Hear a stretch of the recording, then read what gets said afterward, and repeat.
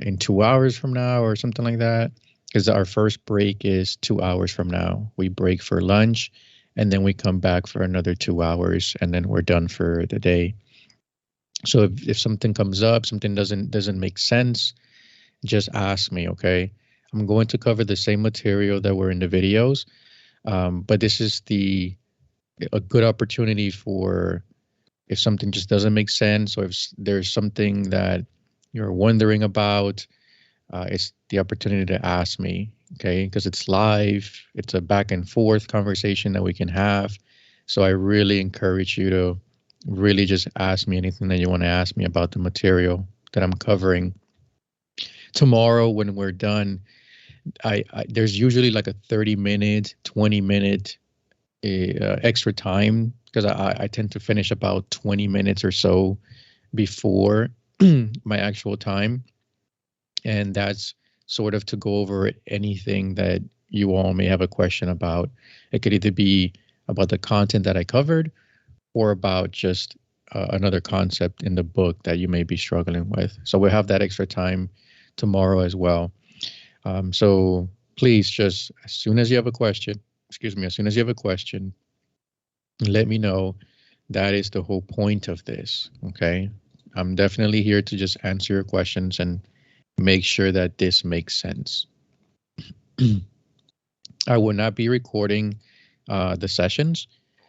These are just live sessions that we're going to do. You have the recordings, for that, like the actual recordings that I sent. You have those for that. And after we're done tomorrow, if you have any questions after that, I'm still here. This is not a one-time thing, okay? So as you're studying, you can send me questions. You can send me pictures of questions. You can ask me something. Okay, so this is not, it doesn't stop here. I continue to be, of a support when we're done with this. All right, so I'm just going to get into it. I'm going to share my screen and just let me know if you can see my screen. It's going to be a blank screen. Actually, let me draw a little wiggle on there. So is everyone, can everyone see my screen? Yes. Okay.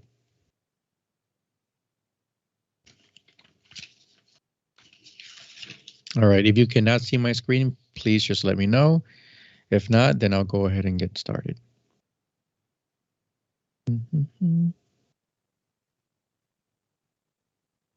Someone raised their hand, or was that by accident? I think that is my mystery, Anadelia. Yeah, it was by accident. Okay.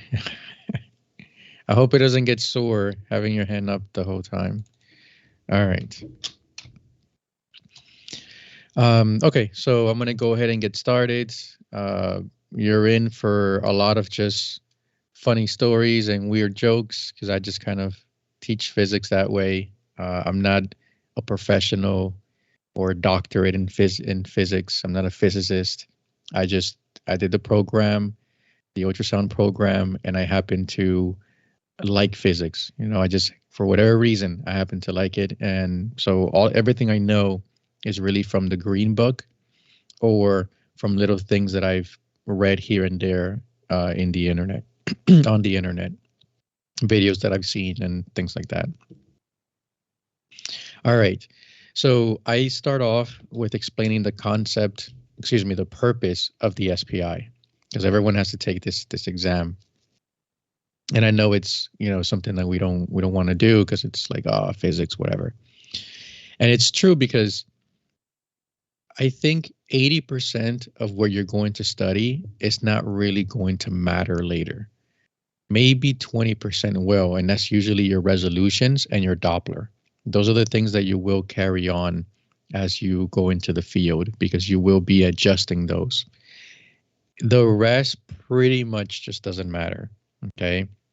And even the resolutions, they matter, but nowadays we have these things called presets, right? And presets are, it's your instrumentation. So it's like all the little things that you would change, that is your preset.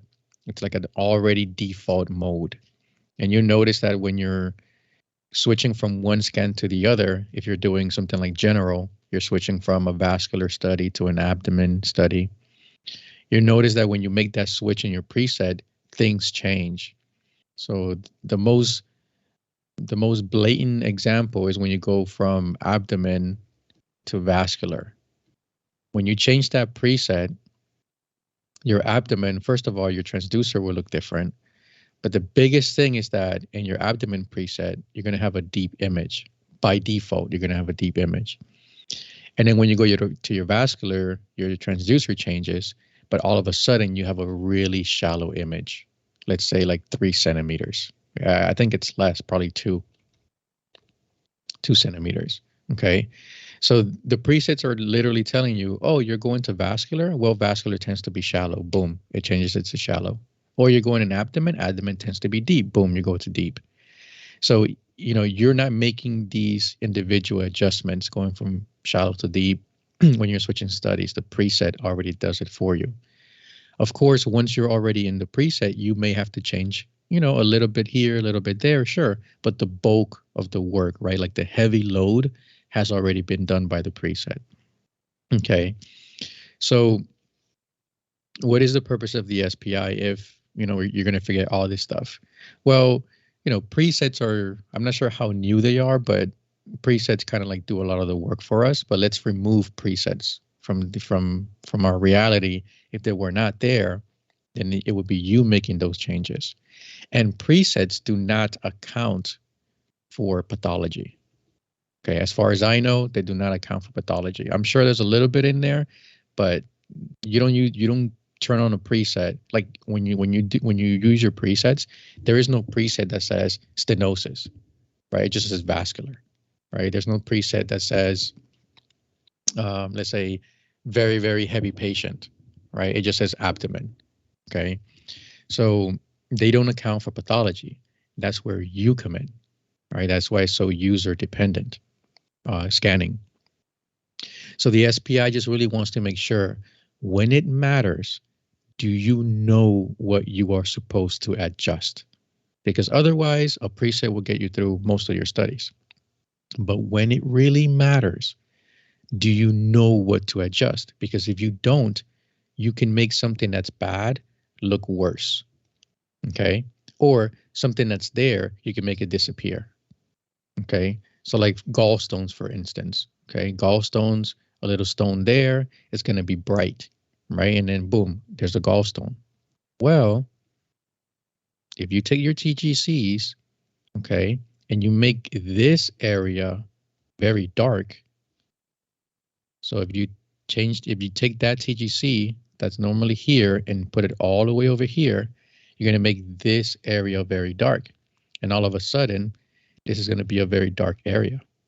The stone is gone, right? So you can make a stone disappear, for instance, right? So, or you can make something just look worse, okay? So it is up to you. It is up to you and your understanding of physics to say, oh, something's going on here. How can I make this more diagnostically accurate?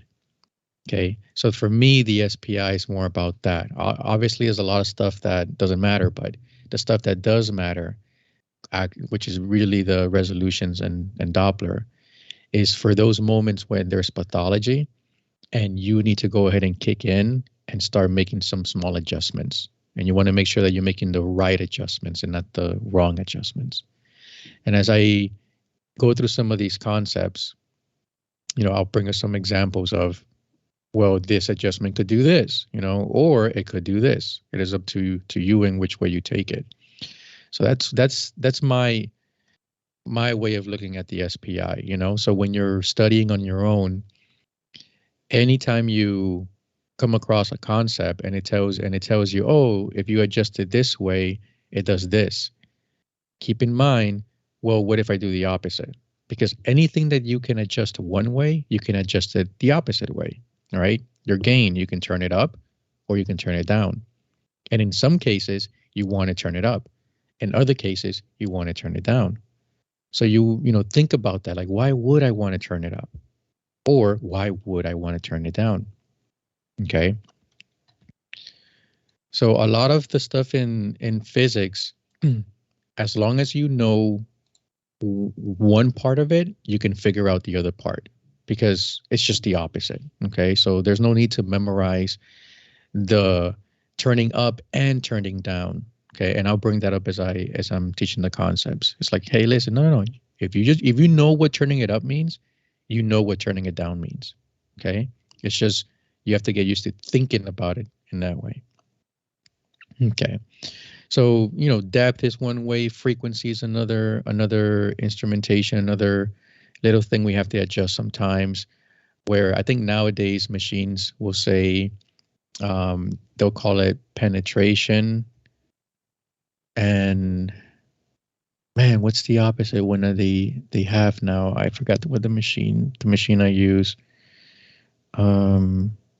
I forgot what it was, but nowadays when you change the frequency, some machines, they use different wording. So like if you use the penetration one on the Philips, this means low frequency because low frequency is supposed to be for penetration.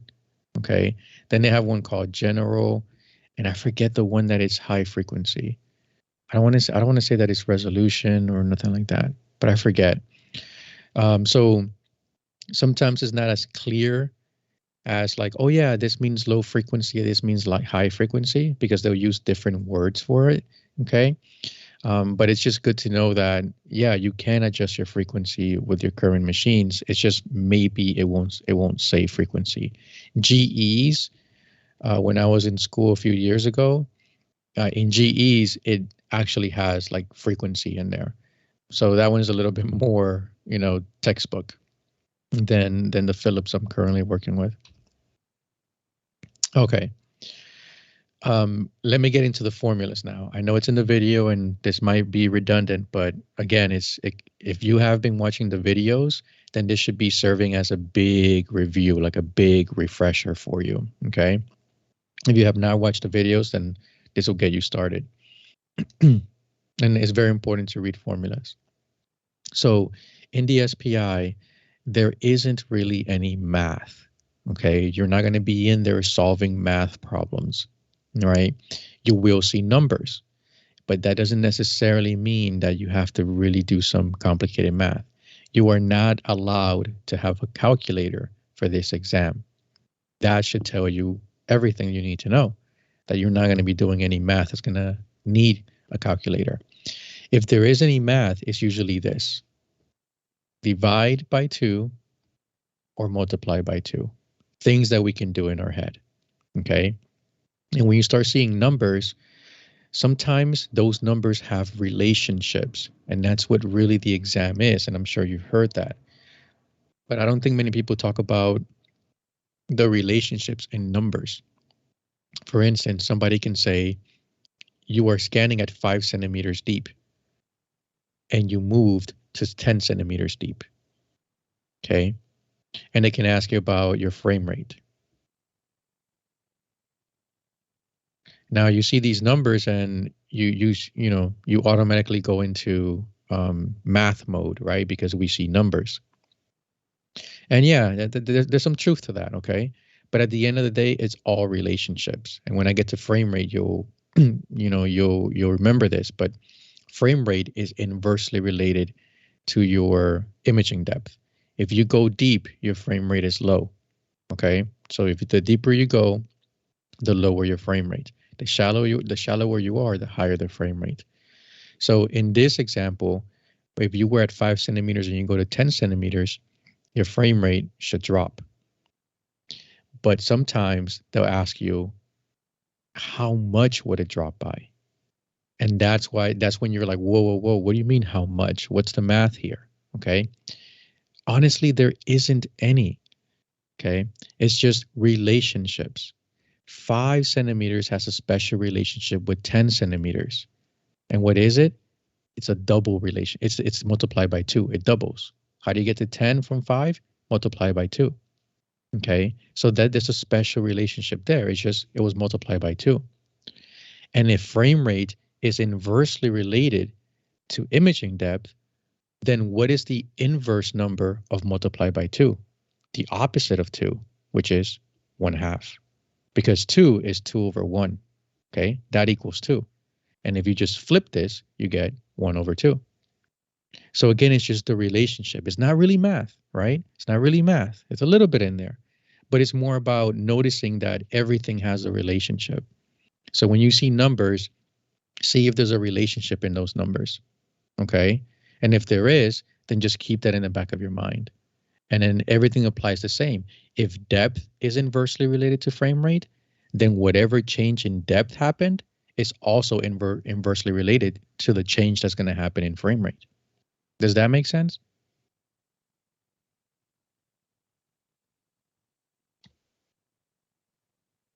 Does that make sense? People? Let me get some unmuting. Okay, okay. A little thumbs up here and there. All right. I'm going to ask a lot if things make sense. So, please let me know if it does. It's my way of kind of letting anyone who's shy speak up a little bit, okay? I was a student once, all right? Well, for a very long time, I was a student. So I know the feeling.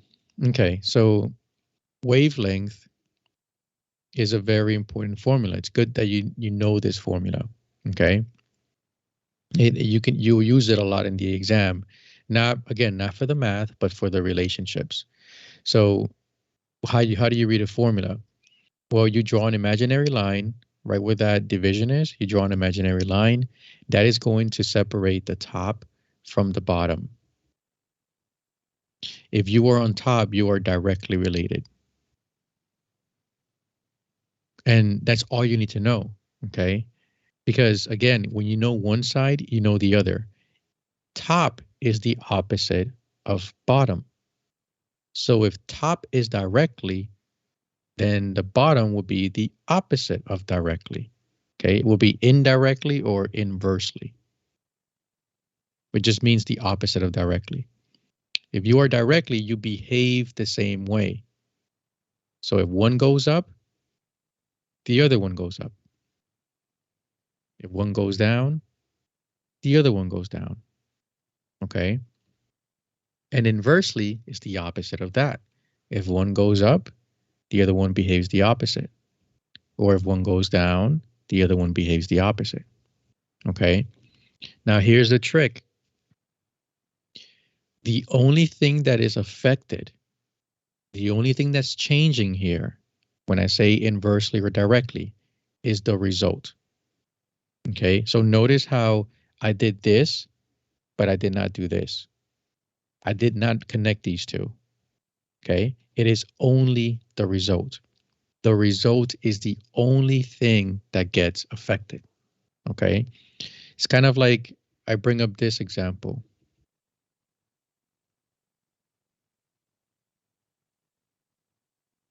This is probably a formula you've never seen before.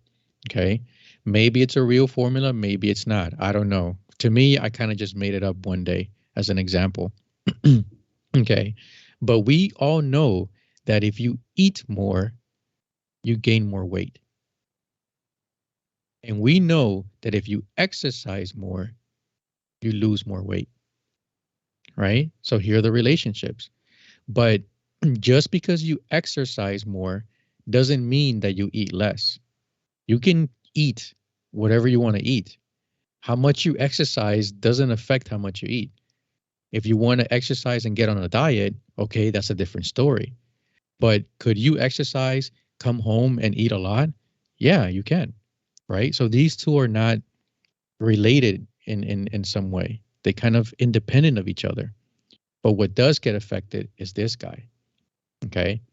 Now, if you exercise more, but you eat more, then the exercise more should bring down your weight, but then the eating more brings up your weight. So then what happens? Your weight doesn't change.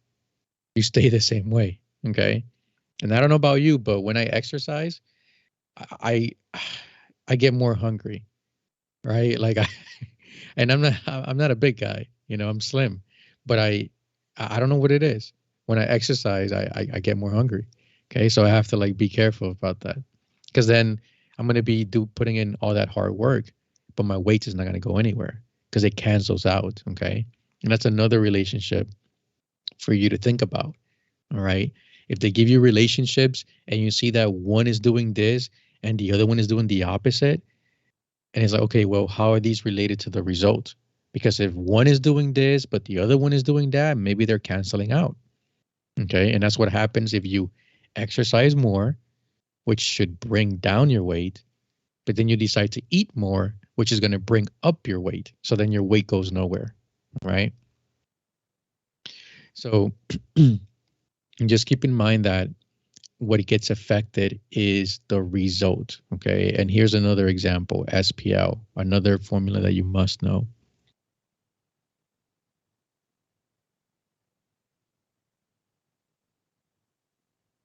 So number of cycles times the wavelength.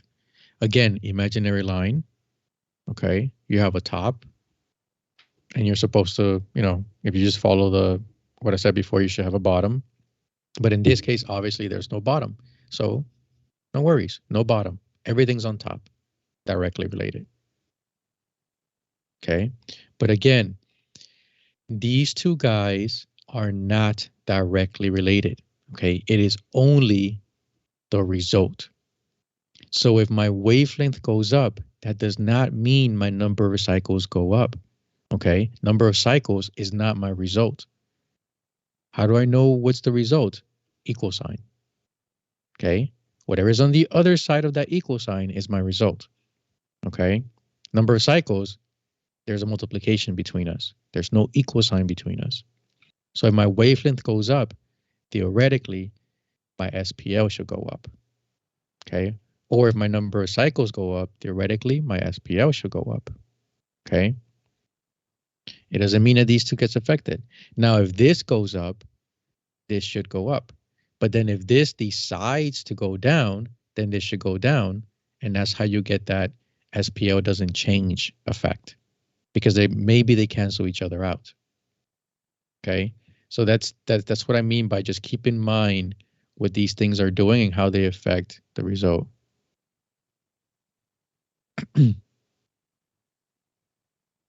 Okay. Erase this. So formulas are going to be a really good shortcut for you. Okay. I know that there are a lot of formulas in the book, but you don't really have to memorize all of them. In my review, my PDF file, I kind of give you a list of the ones that, if all else fails, know these formulas. Okay. If all else fails, these are the ones that you will be asked about more often than the other ones. My goal is not for you to get a perfect 700. My goal is for you to pass. Okay, so I focus more on the big concepts. Now, is it true that the more you know, the better? Absolutely. The more you know, the better. Okay, so it doesn't mean you should take my course and only study that. No, like study a little bit more, study the other chapters a little bit. The PDF file that I'm going to send you, it includes those other little things. Okay, so it kind of covers a little bit more than what I cover in the videos. All right, but just keep in mind that I'm teaching you the bulk of it that should get you a pass, but it's always good to read the other little chapters, go over them a little bit, just because it's just better to know a little bit more. And if you're ever concerned about, should I know this? Just message me, and then I'll tell you, yeah, forget about it. Don't worry about it. Maybe you'll get asked one question and you'll waste more time learning it for just one question, like focus on the other stuff, So if you come across something like that, message me and then I'll try to guide you. All right. Let's get into these guys, because I know these guys, the beginning of the book to me is more complicated than the second half of the book, because in the beginning of the book, there's a lot of terms that are tossed your way. Period, wavelength, frequency, and cycles. Okay. So for period, I ask students to think about a period in time. Okay. Just think about a period in time, like the phrase, a period in time. And that's how you know you are using your time measurement, okay? The units for time. Your wavelength is a lot more easier. It literally tells you it wants to know the length of the wave. A length is a distance. So you're going to use units of distance. So that one's a lot more forgiving. For frequency, I always think about the word frequently. If you do something frequently, right? Someone asks you, hey, how much do you exercise? Oh, I exercise frequently. It doesn't really mean anything, right? Like, you know what frequently means, but there's no number attached to it, right? So if somebody tells you frequently, you think, okay, they do it often. But then again, what is often, right? You're just finding another synonym for it. So then you ask, okay, you do it frequently. How frequently? And then they'll say, oh, 3 times a week. Okay, perfect. Now I know it's 3 times every week. So it's kind of like a rate. It's like, how often do you do it in this amount of time? 3 times in 1 week. So for frequency, that's really what you're thinking about. You're thinking about how many in a certain amount of time. And when it comes to sound waves, what we're counting are the cycles. So we want to know how many number of cycles. So how many cycles, and it's the time that we're looking at, the time that we're going to count is 1 second. So frequency is always limited to 1 second. And I've seen this question I think it was in Davies that I saw this question, and I thought it was pretty good. I don't know if it's in the SPI, but it's like a tricky question, unfortunately. But they'll give you something like this.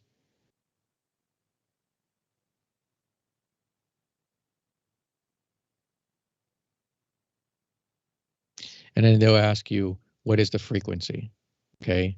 And most of us jump and say the frequency is 4. And we just count the number of cycles. 1, 2, 3, 4. Frequency is 4. And it's like, no, the frequency is actually 2. And then you'll be like, wait, why? There are 4 in there. How can the frequency be 2? Because of this. They gave you 4 cycles in 2 seconds. And frequency is limited to 1 second. So if you get 4 cycles in 2, then you should get 2 cycles in 1 second, right? You just cut it in half. So then the frequency would be 2. So I saw it like a couple of years ago and I was like, okay, you got me. So just wanted to share that. And then cycles just refers to a single wave. Okay, that is what a cycle is. All of these guys right here are in the realm of cycles. When you measure a period, you're measuring the period of a cycle. When you measure the wavelength, you're measuring the length of a single wave, which is a cycle. And when you're looking at frequency, you are counting the number of cycles in 1 second, but it's the number of cycles. Okay, so all of these guys are in the world of cycles, not pulses. Okay, and I'll get to that. Now, period and wavelength have a very special relationship. Okay, time and distance have a very special relationship. Okay, everything that we do is time and distance. When you open up your Google Maps and you say, I want to go to Chipotle, right? I want to go to Chipotle. I want to go to Taco Bell. I'm more of a Taco Bell guy because I don't eat meat. So actually, no. Chipotle has the sofritas, which is tofu. But man, it's like just really heavy. It's like 10 pounds of rice and then a little bit of everything else, So that kind of sucks. But anyways, you say, I want to go to Chipotle and you put it on your maps. What is the most, like the 2 things maps gives you? Time and distance, right?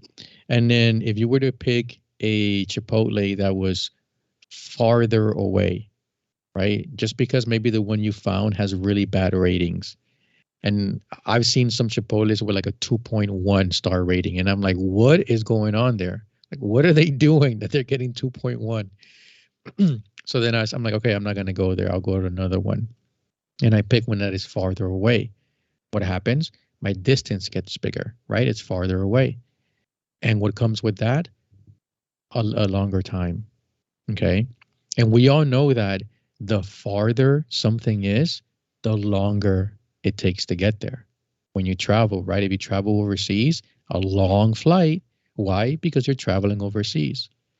But what happens if you go to your next door neighbor state, your neighboring state? Probably a 1 hour flight, right? Because it's a shorter distance. Okay. So these two guys have that very intimate relationship that the wherever one goes, the other one follows. Okay, so they are directly related. Okay, so if we want to measure a cycle, when I measure the wavelength of a cycle, I measure it from when it starts to when it's going to repeat itself again. Okay, because the moment that this starts rising again, it's repeating the cycle. Right. So I'm from the beginning of it to the end of it. Okay, that right there is my wavelength. I can measure that distance. It's a distance that I can measure.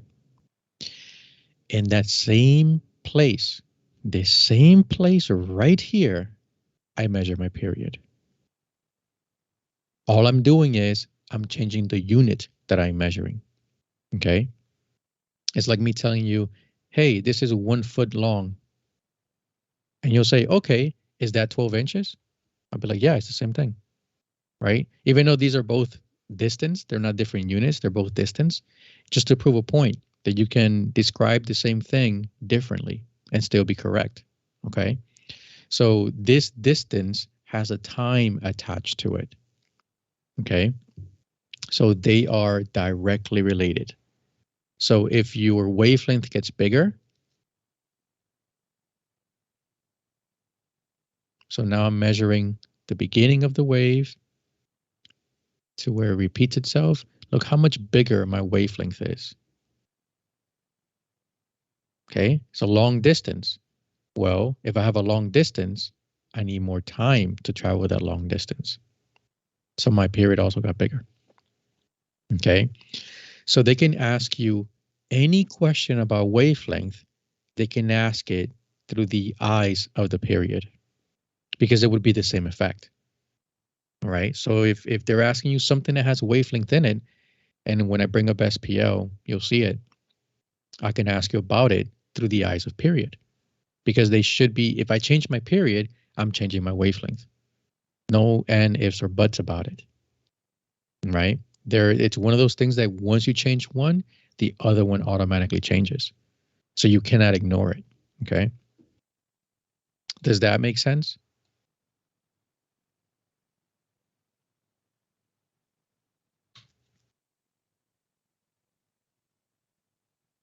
Okay, good. Yes, it does.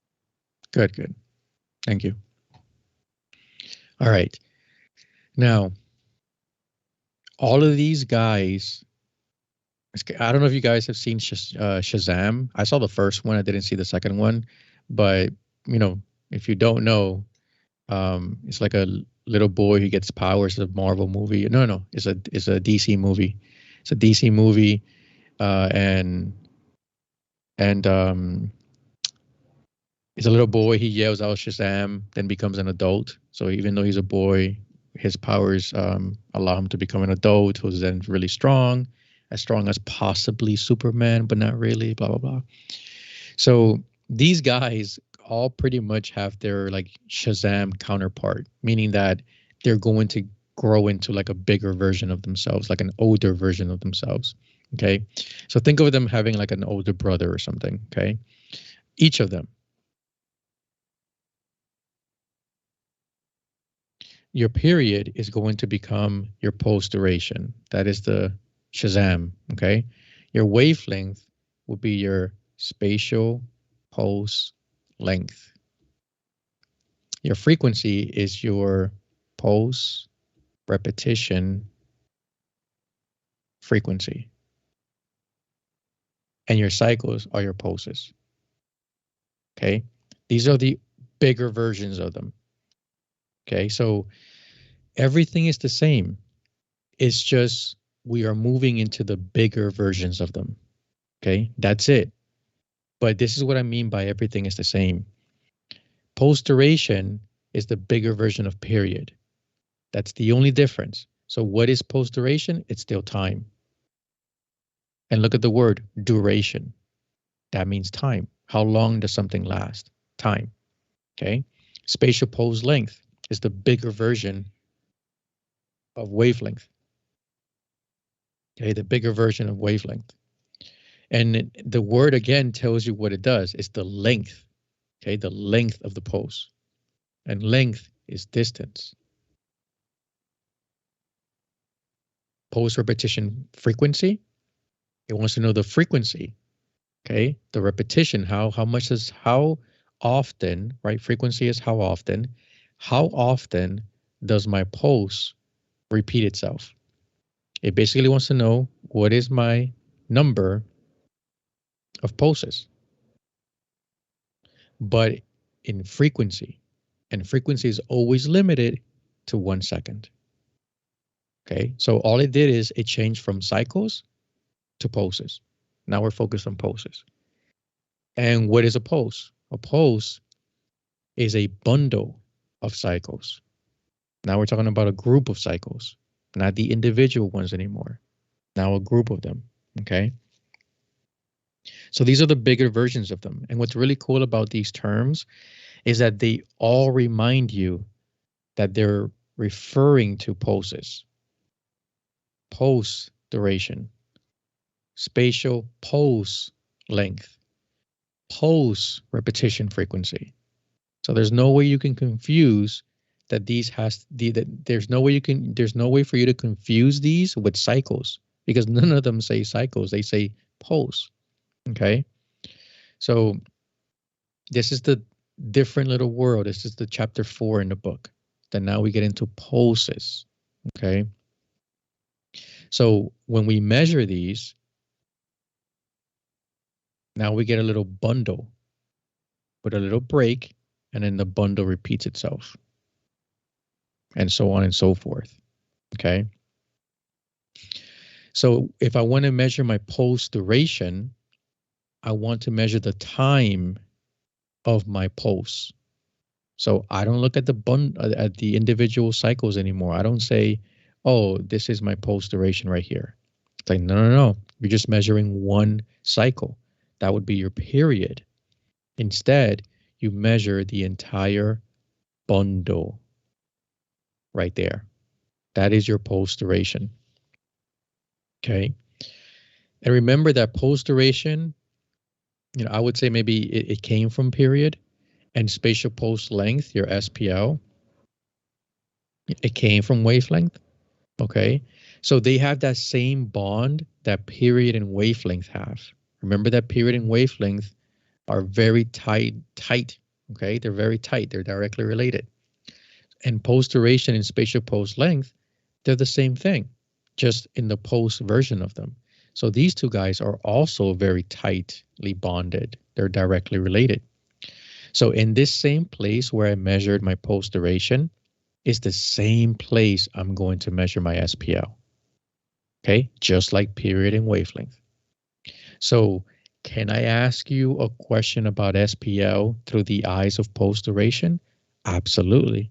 Because if my pose duration changes, so does my SPL. There's no way that you can change one and ignore the other. All right. So if you're asked questions about SPL and they throw pose duration in there and you start thinking, wait, what the heck? Why does this have to do with? It's because they have a relationship. Anything that has a relationship gets affected whether you like it or not. And the relationship doesn't always have to be directly. It could be inversely. That's still a relationship. Okay. It's a domino effect. So when I bring up the SPO formula, you'll see for axial resolution, which is on the second half of today, you'll see how I start throwing all these different things in there that are nowhere in the formula.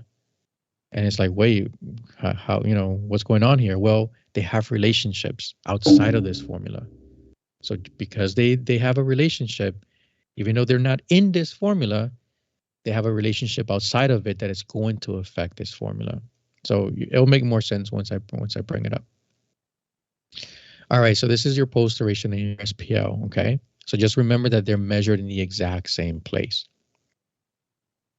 And for your PRF, your post repetition frequency, now we want to know how many bundles we have.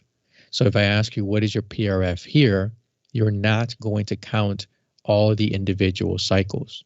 That would be 6 individual cycles. But that is not a pulse. Those are all individual cycles. So instead, what you do is you count the number of pulses. 1 pulse, 2 pulse. Your PRF is 2. Okay, so you just you count the bundle. All right, so that is your PRF, spatial pulse length and pulse duration. It's just the bigger brothers. Okay, so it's a lot of terms here, but I'm hoping that you can see the logic behind them, because once you do that, these are going to be super easy. All right. Now there's this, okay, yeah, let me do that one a little. Should I do it now? Yeah, let me do it now. Yes, do it.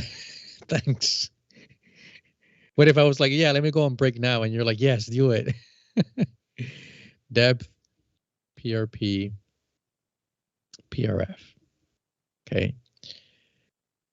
Fair warning. This is a made up formula of mine. Okay. It is only there to help you remember the relationship. This is not a real formula. Depth does not equal PRP divided by PRF. Okay. But there are questions about the relationship between these 3 guys. Okay. So I made up this formula to help you remember the relationships. Okay. And I didn't do a good job here, but let me do it again. I put PRF in the middle of the equal sign. Okay. I do that for a reason, because I want PRF to have a relationship with both of these guys. Okay. PRF is the cheater in this case. He's 2-timing these guys, poor guys, right? So if you read this made up formula, you see your imaginary line, you see your top, you see your bottom. If you're on top, you're directly related, which means that depth and PRP are directly related. Okay. And if you see the bottom, it's inversely related. And I put it in the center again, because I want it to be inversely related to both. Because if I pick one side, then you're going to say it's inversely related only to this guy, right? So I put it in the center for a reason. So PRF is inversely related to depth, right? And it's inversely related to PRP. Okay. Since depth and PRP are directly related, the fact that these 2 guys are inversely related already automatically makes it inversely related to this, right? It's kind of like the phrase, the enemy of my enemy is my friend, right? Like we have that in common, that your enemy is also my enemy. So then you and I should be buddies, right? So if these 2 guys are inversely related and these guys are directly related, then this inversely related would also be this inversely related. Okay, that's like the long explanation. The little made up formula, putting it in the center, is the simple visual explanation. Okay. So I go into a little bit about this because it can turn into a whole conversation. You have these right here.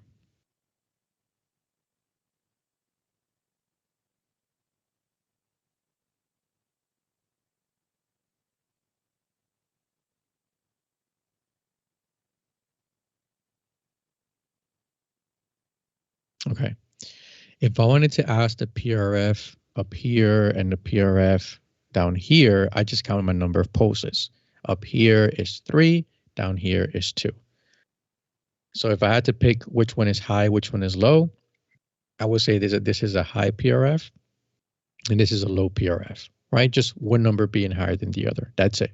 Nothing else. All right. So what is PRP? Okay, because it really sounds like PRF. PRP it begins the same way as PRF. It's just that last letter. PRF is post repetition frequency. PRP is post repetition period. Okay. And period, from what we know before, means time. So we want to know the time that it takes for the pulse to repeat itself. That's why it's post repetition period. So the period, the time that it takes for the pulse to repeat itself. Okay. So when I look at PRP, what I have to measure is, here's my pulse, or let's do the top one. Here's my pulse right here. And right here, right here, it repeats itself, right? This pulse comes back and repeats itself right here, and then eventually it keeps repeating itself. So it wants to know how long did it take for this pulse to repeat itself again, okay? And the way that you measure it is you measure the pulse, but you do not stop here. If you were to stop there, that would be the pulse duration, which means what is the time only for the pulse, okay? But that is not the PRP, because if you stop right there, that assumes that your pulse repeats itself right after, but it doesn't, right? There's a little break. So you cannot say that this is your PRP, because the PRP says immediately after that, your pulse should repeat itself, okay? So you cannot stop there. This is your pulse duration. Just the pulse is the pulse duration. Instead, you have to keep going, because right here is when the pulse repeats itself. So this is your PRP. Your PRP is the inclusion of your pulse duration and whatever this is, okay? So let's break this down. This is your pulse duration, where when you're on, is also called your on time, okay? Is also called your talking time or your transmit time, okay? So these are just different ways of saying the same thing, all right? This right here, only this, okay? So then what is this? Well, it's the opposite, right? It's the opposite of these guys, right? So this is called your off time, okay? And it is also called your listening time, okay? It's kind of like when you send a voice note. If you ever send a voice note with your phone and you start off and you don't say anything, it kind of goes like this. And then when you talk, it goes like this. And then you don't say anything and it goes flat line again, okay? That's your talking time. This is your listening time when you don't talk, okay? So try to think of it maybe that way. So your PRP is essentially that on time, right? That on time. And you're adding that off time right here because you're adding both of them, right? So that is your PRP, essentially, right? So your PRP, you can also say is your post duration time because that is your on time. Okay, so if I change my post duration time, I will affect my PRP. Okay, but we don't really change that. Okay, we don't really change the post duration. I mean, you can when you adjust the frequency, but in the book, when they go into the whole thing about depth, okay, this does not change because depth does not change your on time. Depth only affects this guy. Okay, and this is how. All right, notice how the one in the bottom has a pulse here, then a long listening time, and then another pulse. Okay, so they're if you compare it to the one on the top, this one right here is missing. Okay, it's because the machine understands a very fundamental principle, okay, that would probably save 90% of relationships. Okay, the machine understands that you cannot talk and listen at the same time. You're either going to talk or you're going to listen. Okay. If you are talking and you are listening at the same time, you're probably watching some housewives reality show where all they do is talk and listen at the same time. Okay. That's called an argument. All right. The machine says, I don't argue. I'm going to talk, then I'm going to listen. then I'm going to talk, then I'm going to listen. Okay. So if it's choosing to listen, the question becomes why? Why is it choosing to listen for a little bit here, but it's choosing to listen for a long time here? Okay. And that's where imaging depth comes in. This one on top is supposed to be shallow. This one at the bottom is supposed to be deep. Okay. And why is that? The 13 microsecond rule. Okay. Chapter 7 in the book. The 13 microsecond rule explains that that for every, there's like a big formula, but it gets broken down into this shorter version of it, which is the 13 microsecond rule. It means that for every 1 centimeter, it takes 13 microseconds for the wave to go and come back. Okay. So if I grab a transducer and I put 1 centimeter here, the wave is going to go and come back in 13 microseconds.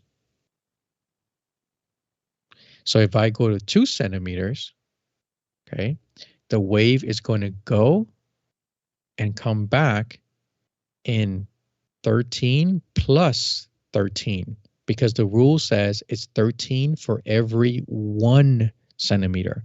So if I have 2 centimeters, I have to then take those 13 and add them twice. Or I could just multiply it by 2. Okay, and that would be 26 microseconds. Let's say if I were to go to 10 centimeters, the wave would then go and come back in 130 microseconds. All I did was I added 13 10 times, or 10 times 13, and that gave me 130. Okay, now let's look at the beauty of all of this. Time and distance. Time and distance, honey, right? The shallower you are, the quicker you come back. The deeper you are, the longer it takes for you to come back. Isn't that what we know about time and distance? If you are really close, you come back quick. If you're really far, you take longer, right? And girls know this all too well, and I don't mean to pick on girls, but it's just funny to pick on girls, right? By no means am I trying to insult anyone. It's just sometimes it's just funnier to remember things a certain way, right? But if you send your significant other to the gas station and the gas station is 5 minutes away, and let me draw this out so that we can really appreciate how amazing girls are, right? So, let's say that this is your house. let's say that this is your house. This is your house, soon to be a broken home, right?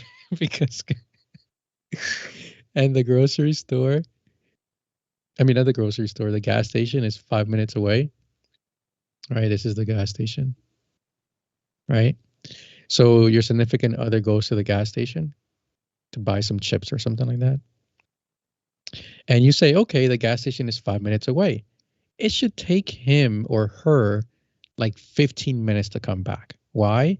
5 minutes to get there, maybe like 5 minutes to look to shop whatever he or she is looking for, and then another 5 minutes to come back. Right, because he or she has to do a round trip, right? 5 minutes to get there, 5 minutes to come back. So you give him or her that extra 5 minutes of to do something.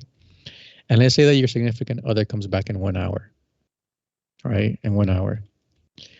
We know this is a problem.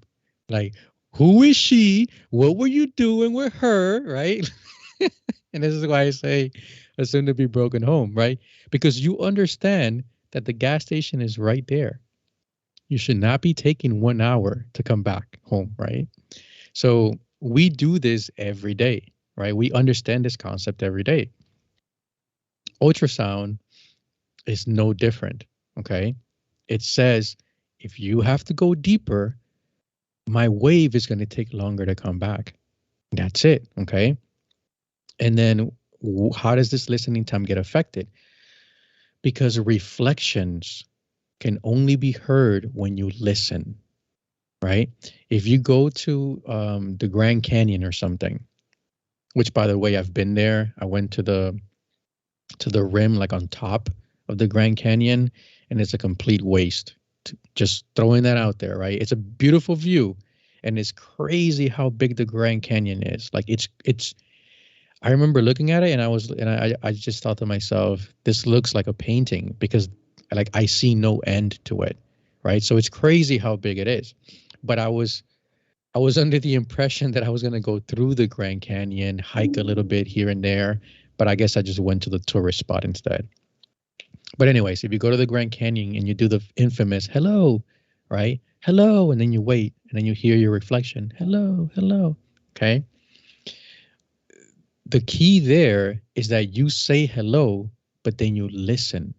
Because if you continue to talk, when you get back, what you get back is going to be just muffled. Like if you continue, hello, hello, hello, and then it starts reflecting, hello, hello, and then you're talking, hello, hello, it's going to be a big mess, right? So what do? You say it, and then you listen. That's exactly what the machine does. It says it, and then it listens, okay? And it has to listen for your reflections. That is the listening time, listening for the reflections. So why is one short and one is longer? Well, if it's short, it's because it assumes the reflections are going to come back quickly. That is shallow. If it's long, then it assumes the reflections are going to take longer to come back. So it has to listen for a longer time. Okay. But notice how my on times are the same. Three cycles about the same size, three cycles about the same size. Because when you change your depth, you are not changing your on time. The only thing that's changing is your off time. It is either getting bigger or smaller. Okay, that's the one that's changing when you change your depth. And the reason why your PRF gets affected is because you can only listen or talk. You cannot do both. So if I chose to listen, I got rid of one pulse. And if I get rid of pulses, that starts affecting my total number of pulses, which is my PRF.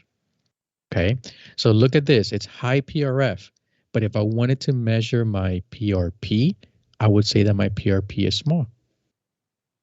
And down here is a short PRF. I mean, it's a small PRF. It's only 2, right?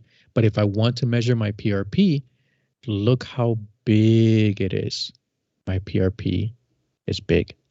So inverse relationship, and that's where this made up formula comes in, inverse relationship. And if you go deep, right, your PRF is small. So deep means bigger, right? So that's inverse relationship. Bigger depth, smaller PRF. Bigger depth, bigger PRP. And that's why they're on top. Does that make sense? Yes, it does. Okay. It was probably the gas station example. I'm pretty sure that was it. That's what brought it home. A few of you were probably like, oh my God, yeah, that happened to me. That bastard. I should have understood the 13 microsecond rule sooner. I'm dead. All right, all right, all right. Come on, come on. Let's focus. Let's focus. All right. This other one. So this is another made up formula in some ways. Okay. It is intensity equals power equals amplitude squared. And there are two things that you should know about this. Okay. One is the relationships. And I write them out like this. And notice how they're just all equal to each other. Okay. This is a perfect example of the domino effect. If I change one, I automatically change the other two. It doesn't matter which one you decide to change. They're all tied into each other. It's this straight up domino effect. You flick one domino, it then towers over and hits the other. Then that one hits the other. That one hits the other. That one hits the other. Okay. So this is a perfect example of that. Now, in our machines, we can adjust our power. Okay. There's a button or a knob where we can adjust our power if we wanted to. We're told not to, right? That's like the first thing that you learn in ultrasound school. Don't touch your power, okay? Because of bioeffects and ALARA. So don't touch the power, but we can. We can, okay? I do it, okay? I do it when I do echo. Just a little bit. I do it just a little bit, okay, for an effect when I do contrast. So the moment you touch the power, though, this guy gets affected and this guy gets affected, okay? So even though there's not a button on there that says, oh, change your intensity, well, you can do that inadvertently by changing your power, okay? So again, all of these get affected if you change one. Now notice that they're all equal to each other. It means that they will behave the same way. So if my intensity doubled, my power is going to double. Okay, it does the same thing. My amplitude is going to double. But here's the second thing to know about this formula. The first one, relationships. Second one, amplitude square. Amplitude is always squared. You have to know that because it could be a very simple question where they tell you your power doubled. What happened to your amplitude? And if you say doubled, you just got it wrong because you forgot the square. Okay, so if it's amplitude square, it simply just means multiply that number times itself again. So if the power doubled, you take the doubled and you multiply it by the doubled again. If the power multiplied by 10, you take the 10 and you multiply it by the 10 again. You know, that is what the square does. Okay, so in this example, the answer should be 4 or the answer should be 100. You know, in reference to what happens to your amplitude. Okay, and then I've seen some questions which I find not in the SPI. I don't remember this in the SPI, but I've seen it in practice questions that students have sent me where they say that your amplitude, you know, was multiplied by 3. What happened to your power? And in the correct answer in those cases is you have to do the square and then and then that's what happens to your power. So it would be 3 times 3, which the answer is 9. So your power got multiplied by 9. To me, it's a little bit confusing because I would figure the amplitude is the only one that gets squared. So if it's, you know, times 3, I would think that my power is 3 and my amplitude would be 9. But, you know, it's maybe I haven't read too much into it, you know, for me to understand it. So if they start off with amplitude, just make sure you do the square, and then that's what happens to the other guys. Okay. So again, the 2 takeaways from this is simply know this formula, which is a little bit of a made up formula, a little bit of made up, a little bit of not. Know this formula so that you know the relationships and know that amplitude is always squared. Okay. And that will get you through any of the questions that deal with that. I doubt that they'll ask you about the intensity formula because intensity has a formula. Remember that this is for relationships, okay? But intensity actually has a formula, and it's power over area. And area is always squared, but like we don't square anything. It's just the unit of it is square. So it's power over area. So the reason why I write it out like this is so that you already have half the formula, right? Because if I erase this, you already have, this is already half the formula for intensity. All you have to do is put area over it and boom, there's your intensity formula, okay? So if they ask you about that, just know that it's area underneath here. And then once you do that, well, you know the relationship, right? You know that area is inversely related to intensity and power is directly related to intensity, right? You already know that. So you can answer any question about that. And that's how magnifying glasses work. About it makes the area smaller so that the intensity gets bigger, right? Because it takes a big magnifying glass and it points into one single place. So what did you do? You took a big area and made it smaller. So my area became smaller. And what effect does that have on my intensity? Makes it bigger. And then woof, you have a fire. Okay.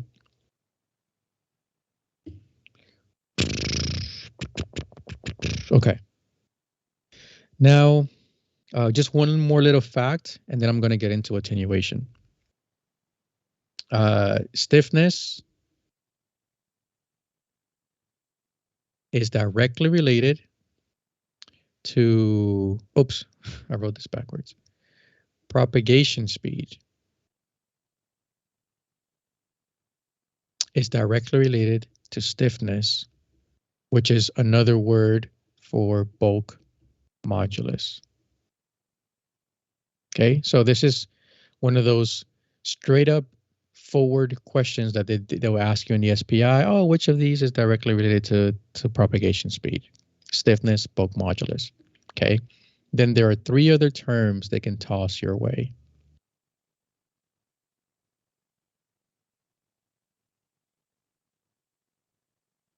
They can toss these guys your way: density, compressibility, and elasticity. Okay. Your job is to remember that stiffness and bulk modulus are the only things directly related to propagation speed. They are the only things directly related to propagation speed. The moment you know that is the moment that you realize everything else has to be inversely related. Why? Because these are the only things directly related to propagation speed. Okay. So you don't have to memorize, oh, density is inversely related to propagation speed. Compressibility is inversely. No, you don't have to go through that. Okay. Know that these terms exist, right? Because it just makes it easier for you to be familiar with this, right? So know it that they exist. But all you have to do is remember that these two, which they mean the same thing, are the only ones that are directly related. So if I ask you about anything else, inversely related. Okay. Because they may ask you a question about how is propagation speed related to density? That could be the question. Okay. And you ask yourself, is density stiffness bulk modulus? No, it is not. Okay. Inversely. Okay. So this is how you start reducing the amount of information that you know while at the same time increasing the amount of information that you know. Okay. These are the little tricks where if you know one thing, you somehow already know the other without really having to memorize it. Okay. All right. Let's get to attenuation. This is one of my favorite concepts. So it is good to have very simple definitions for concepts. Whenever I ask a student explain attenuation, and then they go into like this long explanation, and by the end of the long explanation, I somehow know how their childhood was. It means they probably don't know attenuation. Okay.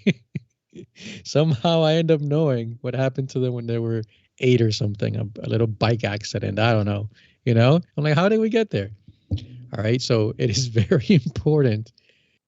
It is very important that you have short and simple explanations, right, or definitions for these terms, because the shorter and simpler it is, the more you understand it and the less likely you are to be tricked by it. Okay, because you have a very short and simple explanation. So attenuation, here it is. Wave gets weaker. That's it. How can you be confused if you know that attenuation is wave gets weaker, right? You can't, right? So I'll give you some simple definitions for the concepts I go over. I want you to understand that if there's something that you come across, try to make it as simple as possible, because chances are you will not get confused if you know, like in lamest terms, what it means. So attenuation is wave gets weaker. The reason why I really like attenuation is because everything in life experiences attenuation. Okay, everything. Everything that you can think of has some form of attenuation in it. Okay, so you fill up your gas. The more you drive, the more gas you use, eventually you run out of gas. Attenuation, right? You charge your phone every night. Why? Because during the day you're going to use it. What happens if you use the phone a lot? You drain the battery. Attenuation, right? Your battery gets quote unquote weaker, right? Um, when you are in a relationship, right? You start off, honeymoon period, right? You have all the patience in the world when you meet somebody. 10 years in, your patience is like one fraction of a second. All it takes is one sigh. What you signed for? What you signed for? It's like, damn, right? Your patience grows thin, right? That's attenuation, right? And then aging, which is my favorite one. When we live long, we grow older, right? We become elderly and fragile, right? Really weak. That's attenuation. Okay. So when it comes to sound, sound experiences attenuation. And a really simple example is when you are next to a speaker and the speaker is just blasting music and you're trying to study for your physics exam, right? For your SPI. If you're right next to the speaker, the music is very loud. You cannot study. So you start going a little bit farther and farther away, right? And then you go a little bit farther and farther away. And then you go really far away. And then you don't hear the sound anymore. It's not because they turned the music off. I mean, that would have been the first thing to do, right? Instead of you going so far away. But it's not because they turned the music off. It's because these sound waves have to travel all this distance to get to you. And distance gets your wave weaker. So what you ended up doing was that you put enough distance between you and the sound source, enough distance that it completely weakened the wave. So you'll know that if you start getting closer to the speakers again, you'll hear the music again. Okay. All you did was you put enough distance, and that distance was just the right amount to completely weaken the wave. Okay. So that's what happens with sound. And that is what happens with ultrasound. Okay. Now there are three ways. This is the definition of attenuation. Now, now you have to ask yourself, how does my wave get weaker? This is the what. Now is how my wave gets weaker. Your wave gets weaker through reflection, through scattering, and through absorption. Okay, so these are the hows. I don't think the SPI is really going to ask you about these guys. I'm just kind of like trying to draw a complete picture here. Okay, so these are just the hows.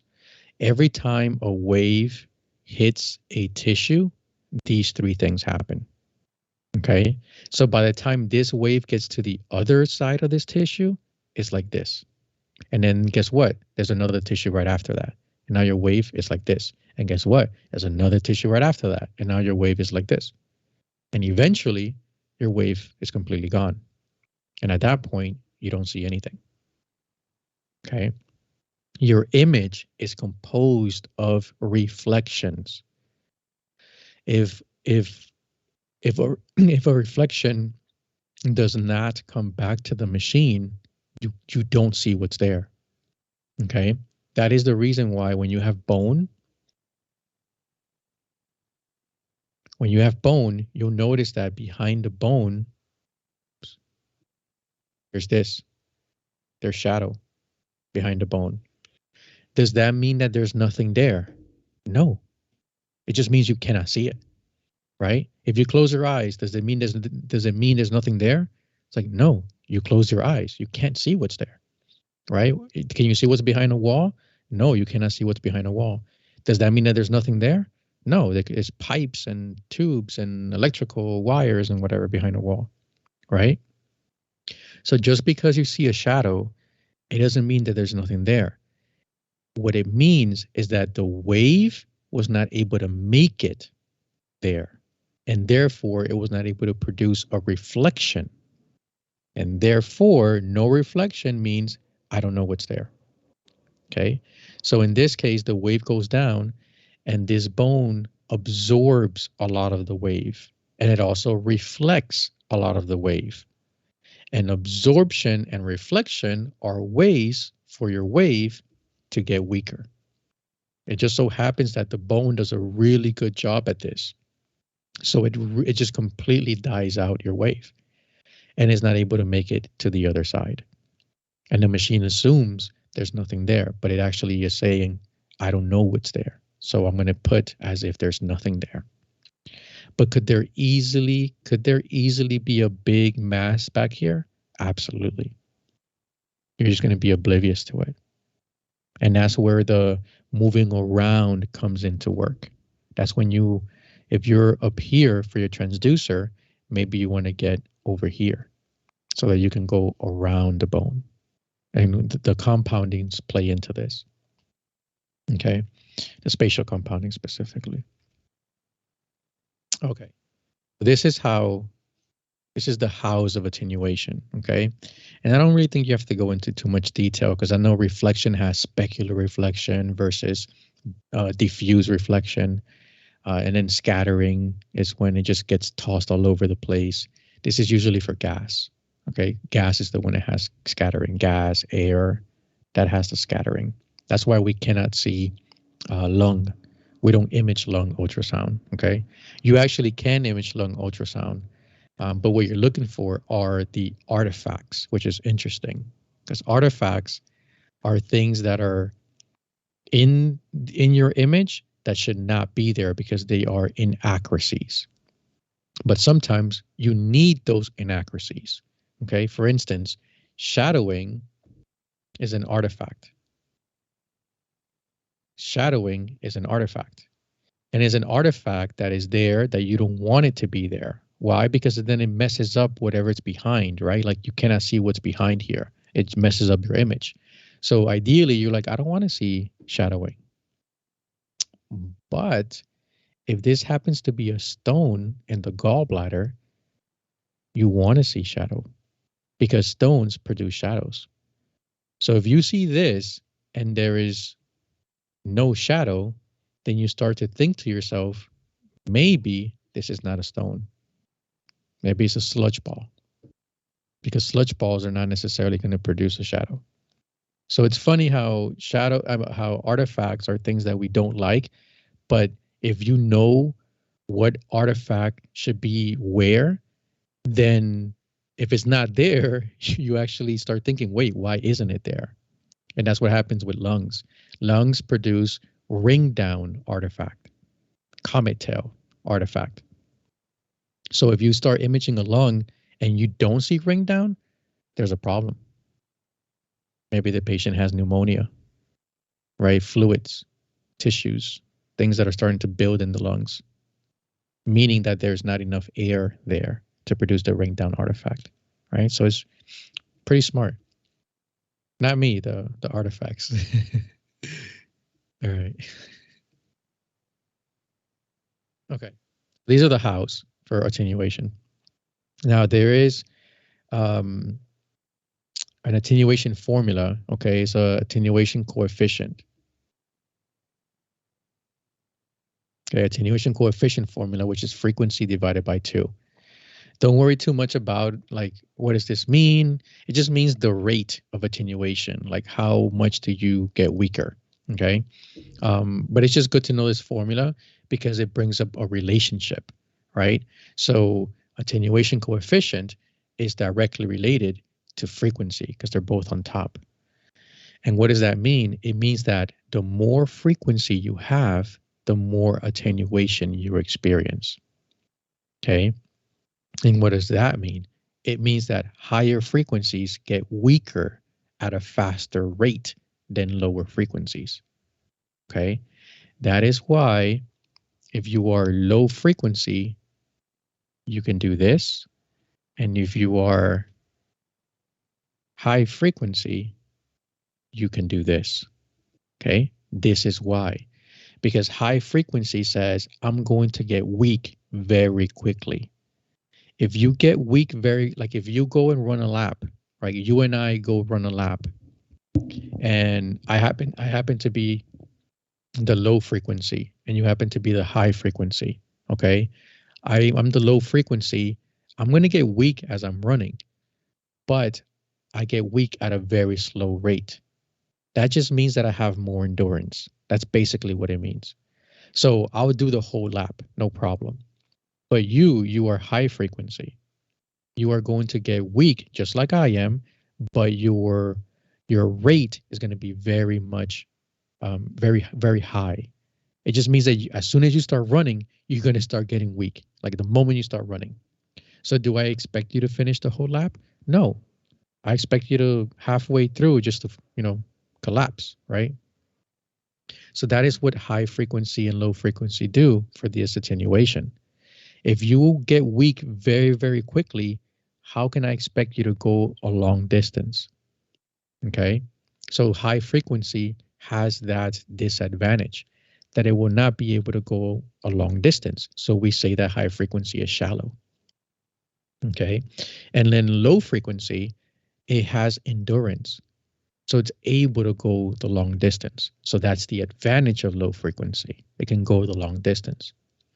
But every pro has its con, right? Everything in life that has a positive usually has a negative behind it, right?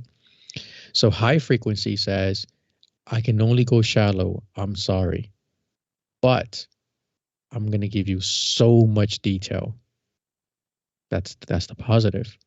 Low frequency says, hey, I'm going to go deep. So if something is really far away, I'll see it for you. But I'm not going to give you as much detail. Okay, so that's kind of like the trade-off. So as a sonographer, that's where you come in and you ask yourself, is what I'm imaging shallow or is what I'm imaging deep? Because if what I'm imaging is shallow, I should be using my high frequency. I should take advantage of the fact that it's shallow. Okay. But if what I'm imaging is deep, if I'm using high frequency, I'm not even going to make it there. Right. If someone is really heavy and you're using high frequency, you're going to see beautiful fat. That's what you're going to see. Really beautiful fat.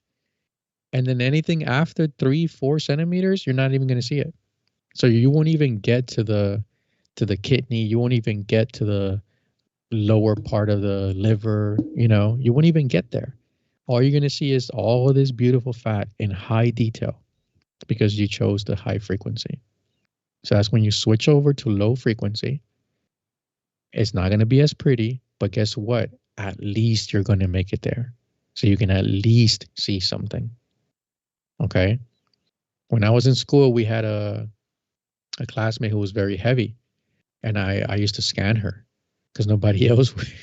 Nobody else would, right? And I used to scan her, and she was a tough scan. And I remember I would just see, when I was scanning her abdomen, I would just see this.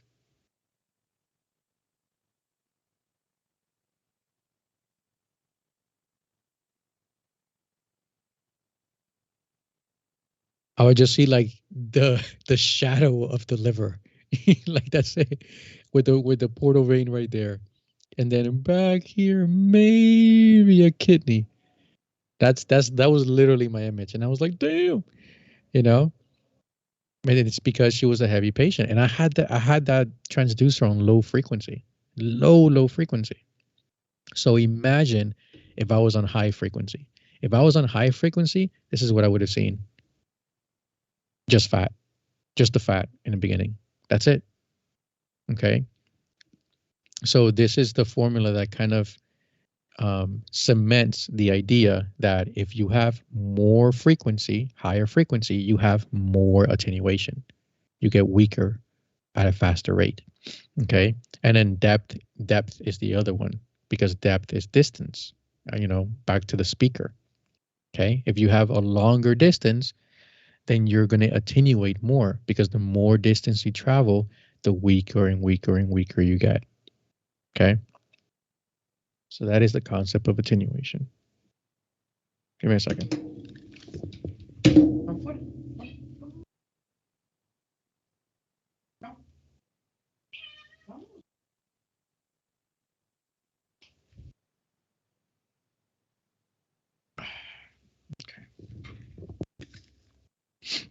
Alrighty. So that's that. Now let's get to impedance, refraction, and then we finish off with transducers. What you need to know about impedance is the formula, which is density times propagation speed. So remember when I told you that speed is the only thing that's directly related to stiffness and bulk modulus? Okay, that is true. Now, I also said that density was inversely related to propagation speed. Okay, that is also true. But in this case, you kind of see it in the same formula. Okay, do not be confused by it.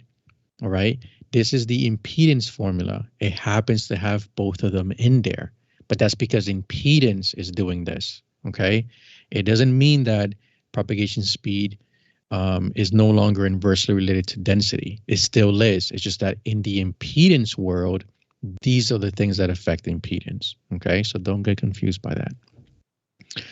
So in this case, both of these are directly related to impedance. Okay, they're both on top, so they're both going to affect impedance directly. All right, and because they're both on the same side, remember, there is no relationship there in this formula, right? There's no equal sign between them.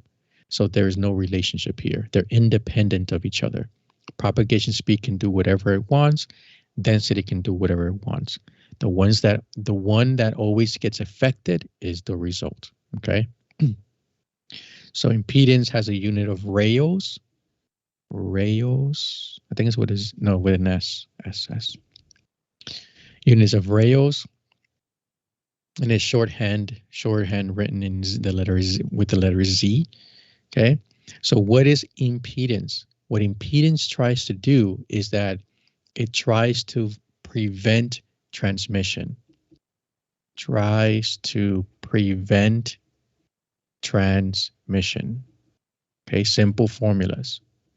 Simple definitions. It tries to prevent transmission. Okay, so when you have a high impedance, that means that you have low transmission because it did a really good job at preventing it. Okay, and if you have low impedance, it's just the opposite. It has high transmission because it did not do a good job at preventing it. Okay, so I tell students, think about blackout curtains. Okay,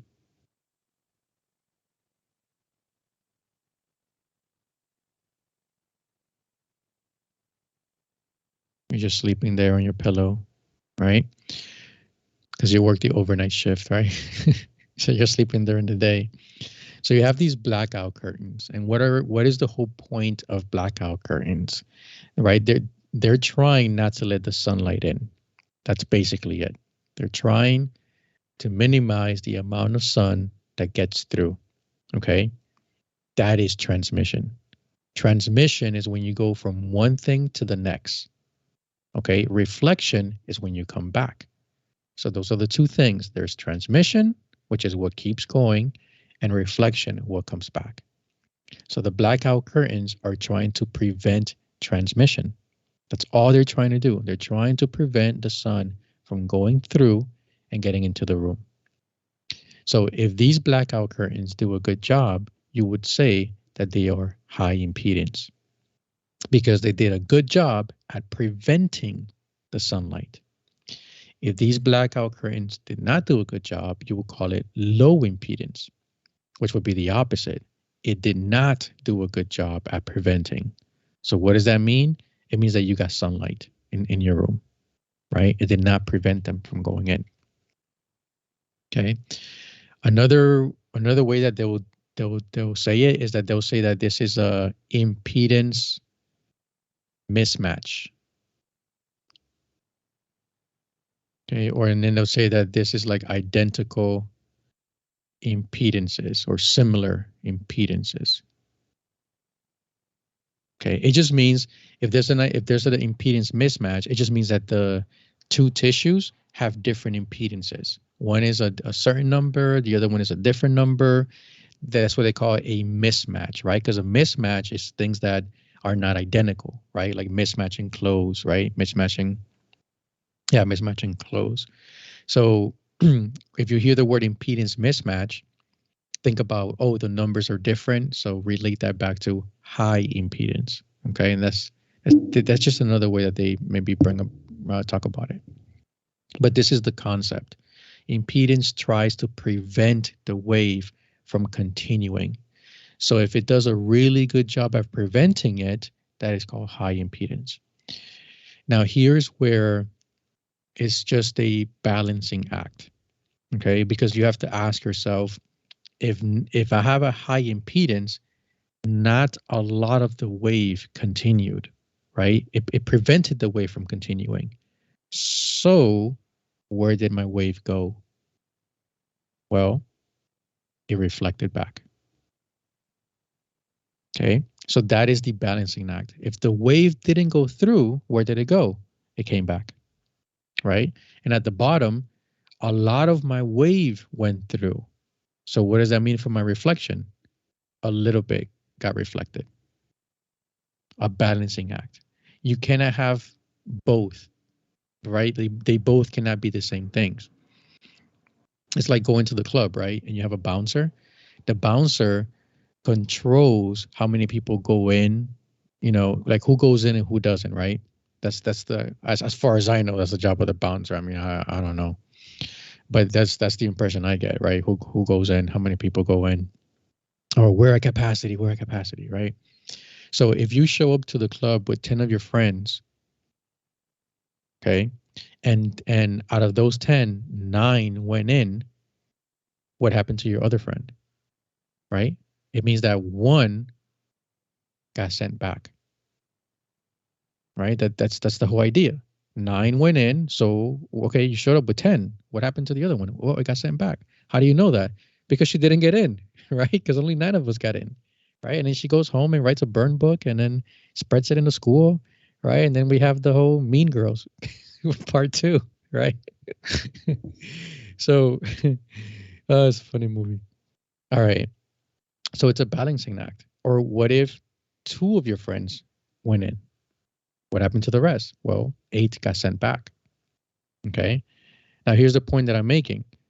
9 of your friends cannot go in, and somehow 9 of your friends were also sent back.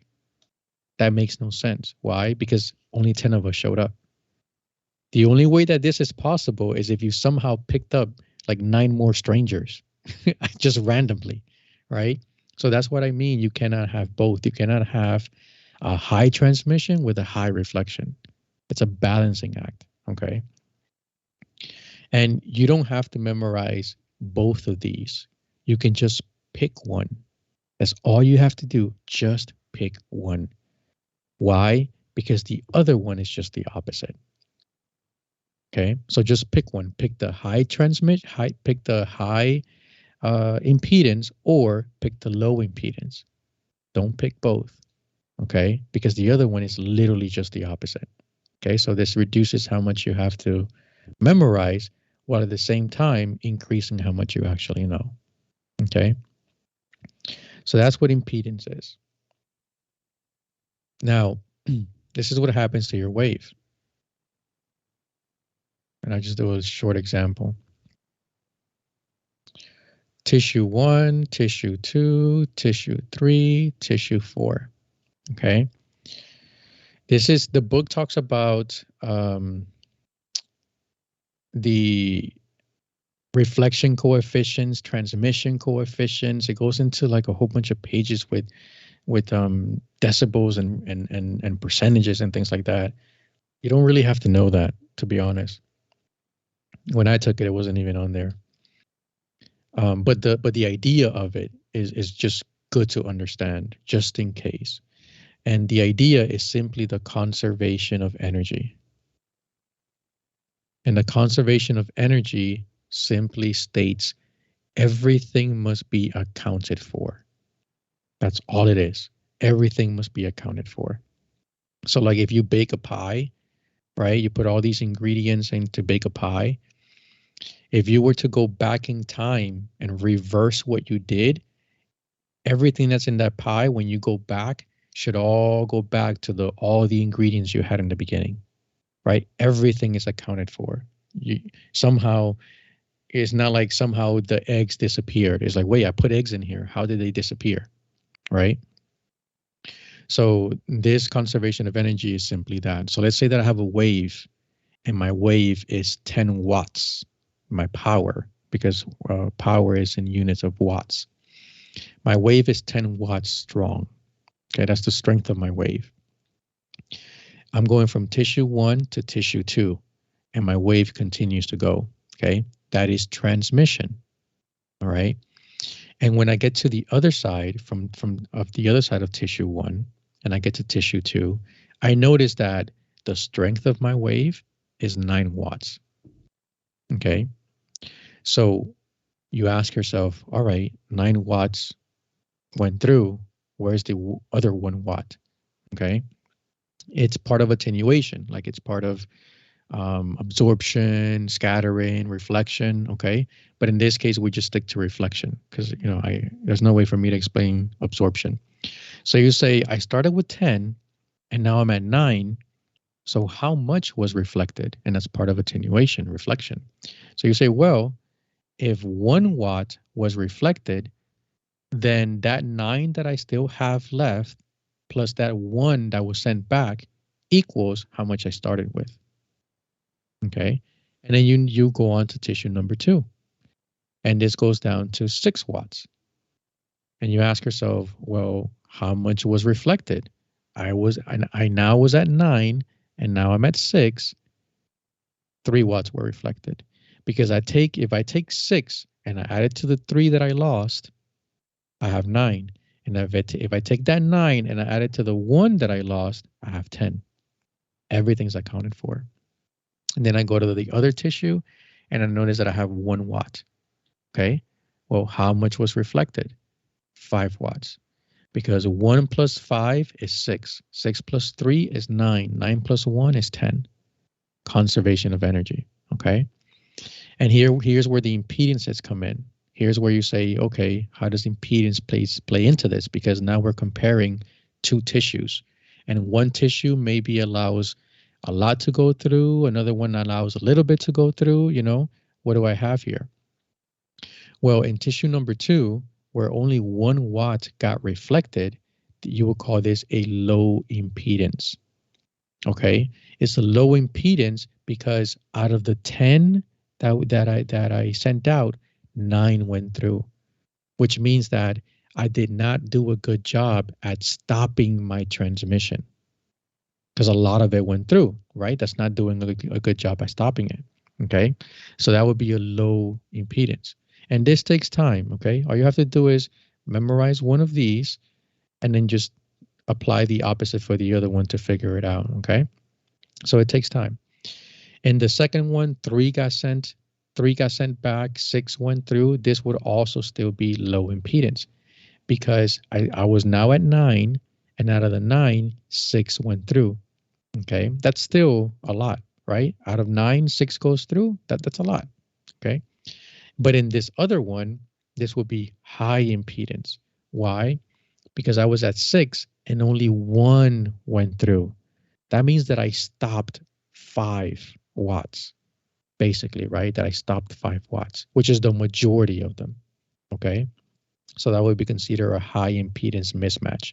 It means that these 2 tissues are very different from each other. That's why a lot got reflected and only a little bit went through. Okay. So again, that takes a little bit of time to sort of mull over and think through, but that's just the idea of it. And this happens hundreds and hundreds of times when you're scanning because you're seeing so many tissues. So your wave is just experiencing attenuation so many times, so many times. It's always being reflected. It's always being absorbed. It's always being scattered. It's always being reflected, absorbed, scattered, reflected throughout all of the tissues that you're seeing on your screen. Okay. The liver will be a low impedance organ. And how do I know that? Well, If my liver was a high impedance organ, which would mean that it wouldn't let my wave go through. If my liver was high impedance and it does not let my wave go through, how is it that I can see the entire liver? The fact that I can see this really big organ, the biggest organ in the body, right? Besides the skin, because skin technically is considered an organ. But if I can see this, there's the biggest organ in my body. It's supposed to be the biggest, and I can somehow still see the whole thing. It must mean that it weakens my wave, but not too much. That's the only explanation why I can see the whole thing. Okay. But let's say that you happen to have a fatty portion of the liver right there. This portion happens to be fatty, like a local fatty tissue. Okay. This wave, the waves on the side are going to be, let's say, like this. The shade of it, right? Is going to be like this. But then the shade of this wave below the fatty is going to be like this. It's going to be darker. Okay. Because fat tissue is going to have a different impedance. It's going to be denser, right? More density. They're denser. And what happens to how does density affect impedance? It increases it, right? Because the formula is this. Impedance equals density times propagation speed. So if you have more density, you have more impedance. You have a more impedance mismatch. And if you have a more impedance mismatch, that means that is less transmission. Like less of your wave goes through. That means that your wave just got weaker. So if your wave gets weaker, that is going to appear as being darker. Okay. That is why when you image, when you do like a regular ultrasound image, you notice that your wave, that your image is bright, then a little bit less bright, a little bit less bright, a little bit less bright, and then it gets darker in the far field. Okay. That's because your wave is slowly getting weaker and weaker and weaker. And waves that are weaker appear darker. The reflections appear darker. Okay. So TGCs are very important when it comes to that, because you have a wave, a mass up here that looks like this, and a mass down here that looks like this. Okay. And these two masses you would think are very different because they look different. Okay. So it makes sense. If they were the same mass, they would look the same. But you're forgetting that naturally your wave is going to be like this. So the wave that's looking at this mass, it's a way different kind of wave that's looking at this mass. That's like telling somebody with 20/20 to go up against somebody who is legally blind. Don't you think they're going to see the same things differently, right? You show them the same apple. One of them is going to tell you it's an apple. The other person is going to tell you it's something round. Okay. Even though you're looking at the same thing. So when you start adjusting your TGCs, you basically try to make your waves be equal. You try to make this weak wave appear just as strong as this wave up here. So you go down here and you increase your TGC right here. And essentially, it makes this wave look like this, which is the same as the one up here. And all of a sudden,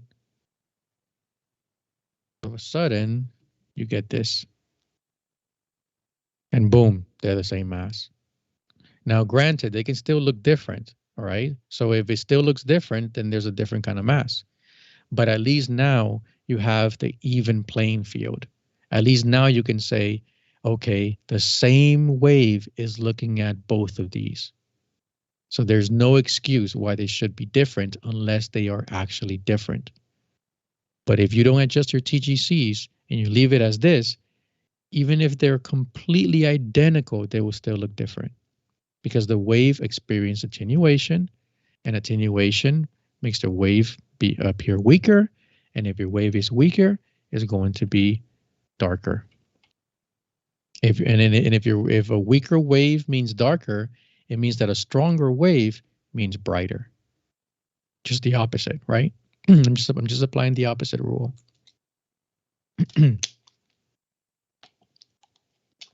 All right, let me finish up. You guys are just very distracting. All this talking is very very distracting. Refraction. So the definition of this is Snell's law. And you may be asked like one or two questions about this, and it's simple if you just know the simple way of learning it. So it's worth learning it because it can get you a couple of questions, a couple of freebies. This is transmission with a bend. So it's specifically for transmission, not for reflection. It is specifically for transmission. And it means that your wave is going to bend. Okay. What does that mean? I have tissue 1 and I have tissue 2. My wave is coming like this. Okay. Just because my wave is at an angle does not mean that you call this a bend. Okay. Because if my wave continues like this, you would say that is not a bend. Why? Because it continued the same angle. So even though it's not a straight line, it is a straight line in its own way, because that same line kept straight, right? It's just very different than a straight line like this. Okay. But this is still considered a straight line in its own right. Okay. So what would a bend look like? A bend would look like this. Clearly that's a bend. Or clearly that's a bend. Okay, you can see how it just turned. That's basically what it means. It's just a turn that you do as transmission. So notice how it only bends after it goes into the other tissue, because going from one tissue to the next, that is what transmission is. Okay. So there are a couple of rules that you have to know about this. Number one is that you need different propagation speeds. Okay. So these two tissues have to have different propagation speeds. And they'll give you that in the question if they ask you about it. Now they can give it to you as numbers. Oh, tissue 1 has a propagation speed of 1. Tissue 2 has a propagation speed of 5, let's say. And so they're clearly telling you, look, these are the propagation speeds. And you ask yourself, are they different? Yes, they're different. Okay. So they can give it to you that way. Or they can give it to you in words. So not numbers, but words. Meaning they'll say tissue 1 is greater than tissue 2, or tissue 2 is greater than tissue 1. Now, they're not giving you numbers, but they're telling you that tissue, let's say tissue 2, they're telling you that tissue 2 is greater than tissue 1. That means that they're different, right? It means that they're different. One is greater than the other. How much greater? We don't know, just that they're greater. And this is why the SPI is not really math, because you can still solve the answer just by them telling you that one is bigger than the other. Because at the end of the day, they're not asking you for a specific, for you to like give them the politically correct answer. They just want to know, does this person know the relationship? Okay, and that's why they can just give you something generic as tissue 2 is greater than tissue 1. Okay, and I'll get to Okay, that. wow, thank you so much. Because when I came across this in the book and when my teacher was going over this, I was so lost. And the way that you just explained it, it was so easy right now. You Awesome. like went through like a whole bunch of like trying to explain it, and it made no sense. But right now, you just that was so easy to get it. Awesome. Thank you. Thank you. I I can't appreciate that. believe how easy that was. It's all logical. It's all logical. And watch how much easier it gets. You'll see. Um, so that's the first thing you want, different propagation speeds. The second thing is you need an oblique incidence. Okay, it just means that the angle that you start with has to be oblique. And what is oblique? It is anything except 90 degrees. So any angle, as long as it is not 90 degrees. So if can my angle be 91 degrees? Would that be considered oblique? Yes. Why? Even though it's 90, like 91 is right next to 90. I get it. But is 91 90? No. 91 is 91. What about 89? 89 is oblique. Why? Because it's not 90. It's really close, don't get me wrong, but it's not 90. Okay? So it could be any angle as long as it is not 90 degrees. That is an oblique incidence. Number one and number two, these two things that I just went over, they both have to be met in order for there to be a bend. Not one or the other. Okay? Oh, I have an oblique incidence, but I don't have different propagation speeds. No, no, no. They both have to be met. So in this example, propagation speed in tissue 1 is 1. Propagation speed in tissue 2 is 5. Okay? I have different propagation speeds. Check. But my incidence, my beginning angle is 90 degrees. Okay? So then if a question gives you this, literally a question gives you this and asks you, what is your refraction angle? Your refraction angle. And you start going into like, okay, let me figure it out. Wrong. The first thing you need to ask yourself is there refraction to begin with? Right? If I just randomly blame you for stealing my cookies, does that mean you stole my cookies? Right? Just because I blame you doesn't mean it's true. Like you might be a undercover cookie stealer, maybe, right? But just because I blame you doesn't automatically mean it's true.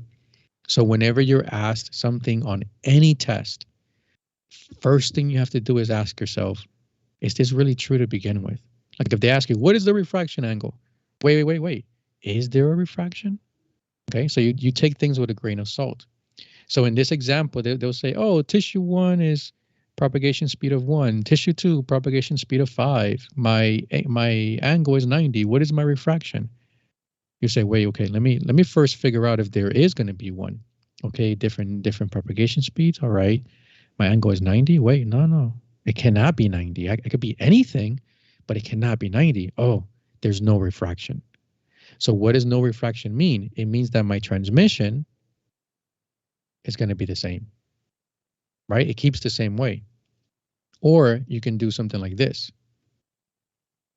Let's make this 5. And this is going to be 60 degrees.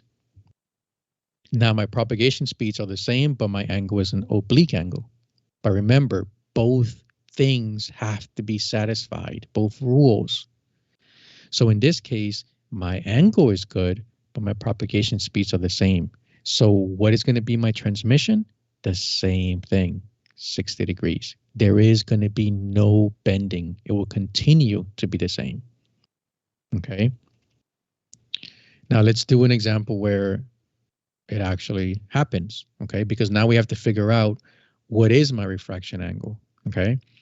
And here is where it gets complicated, but yet really, really simple if you just can remember this logic behind it.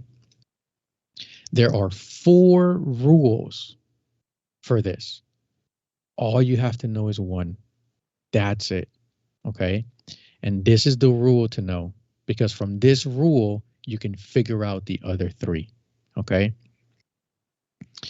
If propagation speed, because propagation speed is shorthand letter C, if propagation speed in tissue 2 is higher than tissue 1, angle is also higher.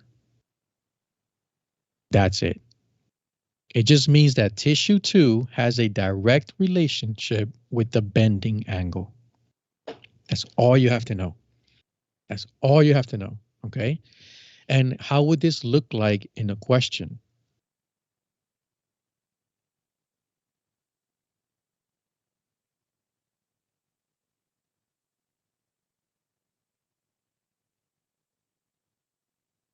This is how it would look like in a question. They'll ask you for your they'll ask you for your refraction angle. Like, hey, what is your refraction angle? And you start seeing all these random numbers, right? A, B, C, and D, all these random numbers, and you say, oh my God, what is going on here? Okay. You don't have to know any math for this. All you have to know is the rule. So you go back to your question and they tell you tissue 1, propagation speed is 1. Tissue 2, propagation speed is 5. Your angle is 60. Okay. Is there refraction? Yes. I have different speeds and I have an oblique angle. Perfect. I have refraction. Okay, cool. Now let me look at tissue 2. Is tissue 2 higher than tissue 1 for the propagation speed, right? Is tissue 2 higher than tissue 1? Yeah, tissue 2 is 5. 5 is bigger than 1. Perfect. My angle is going to be higher than 60. That's it. You don't care what that angle is as long as it's higher than 60. And that's how the question is going to be. They're not going to give you two angles that are both higher than 60, because if they do that, Wow, thank now you got you. to do some real math, right?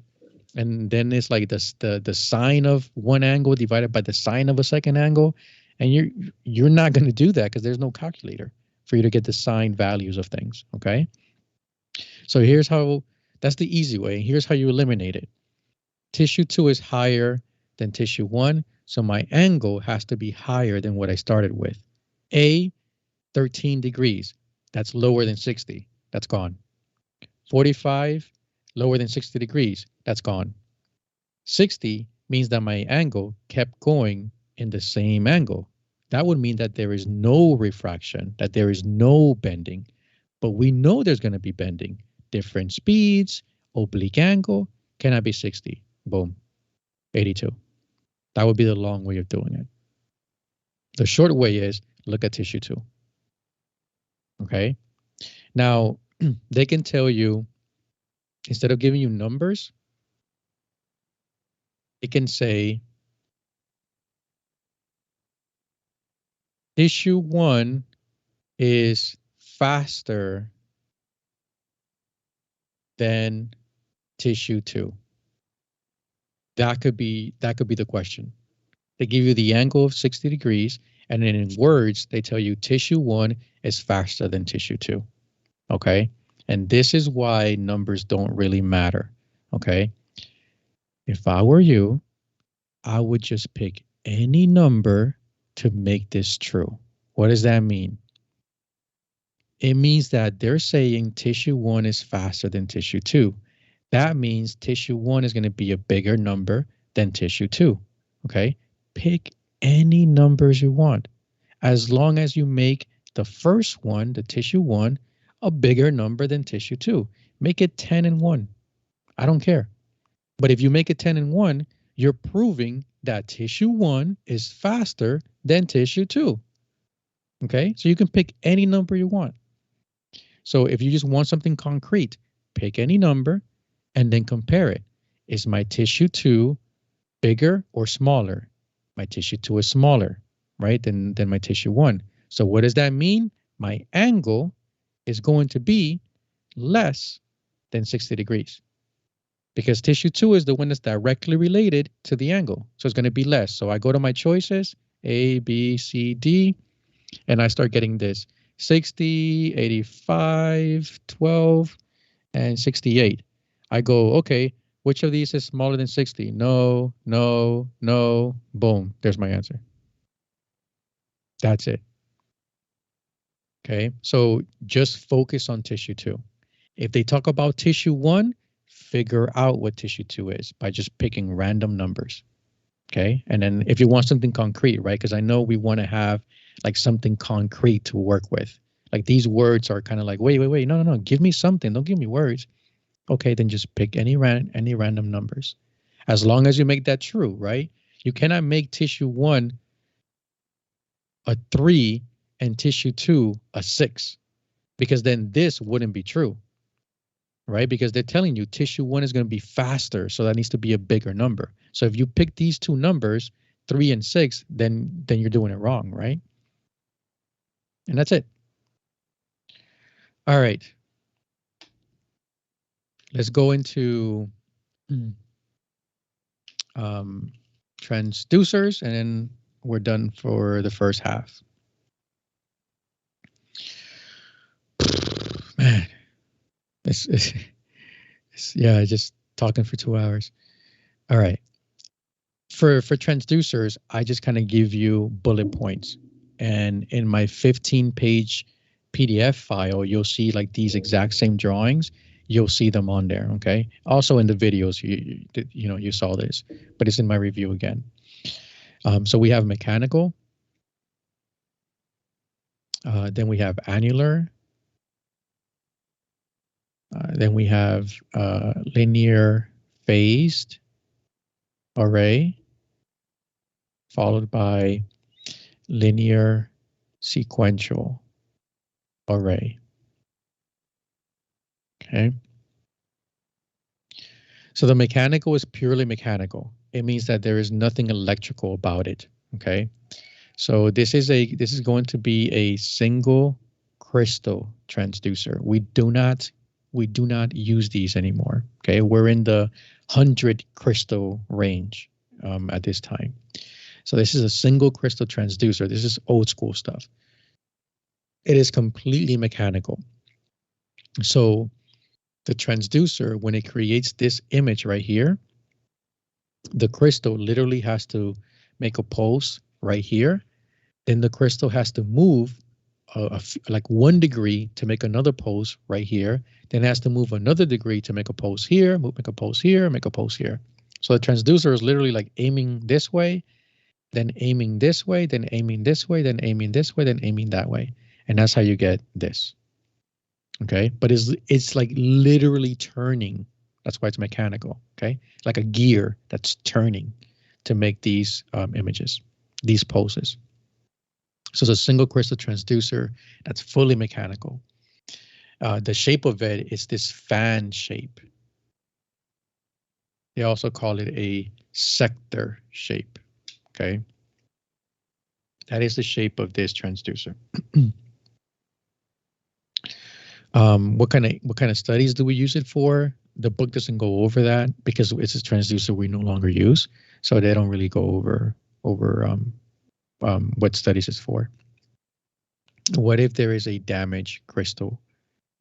What if the crystal is damaged in this transducer? Well, all you have is one crystal. So if your crystal is damaged, you lose your entire image. Your entire image is gone. Okay, because everything depended on that one crystal. These are round crystals, and round crystals have an advantage. Okay, the advantage of them is that they're going to improve your elevational resolution, which is something the resolutions is on the second half of today. So don't worry, I'm going to come back to that. These crystals, they have the conventional focus. Okay, conventional focus can either be internal or external. Okay, so I just wanted to kind of throw that out there, okay? Because in the book, you'll hear about conventional focusing, which is mechanical, and that is your internal versus your external focus. And it basically means the best and easiest way to remember it is if you have bad eyesight. So for me, example, I wear glasses, okay, seeing glasses, because I have a bad eyesight. So think about your eyes being your crystal. Your eyes are your crystal. That's where it all starts, right?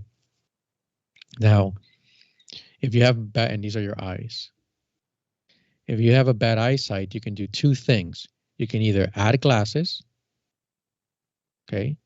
These are your glasses, and this is external because your glasses are external, right? They're in front of your eyes. Okay. Or you can correct your eyes, which would be eye surgery, right? Like laser. Is it called laser? I don't know. I'm good with wearing glasses, so I'm good. So you can correct your eyes through surgery, in which case you're going to change the eye itself, like the lens inside the eye itself. So your PZT crystal is now going to look like this. Or let's say that your eyes are not going to look like this. So there's no need for you to put something external because what you changed was the root cause. And this would be an internal change. Okay. One is external, when you add a lens to it, and the other one is when you actually change the crystal itself, and that would be internal. So this is basically what happens to your PZT. You can either add a lens outside of the PZT, or you can change the PZT itself. And these are the things that help it focus. Okay. So internal, external focusing. Easy peasy. Then you have annular array transducers. These are going to be a few crystals. Okay. And this is also mechanical. So it's still going to steer mechanically. And even though this is called annular phased, and I always thought that phased meant electronic, this refers to phased because you have multiple focal points, and I'll talk about that. But it's just mechanical. But now we're kind of upgrading. We went from one crystal to a few crystals, okay? The shape is still the same. It's a sector shape, a fan shape, okay? What if something is damaged? What if a crystal is damaged? Okay, so here's where these few crystals come into play. It looks like a target sign, okay? And this target sign produces an image. But this image is composed of these different crystals. Each part of this image is made by a particular crystal, okay? The smallest crystal, let's call this crystal number 1, makes the superficial part of the image. The next crystal, the medium one, makes the next part of the image. And the biggest crystal makes the far field. Okay.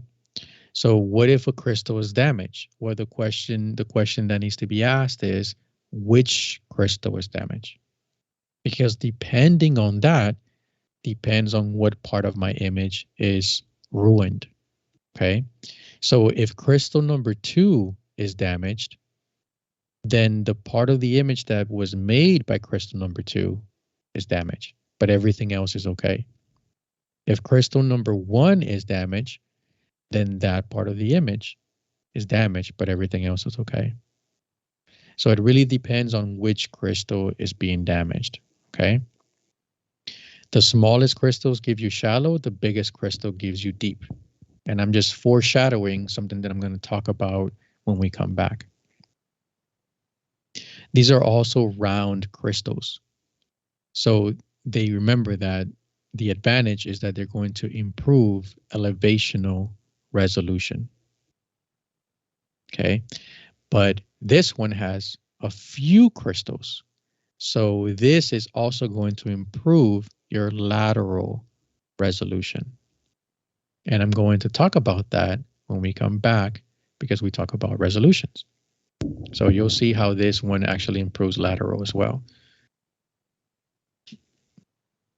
The next one is your linear phased.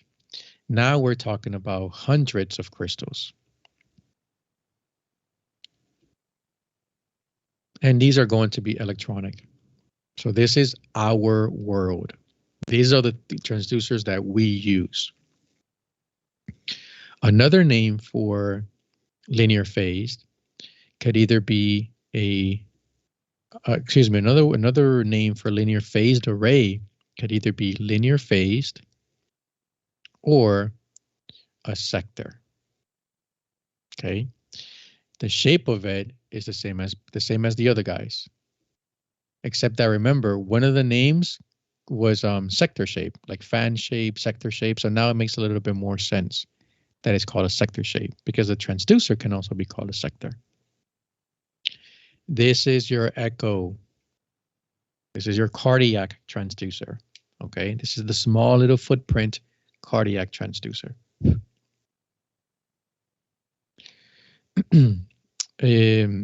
How are these fired? Okay, the book says that these are all simultaneously fired. Okay, that's what the book says, that they are simultaneously fired. They all start from a single point. Okay, so what if a crystal is damaged? It is hard to tell. The book says that you're going to see a little bit of erratic in your image, like your image is going to be a little bit staticky, like something is going on, but you're not going to see what you saw in the other two, which was a complete drop off, right? You get this like this black part of your image. You're not going to see that in this one, okay? The reason for that being is because all of these crystals fire at the same time, and they all come together to make your image, okay? Like all of them are fired and start from a single point. That's why your image is pointy, because they all start from a single point. So that's the equivalent of you making like marinara sauce, and you're making 100 pounds of marinara sauce, okay? And out of those 100 pounds of marinara sauce, let's say that you used, I don't know, 100 tomatoes. Let's just say, no, let's say 200 tomatoes you used for that marinara sauce. Out of those 200 tomatoes, one of them was rotten. Unfortunately, one of them just snuck by, and it's like a rotten tomato. Do you think you're going to taste that? Right? Like, I'll be damned if your palate is that good and you tasted the little piece of rotten tomato out of 1 out of 200, right? So it kind of blends in, right? That is what happens here. Because all of those crystals leave at the same time, if one of them is bad and damaged, well, all the other ones make up for it, right? They mask that um, that error, that damaged crystal. They kind of mask it. Okay, so it's hard to tell besides having that staticky effect on the image.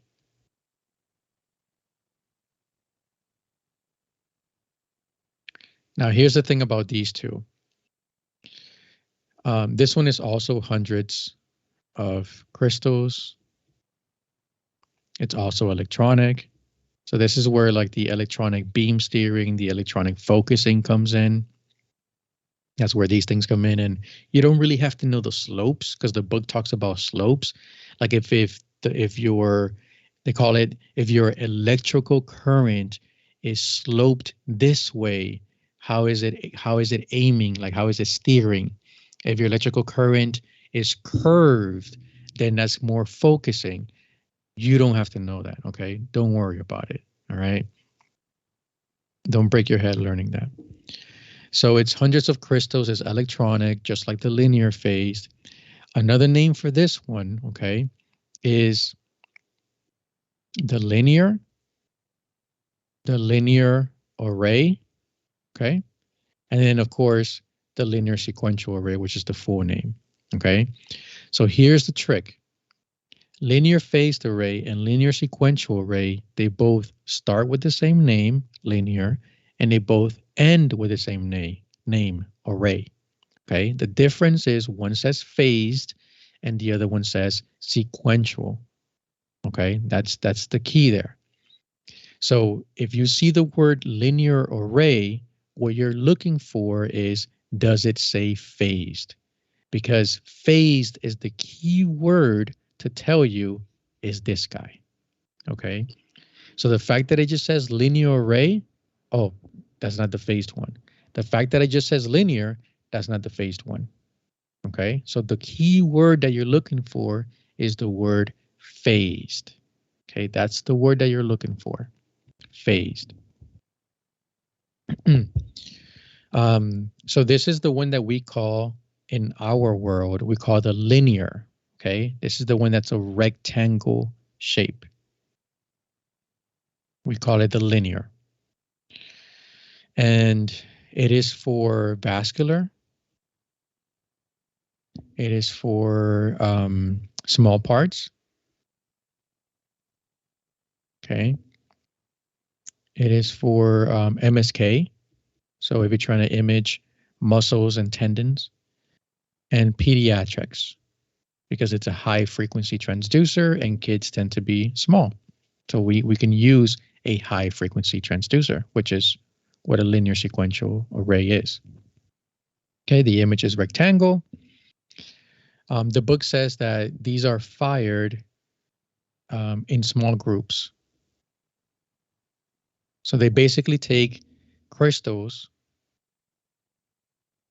and they put them in groups. And then they fire another group, they fire another group, they fire, okay? So they put them in small, they kind of like put them in a bundle, and then they fire them one after the other, okay? So it fires in small groups. What if something is damaged? Well, in this one, you can actually tell. If there is a crystal that is damaged, it's going to appear as a vertical drop-off. So you'll see like this black line extending from the transducer, the top of the image, straight down. That is what happens if it's damaged. And just a few more. We have the curve linear. Then we have the tightly curved. And then we have the vector.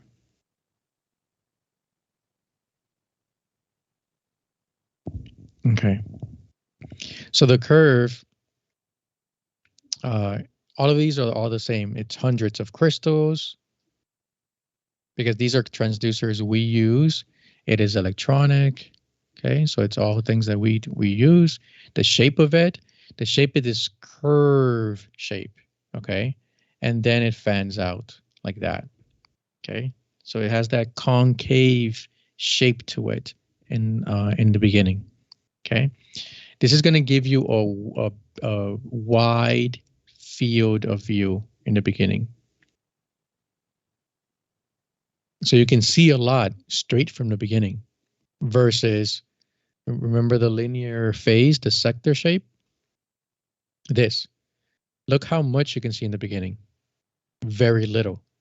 You can see a lot at the end in the far field, but look how little you see in the beginning. It's because it starts very little, okay? But the curve linear starts out wide. And that is why we use it for things where we need to see a lot from the very beginning. Abdomen and OBGYN. These are things that we need to see. There's a lot to see, so we need something that can give us a lot. Okay, so it's a wide field of view. And then the book says that some, but not all, crystals are fired. That's what the book says. I try to make sense of it, but there wasn't really much information for me to make sense of it. So it just says that some crystals are fired, not all of them, but just some are fired, and they're arranged in this curve shape. So you have some crystals here, some crystals here, and some crystals there. So then this one will aim at an angle because it's, curved at an angle. This one will aim straight down at another angle, and then you have crystals in between, and that's how you get the whole image. Okay.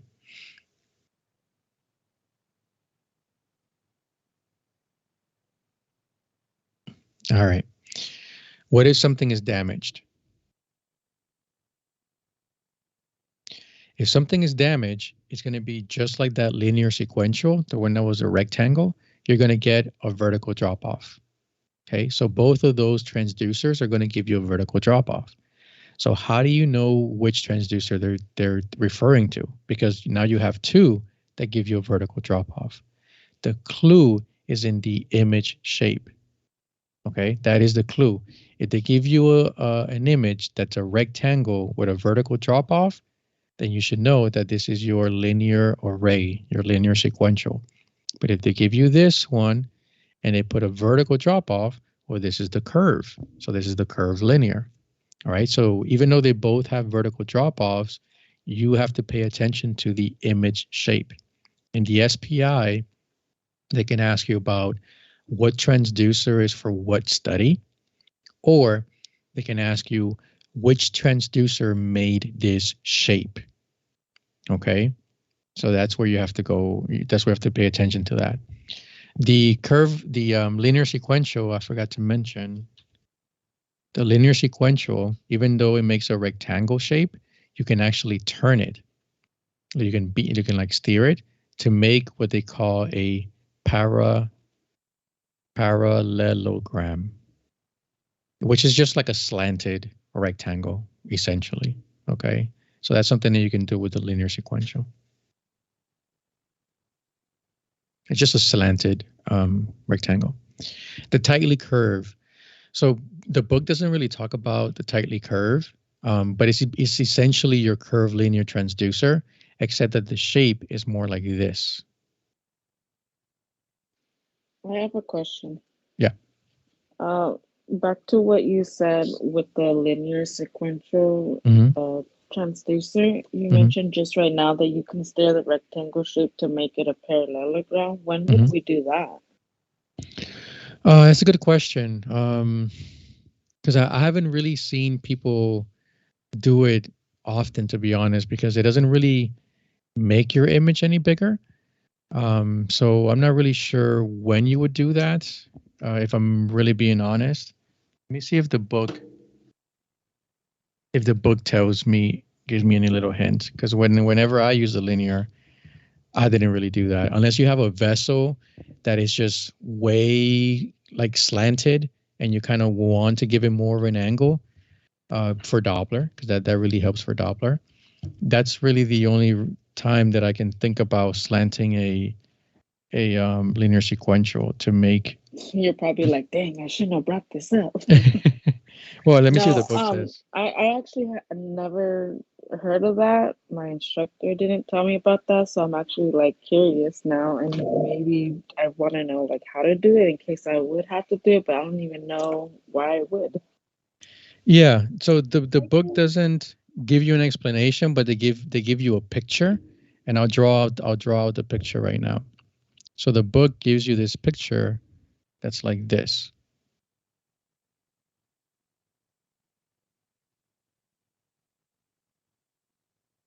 Oops. So this is a vessel.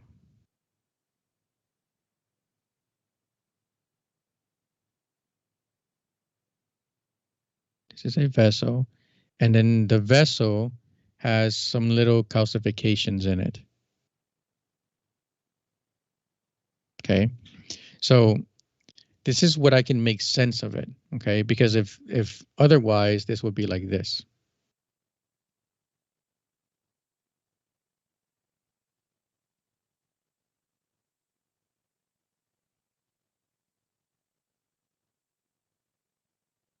Okay, so specular reflection. There's something called specular reflection. Specular reflection is basically it's the best reflection that you can have. Is when you hit a tissue or an area of interest at 90 degrees. Okay, so basically your transducer is up here, your wave goes down, there's something here, and it comes right back. Okay, that is specular reflection. Something goes straight down and it comes straight back up. The reason why this is really good is because specular reflection is when you get like a really good reflection. And remember that your image is made up of reflections. So if you have a really good quality reflection, you're supposed to get a really good quality image. Okay, because your reflection carries information. So if my reflection is really good, then I'm going to see something really clearly. So specular reflections are best for imaging. Okay, for imaging, you want a 90-degree interaction. You want your beam to go down and you want your tissue or area of interest to be horizontal, and that creates 90 degrees right there. Boom, 90 degrees. Okay, but only for your imaging. So here's a tip. If you're scanning something and it's over here, okay, something funky is over there. What you want to do is move your transducer or angle your transducer, whatever it is, so that this is now over here in your main beam axis. That way you can get specular reflection. Okay. If there's something funky and you always leave it on the edge, that is not good because weird things happen on the edge, like grating lobes and side lobes artifacts. Okay. So you want, if you see something that you say, I need to interrogate this, move it towards the center of your image so that you can increase the chances of having specular reflection so that your reflections could be of higher quality so that you can see things much more clearly. Okay. So back to the parallelogram. if my in the image I see these little like these little stones. If these little stones are like angled a little bit, okay, and my beam is going straight down, maybe it's not creating a 90 degrees.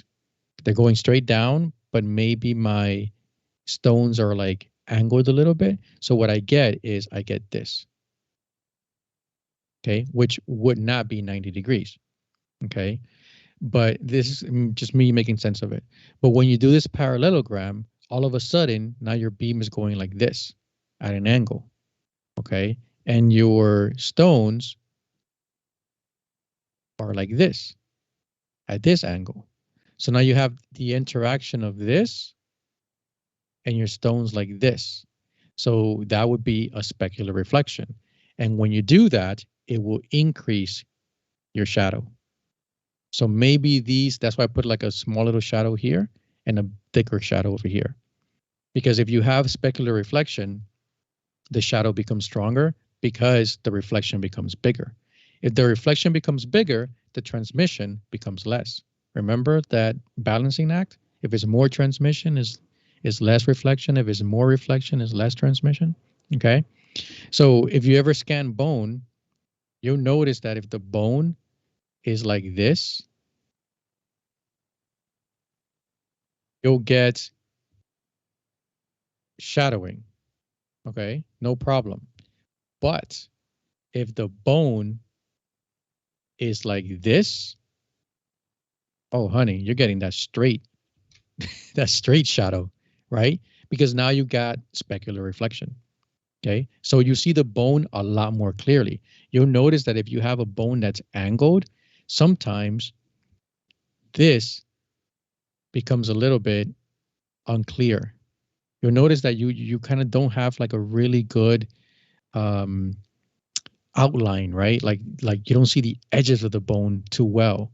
It's because there's not like the reflections that are going there are bouncing off to other places. They're not coming back straight to you. Okay.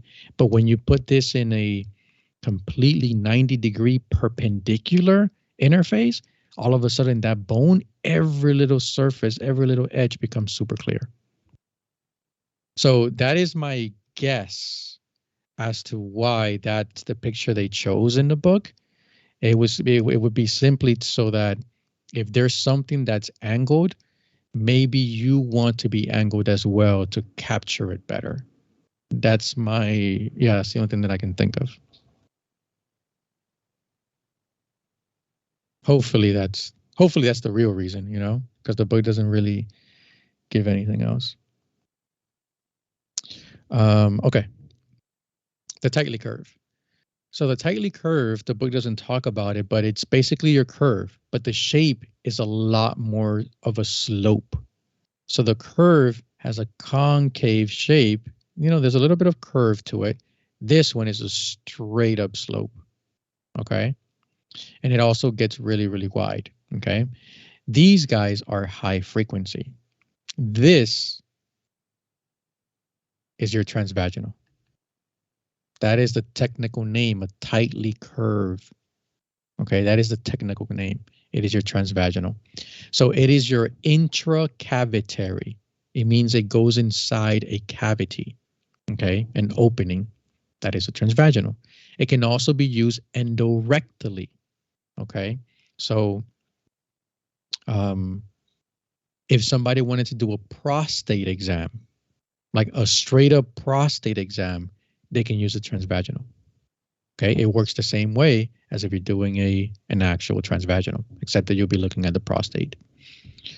So that is your tightly curved. But the book doesn't talk about it. So it doesn't talk about if a crystal is damaged and things like that. So I don't know those things either. Okay.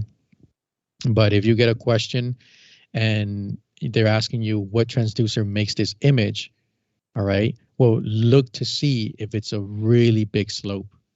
Okay. Or if they say, what is the transducer for a transvaginal or for an intracavitary, it's your tightly curved. And it's high frequency.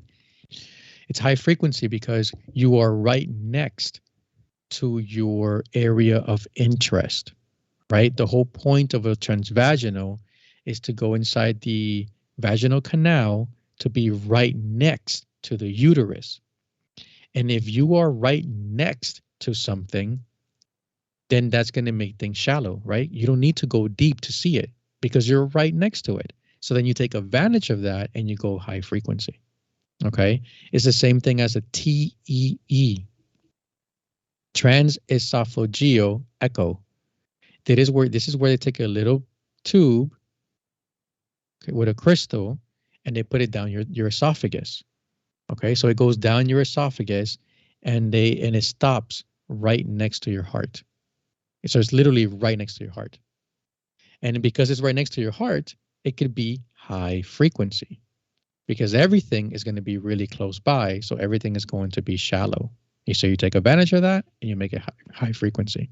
So TEEs have a lot of good detail that TTEs don't.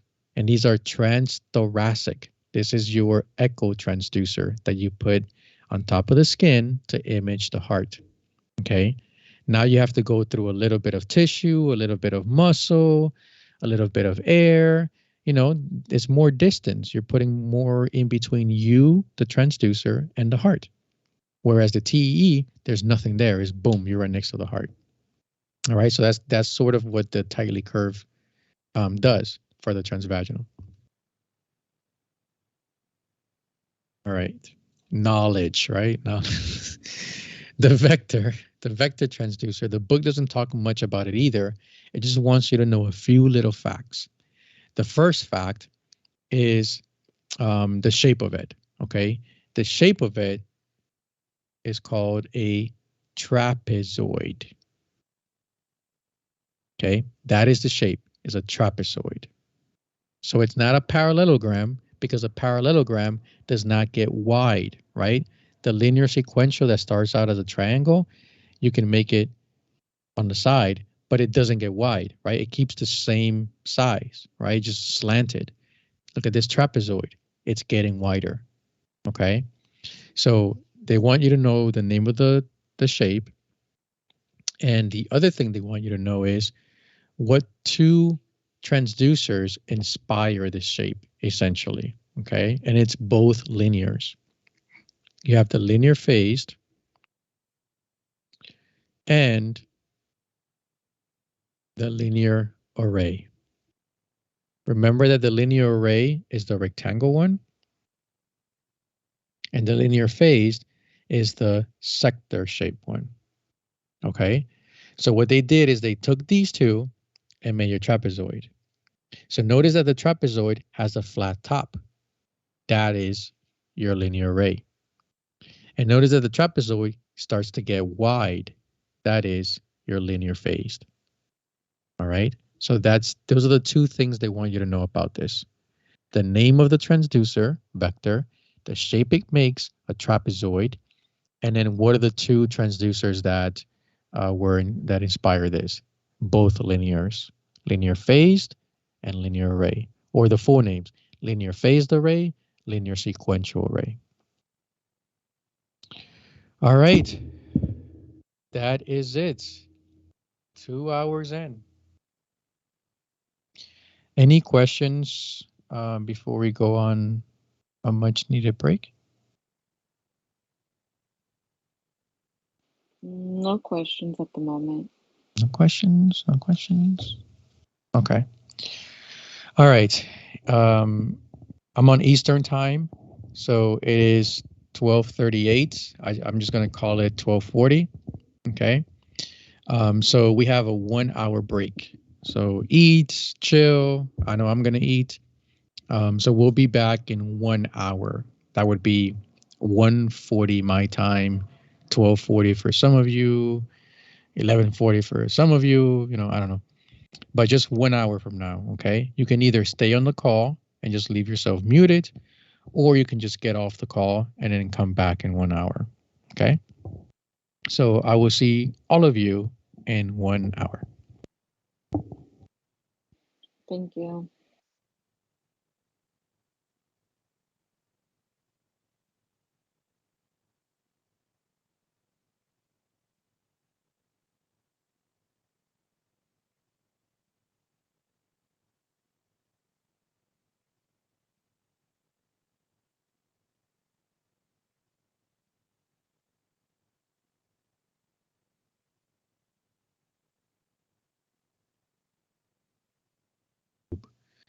A cube is a three-dimensional object, right? And a cube is like equal on all sides, blah, blah, blah. That's what makes it a cube. But the biggest principle behind a cube is that it's a three-dimensional object.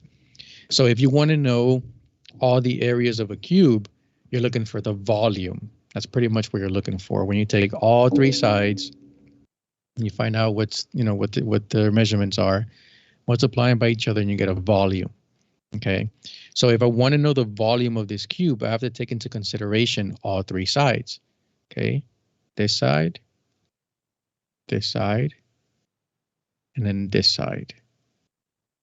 And if I multiply all these three sides, I get the volume. So that gives me like a really good representation of this cube. Okay. These are your resolutions. This is your axial, this is your lateral, and this is your elevational. Okay. Now, when you're scanning, they call it a 2D image. So you're technically scanning in 2 dimensions. And it's true. When you scan, you're not looking at things in 3D. There's a special button for that if your machine has that technology for you to look at it in 3D. So clearly you're not looking at it in 3D on a regular basis. You're looking at 2D. And that's why, 3D OB is like so nice, right? Because when you look at the baby in 2D, it just looks like stuff, right? Unless you have a trained eye and you're like, oh, look at the lips, there's a nose, there's a little finger. Okay. But then 3D OB scans is when you see, oh, now it looks like a baby, right? Now I see the cheeks, the eyes, the forehead, right? Now it looks nicer.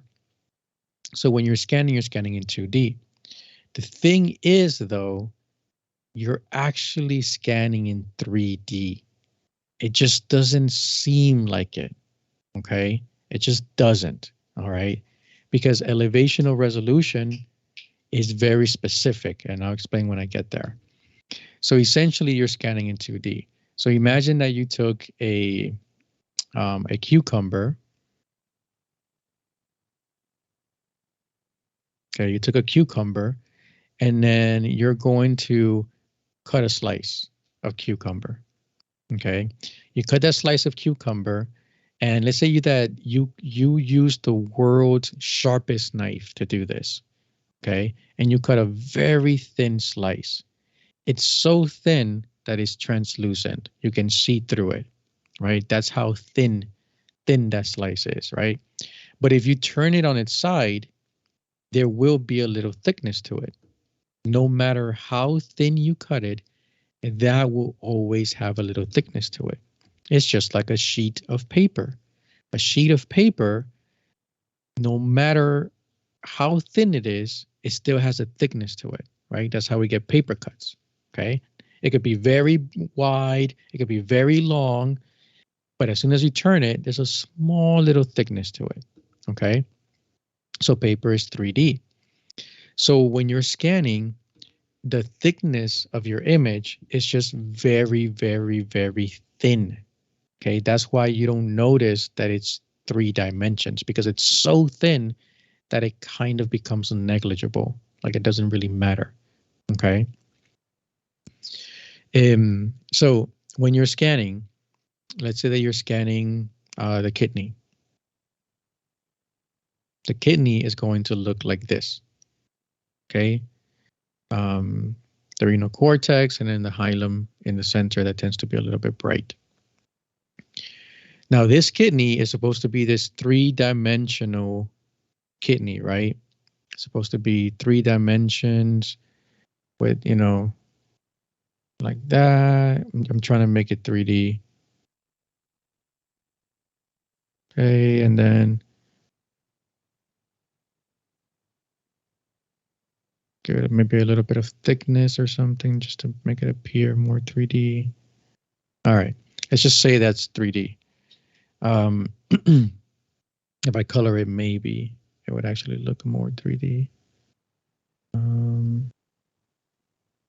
I think the trick to coloring has to be the shading. All right, I'm giving myself more work. Let me just stop it here. Yes.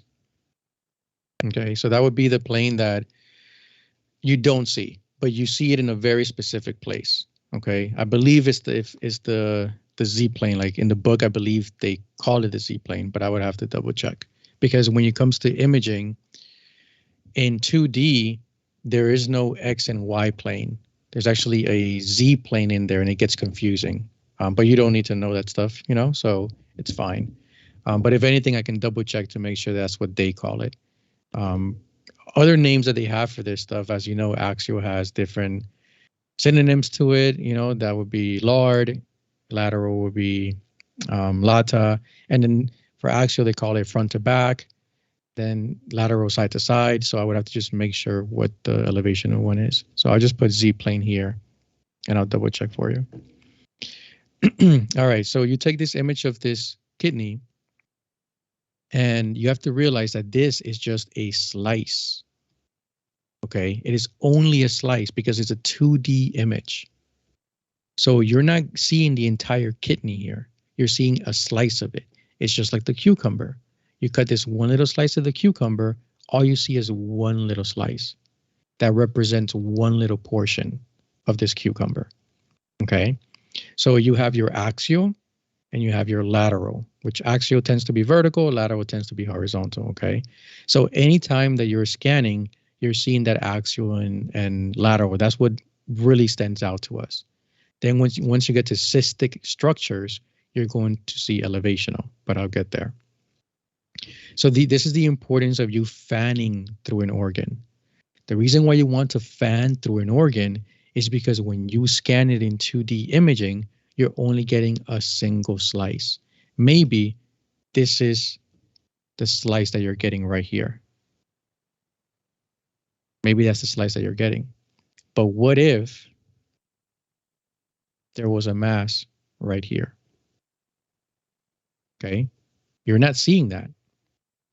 You're not seeing that mass if that's the only slice that you're taking.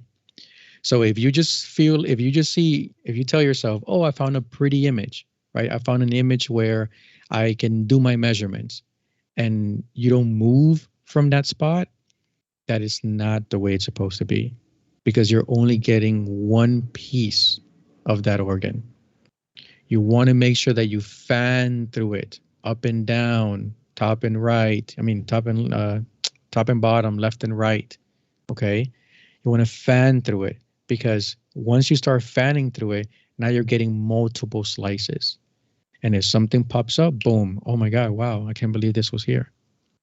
Okay, so it's very important to fan through because you're only getting one little slice. So let's get into axial first. So these are all different planes, right? So the axial and the cube is that vertical plane. So what we're going to do is we're going to use a ruler to measure in that vertical plane. Once we move to lateral, now we're in a different plane. Now we're looking at the side to side. So we're going to use a different ruler for that side to side. And the same thing goes for the elevational plane. Now we're in the elevational plane, a different ruler. So it kind of makes sense. It's different planes. Let's use different ways of measuring. Okay. Resolution. Resolution means accuracy. Okay. That's what resolution means. It means accuracy. So anytime you see the word resolution, it's referring to how accurate are you. Now we're, in this case, axial resolution. We want to know how accurate are you in the axial plane. Okay. So this is that front to back plane, and it has an acronym, and I'll get to it later. So now we want to know how accurate are we in this plane. Okay. So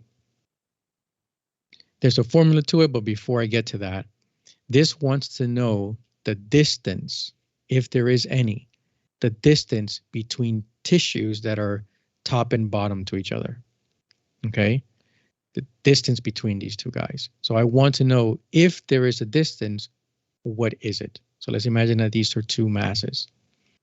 And that's why I call it a ruler, because we're pretty much, that's what we're doing. We're trying to figure out the distance. So the idea is that you want a small ruler. For all of these guys, axial, lateral, and elevational, you want a small ruler. A smaller ruler is going to be more accurate.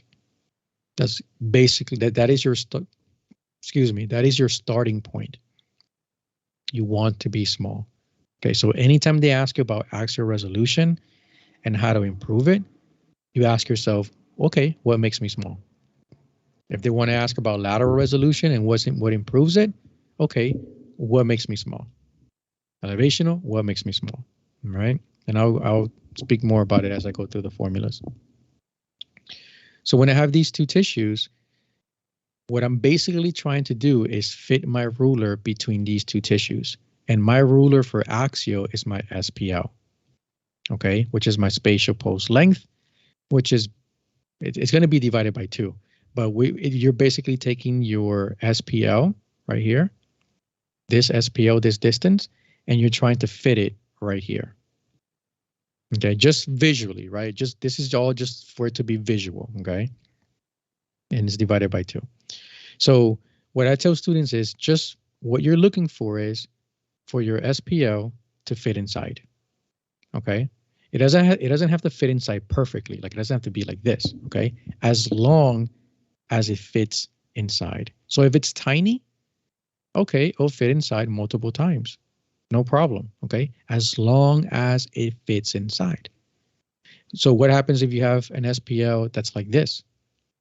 Clearly, it's not fitting in between these two tissues, right? It overlaps them, okay? So then that's where it's like, okay, well, what happens there? So if you have a small SPL and it fits inside, on your image, you're going to see this. 2 tissues separated by a particular distance. This is accuracy. So in this case, you would say you have a good axial resolution because I have 2 tissues in my body. And what am I seeing? 2 tissues on my screen. What would be the point of imaging if it's not showing me what's actually there? What would be the point of it? Okay. Now let's say that I have 2 tissues, but my SPL is big. So what do I see on my screen? I'm going to see this. It's going to be this elongated tissue. And this is not accurate. Why? Because I'm supposed to see 2 tissues with a separation. Why am I seeing this elongated tissue? That's not what I have in my body. So you will call this poor axial resolution or degraded axial resolution. Okay, so I just tell students, imagine that the SPL, when it's so big, it's hugging these 2 tissues and putting them together. And now you have this vertical stretch. And because axial is on the vertical axis, the stretch becomes vertical. Okay, because for lateral, the stretch is going to become horizontal. Okay, so that's just visually, so that, because I know sometimes that just really helps to make things stick. All right, so that's the visual. You're not going to be asked about this on the SPI. Maybe you'll be asked if it's for quality assurance for the QA questions. So if it's that vertical stretch, axial resolution. Now here's what you will definitely be asked: the formula.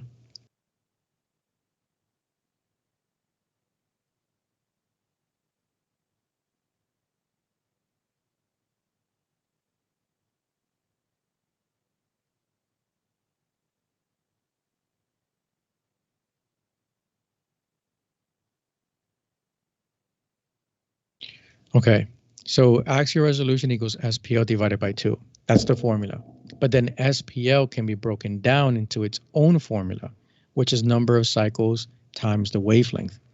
And if we carry over this divided by 2, this formula is basically this formula, because this top part is just your SPL. And if you have to divide it by 2, well, here you go. Okay, but you have to know this entire sequence. You have to know it, okay? Because they can ask you about axial resolution and just talk about SPL, or about this, or about this. So you have to know the whole thing. There is only one thing in this formula that I will change, okay? And this is why. So remember that I said you want to be small for these 3 guys. You want to be small. Well, look at what happens here. If I increase my SPL, okay, I'm going to increase my axial resolution, right? They're directly related, okay? But this is not true.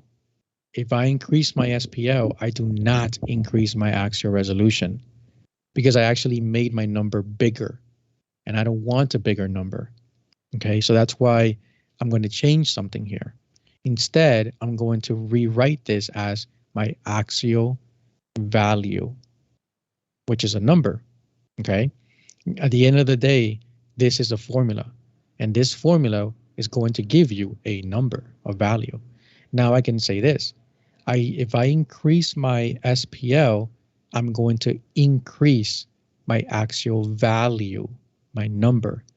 Then is my responsibility to ask myself this: is having a bigger number good or bad? And if you can remember that axial, lateral, and elevational all want to be small, then you can easily have your answer, okay? This is where you start. Knowing that they're small is where you start. So if a question says, which of these improves your axial resolution? The first thing you should say is, which of these makes me small? That's the first thing you should say, okay? You should ask yourself, because that is where you're heading, right? Improving axial resolution means getting smaller. That is where you're heading. So if you know the destination, it's just so much easier to get there, okay? That's the one thing I'm going to replace. Just rewrite it and say axial value, all right? And this is how all of this works. This is domino effect right in your face, okay? Let's say that I want to improve my axial resolution. So this is the concept that I'm trying to improve. I want to improve this. If I want to improve this, I know that the only way to improve this is to make my value small. That's it. The only way to improve my resolution is for my value to become small. All right. How can I then make this value small? Well, I look to the right. Okay, what must happen to my SPL to make my value small? My SPL must be small. Because if my SPL is small, my value becomes small, and that improves my axial resolution. Okay, and I'm just following the rule of how to read formulas. Then I ask myself, all right, well, how can I make my SPL small? I can look at number of cycles and say, well, these two are directly related. So if I want this to go down, my number of cycles must go down. And there's that. If I don't want to focus on number of cycles, I can focus on wavelength. All right, well, if I want my SPL to be small, what do I do with my wavelength? I make my wavelength small because that's also directly related. Okay. So that's how they can start asking you about axial resolution from wavelength. All of that, just a connection to get to axial resolution. All right. My advice to you, do not do this in your head. Write out the formula and just do the arrows. You cannot get confused by just doing the arrows. Trust me on that. If you do this in your head, it's going to be a show. Okay? You're going to get confused. The only reason why you shouldn't do this in your head is if you've mastered this stuff. That's the only reason. But if you have not mastered it, write it out. They give you stuff, they give you a board to write things out. So just write it out. Write out the formula and just start doing the arrows. If A says increase your wavelength, let's say that's the choice in A, increase the wavelength, all you do is you go to your formula and you do this. Okay, increase my wavelength. All right, how does it affect this? Oh, this is going to go up. Okay, okay.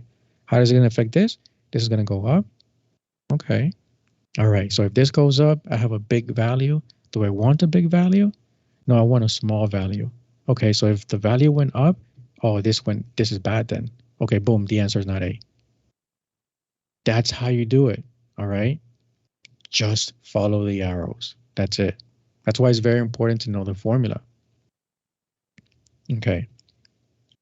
Now, out of all the resolutions, axial is the most complicated one, okay?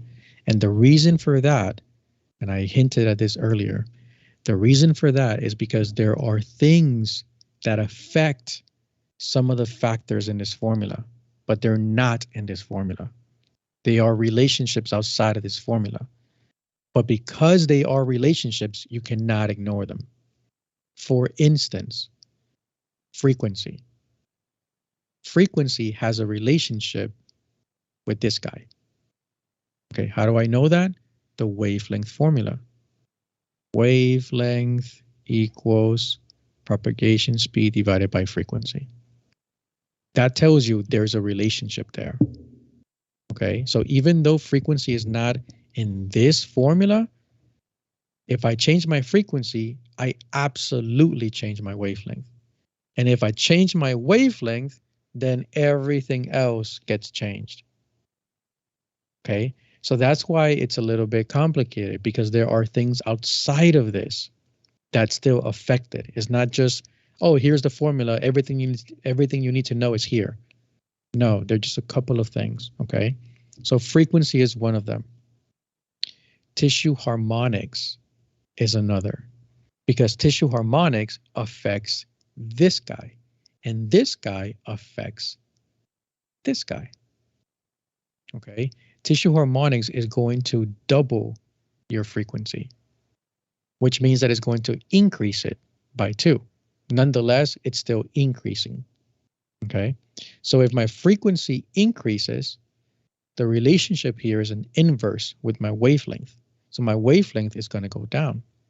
And if this goes down, my SPL is going to go down. And if this goes down, my value is going to go down. And if my value gets smaller, my resolution improves. All right, so that's the domino effect. Another one is period. Remember that period and wavelength, right? That time and distance that I spoke about? Time and distance are intimately close, right? Everything is time and distance. Remember the gas station? So period and wavelength are directly related. So if I change one, I automatically change the other.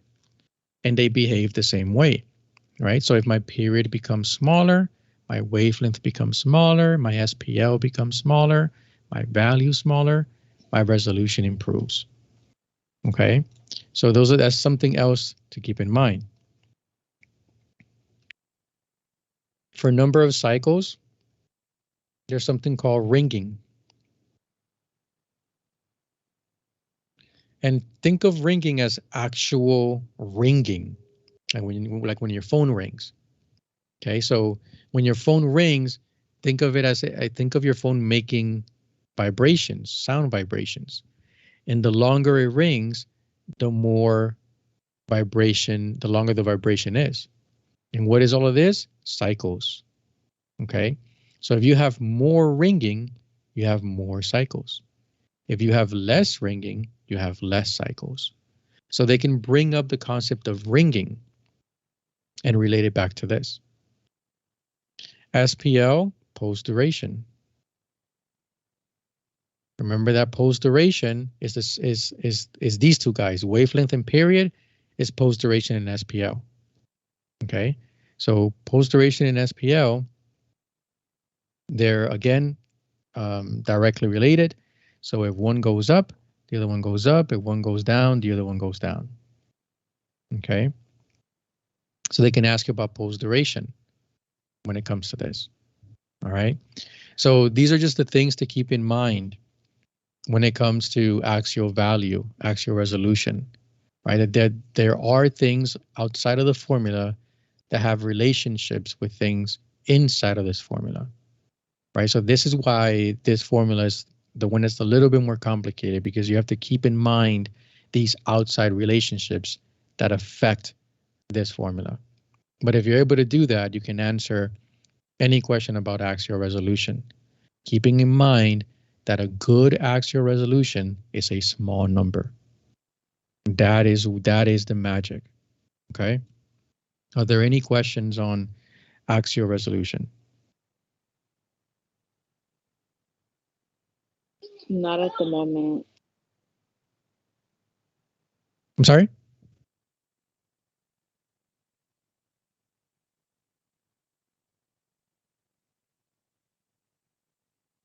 Yes. So backing material, in the exam, if they ask you about backing material, it's usually, and I talk about it tomorrow, is usually about what kind of transducer has backing material, or what are the three consequences to backing material. And again, I'll talk about that tomorrow. But yes, what backing material does is that backing material affects your ringing. Okay. So if you have a backing material, you have less cycles. And that's why backing material, and again, I'll bring it up tomorrow, but that's why backing material creates pulses instead of a continuous wave. If you have a continuous wave, this is what it looks like. Continuous, a whole bunch of cycles. But if you have a backing material, all of a sudden you have pulses. Now you have shorter. Okay, so technically, yes. I'm not sure if for the SPI they get that tricky where they bring up backing material for the axial value. I'm just not sure. But technically, yes, the backing material will produce less ringing, and that's how you end up getting a pulse transducer versus a continuous wave transducer. Does that make sense?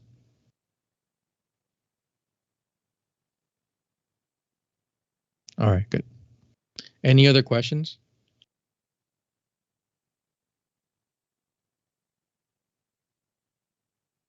All right. So the next one is lateral. Now, here's the thing. Once you understand one resolution, it's just a rinse and repeat. Okay. And lateral, you'll see how lateral is just a lot more easier now that you kind of went through axial. So let's switch this to lateral plane. So now we're looking at resolution, which is accuracy, but we are now focused on a different plane, which is the lateral plane, the side to side. The side to side plane, okay? So we're going to use a different ruler for this because now we're looking at a different part of the slice. So there's a formula in the book that tells you lateral resolution equals beam diameter or beam width. Okay, it's the same thing. Beam width, beam diameter. Okay, and it's not really a formula, right? It's like, well, what does this really mean? Okay, well, what it means is that your lateral resolution depends on your beam diameter, how wide or how narrow your beam diameter is. That's basically what it means. So it's not much of a formula. It's more of a relationship in this case. Okay. And your beam diameter changes. Okay. So if I draw my crystal and I do my hourglass, you can notice, you can appreciate that my beam diameter is a different diameter size depending on where I want to look at. So if I want to look at this point here, my beam diameter is this. If I want to look at this point here, my beam diameter is this. And if I want to look at right in the center, my beam diameter is this. So it's very different sizes. And they're saying that your lateral resolution is those sizes, right? Or are those sizes. And all of that just means that your lateral resolution is changing. That's all it means. For your SPL does not change. Okay, depending on where you are, it does not change. If your SPL is, let's say, 2 millimeters, that is your SPL everywhere. Vertically on that image, everywhere. And I'll bring up because they mention which one is more reliable than the other, and I'll bring it up. So for your lateral, it is your beam diameter. And what makes good lateral resolution? It is when you are small. That is what makes good lateral resolution. So you ask yourself, where is my beam diameter the smallest? The focus, which is this right here. The focus is where your beam diameter is the most narrow, and narrow means small versus wide, which means big. Okay.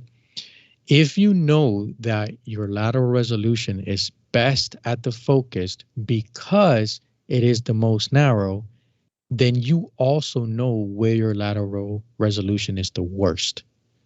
Because if the best is the smallest, then the worst would be the biggest. And that is your far field. Because in your far field, it is where you are the widest. And the widest means the biggest. Okay. So that's, again, an example of when you know one thing, you know the other. You just have to think of it that way. Okay. So this is where your lateral resolution is the best, at the focus.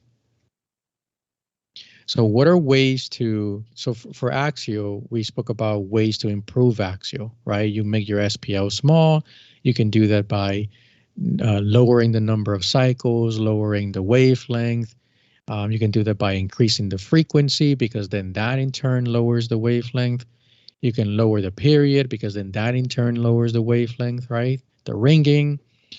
So those are all things that can affect your SPL and ultimately affect your axial value, which ultimately affects your axial resolution. So what about this guy? Well, for this guy, the most direct thing that affects lateral resolution is your number of focal points. Okay. I'm telling you that your focus is where your lateral resolution is the best. That is where it's the best, at the focus. So don't you think it would be even better if you had more than one focus? Because now you are the best at two different places, right? So then you have images, when you're scanning, you have something like this, where you can put multi-focus, okay? So multi-focus will improve your lateral resolution, okay? And this is what it kind of looks like.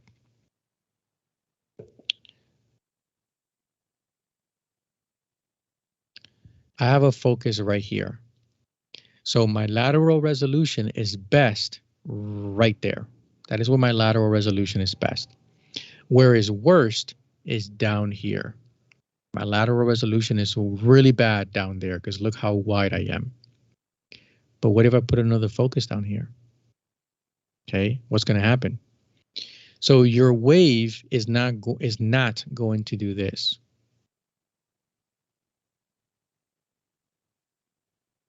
It is not going to focus twice. A wave does not focus twice.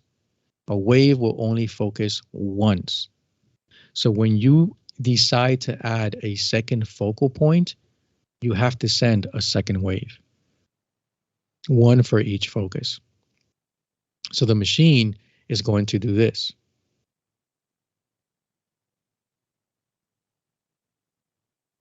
It sends out another wave for the other focal point. And all of a sudden, where it was really bad lateral resolution, now is really good lateral resolution. So you have really good lateral resolution in two places now. Okay, so that's how you can improve your lateral resolution.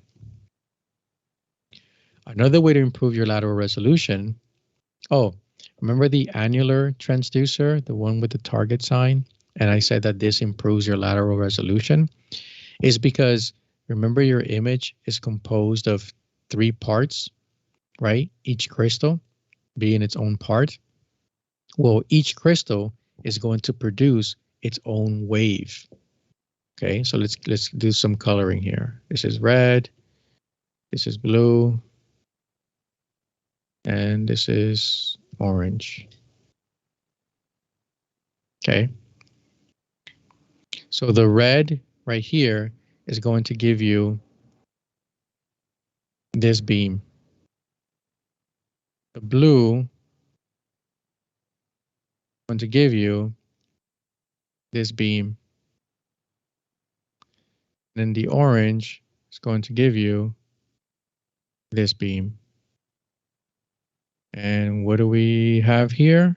We have three beams, and each of them with their own focus.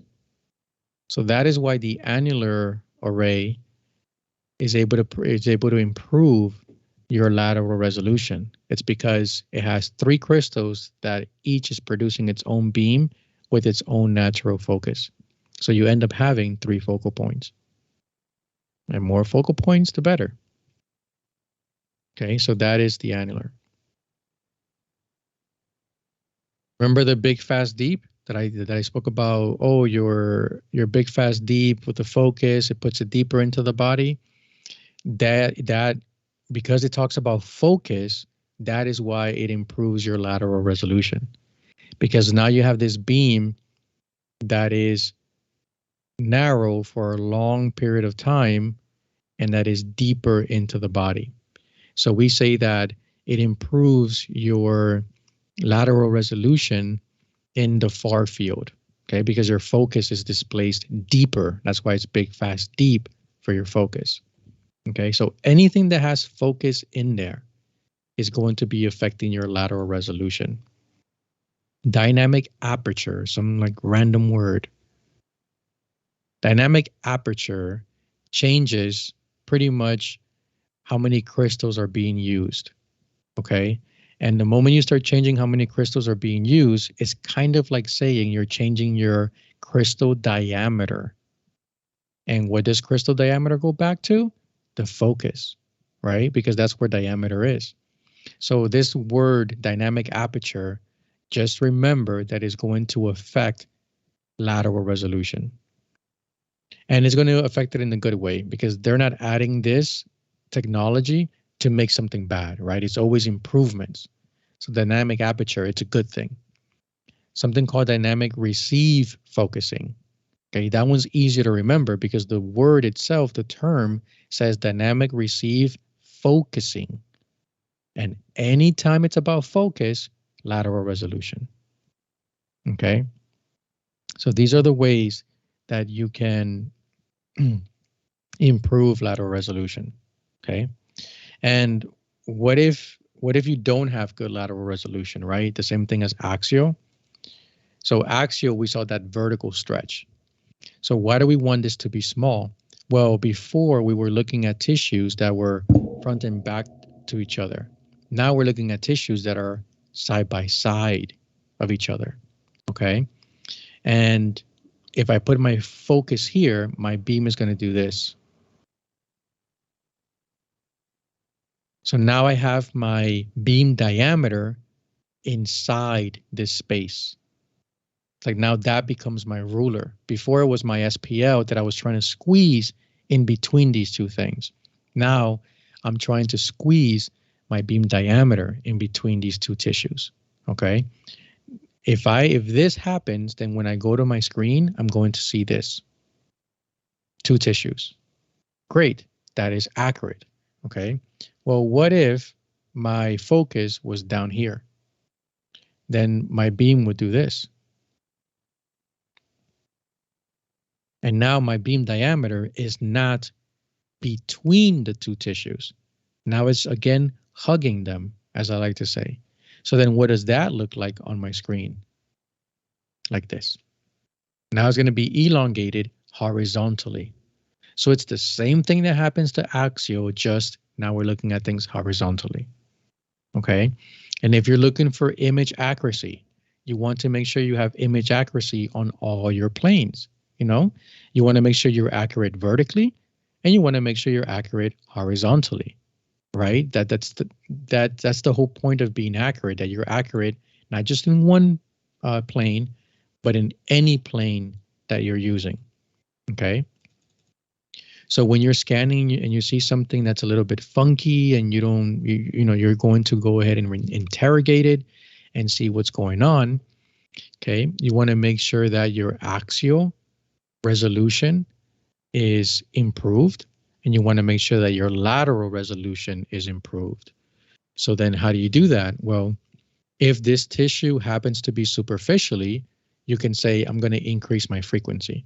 Because if I increase my frequency, that makes my wavelength small, that makes my SPL small, and that improves my axial. So you can do that with increasing the frequency. And laterally, right, you want to make sure that if you're scanning and something is up here and your focus is down here, you're going to say, oh, wait, what is that up there? Let me go ahead and interrogate that. Boop, you move your focus up here. Okay. And that is the way that you start adjusting your resolution so that everything is as accurate as it can be. Because maybe down here, when your focus was down here, this looked like that. But when you put your focus up here, maybe it looks like this. Two different tissues, just very close to each other, right? You never know. You never know until you actually make the change, all right? So the point is, when something just does not look right, you want to make sure that you have your accurate rulers, okay? You want to make sure that your axial is as good as it can be, and you want to make sure that your lateral is as good as it can be, okay? So that is your lateral resolution, just a little bit more simple. Now the acronyms for these guys. Axial has an acronym, okay, of LARD. And lateral has an acronym of LATA. Okay, so I tell students, you don't have to memorize both. It's good to be familiar, but if you had to pick one, pick the lateral acronym, okay? For two reasons. Number one, it's less letters. LATA, 4 letters versus 5. So it's just less work. And number two, if you erase that last A in LATA, it already starts to spell out lateral. So it's easy to remember that it belongs to lateral. Okay. Now, you have to know if you're going to pick one, right? You could pick LARD or you can pick LATA. It doesn't matter. But if you're going to pick one, make sure that you know what that one is, right? Like don't pick LATA and then still not know what LATA means, okay? Like that, you don't want to do that. You want to make sure that if you're going to go down this path, that you know without a doubt everything that is in LATA, okay?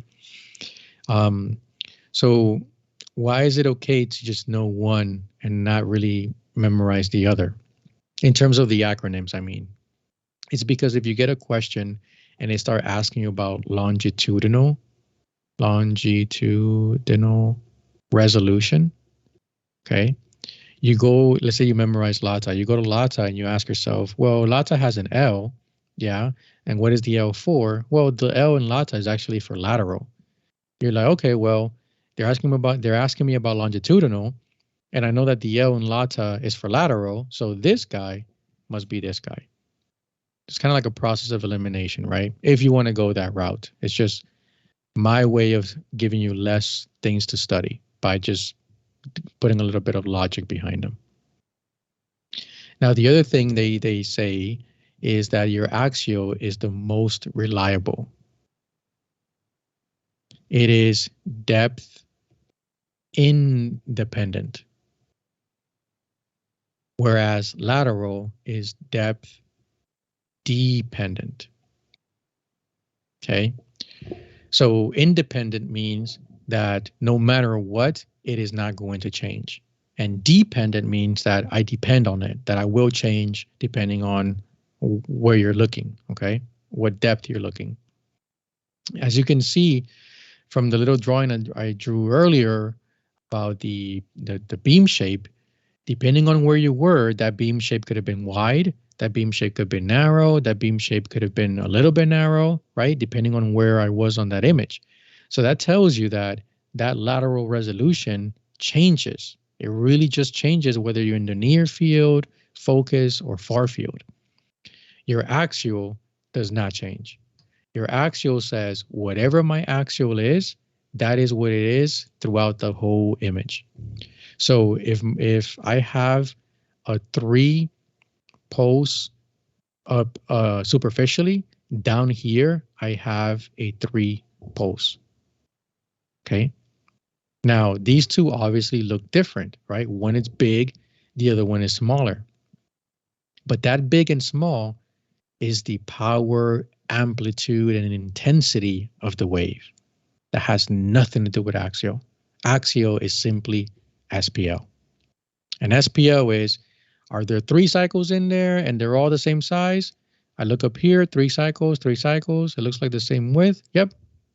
It doesn't change. Okay. It's like you going for a run. If you have, I don't know, brown hair and you go for a run, at the end of the run, guess what? You still have brown hair, right? Now, are you a weaker version of yourself? Absolutely. You just went for a run. So that's the exact same thing that happens here. This wave is a weaker version of this wave, but it's still the same wave. It's still the same 3 cycle wave. Okay. And that is why axial is the most reliable, because no matter what, it stays the same. Okay. So granted, it's a weaker version, but for axial, nowhere in the formula did it say power, intensity, or amplitude. Okay. So those are 2 different concepts. Are there any questions on axial or lateral?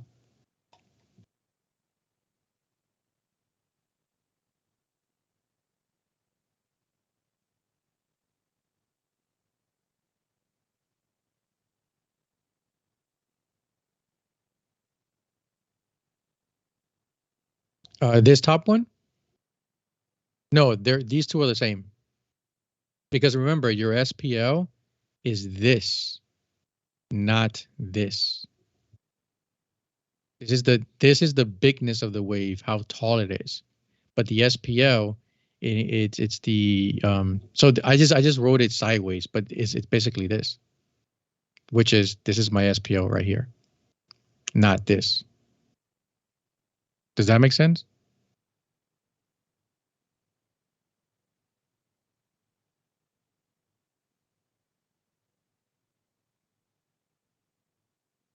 Yes. Yes. Yeah, no, that's true. I what I understood you asking me was if this wave had a shorter SPL than this wave. Is that what you were asking me? Okay. Mm-hmm. Yeah. So it does not, and that is why axial is the most reliable because it is depth independent. So it doesn't matter if it's shallow. or if it's deep, the SPL is still the same. Okay. Now, one is stronger than the other, but strength has nothing to do with SPL. That's the only thing. One is obviously stronger. This one is stronger than this one, but strength has nothing to do with SPL. SPL is more of like the physical characteristic of it. If it's 3 cycles, okay, that's it. It's 3 cycles all throughout.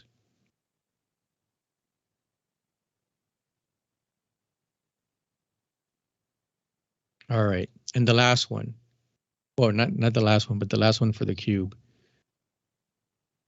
It is elevational resolution. Okay. So elevational resolution, you can only notice it. This is called your slice thickness.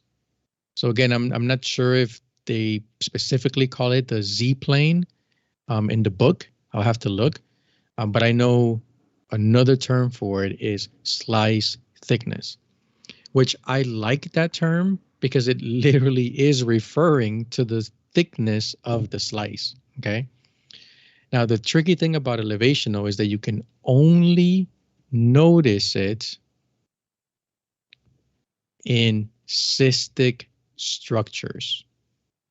That's the only place you can notice it. Okay, only place you can notice it is in cystic structures.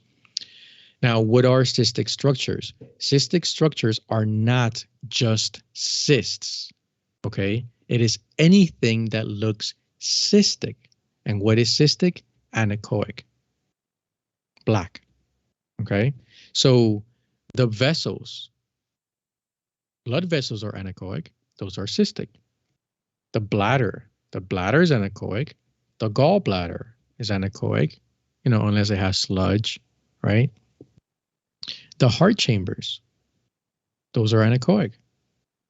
And then, of course, cysts, right? The simple cysts, those are anechoic. So these are all cystic structures. So it can be any of these, not just cysts, all right? So that is the only place where you can notice elevational resolution. Now, elevational resolution, again, it wants to be small. Now, this one is a little bit harder to draw, okay, because it's more of a 3D concept. But imagine that you have your wave. Imagine that this is your axial, this is your lateral, and now I'm going to give this a little bit of thickness, right? This right here, right, will be your elevational resolution, okay? The thickness, right, behind it, like you cannot see it.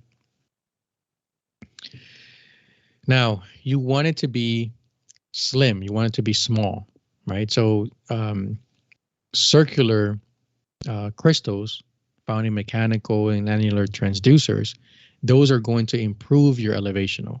And also something called a 1.5D array transducer. It's going to be in the notes, okay? So don't worry about it. Otherwise, nothing you can do about elevational resolution, right? It's not like you can adjust your focus like you did with the other guys or adjust your frequency for the axial. This is whatever it is, okay? Nothing you can do about it. Now, what is it going to look like? So imagine that this is the thickness of the wave right here, right? This is the thickness of it. And you have a cyst right here.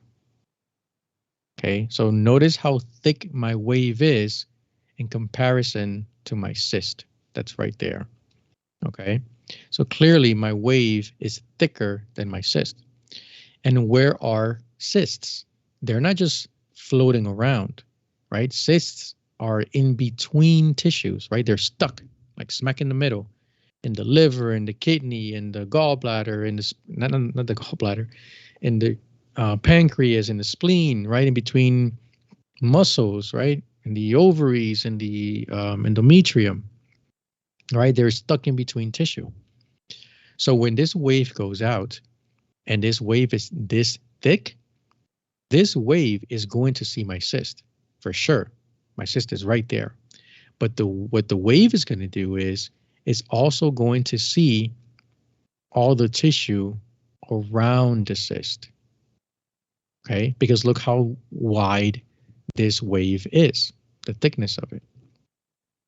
And that's where the problem comes, because now when I go to my image, I'm going to see a cyst in my image. But I am also going to see, because now where do I put all this tissue? All this tissue that I saw around my cyst, where do I put it? Well, the machine says, I don't know where else to put it besides here.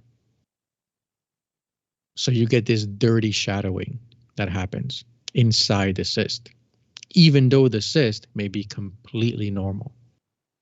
Okay, it's just that the machine says, where do I put it?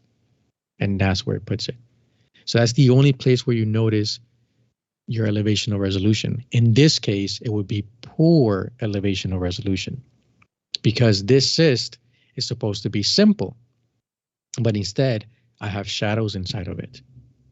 Okay, so now your job as a sonographer is to figure out, are these shadows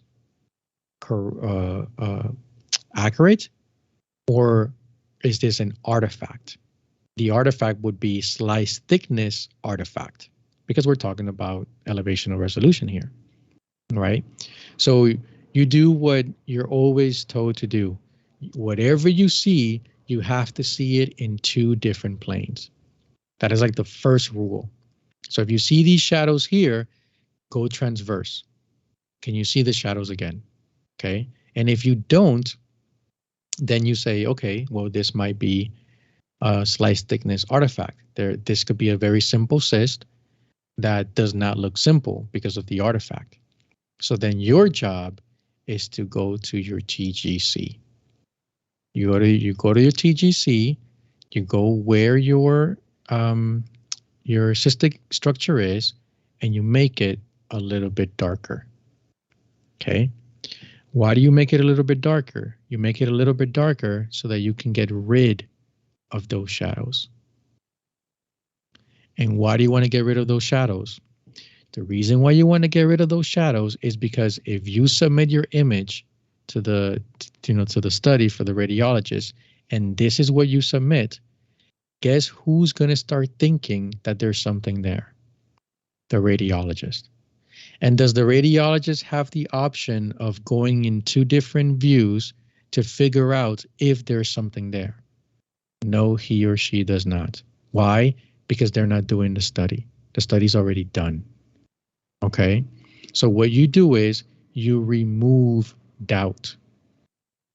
You do your due diligence to say, I investigated this, I saw nothing in it, so let me make it like there's nothing in it. And now when the radiologist sees this, oh, a simple cyst, okay, cool, no problem. But that's because you did the work already, okay? So our jobs as sonographers are to remove doubt.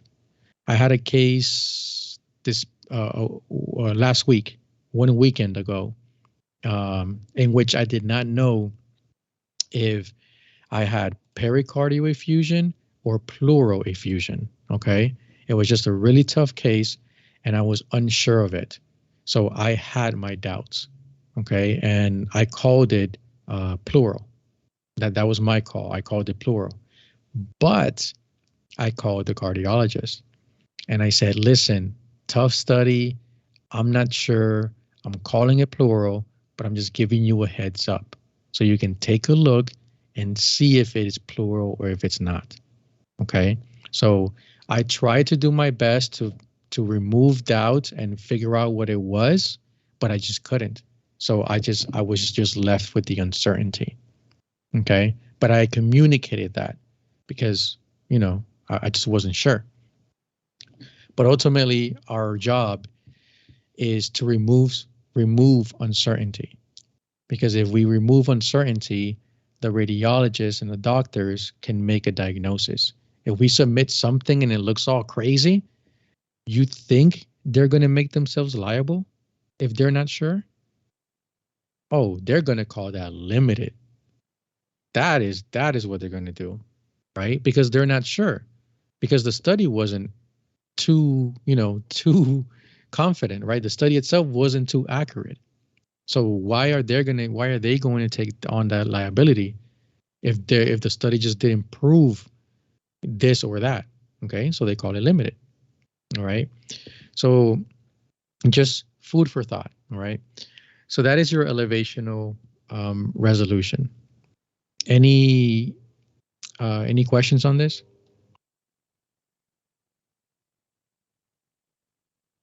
No. Okay. Now we're getting to the end. Okay. I think we're going to go over a bit. Was it? We came back at 140, 240, 340. Oh yeah, no, we have time. We have like 50 minutes left, I think. No, 40 minutes left. Yeah, yeah. Okay, cool. I'm on time. Now the next one is temporal resolution.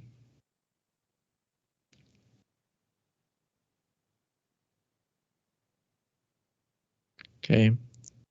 And I tell students to think of these two as being the same.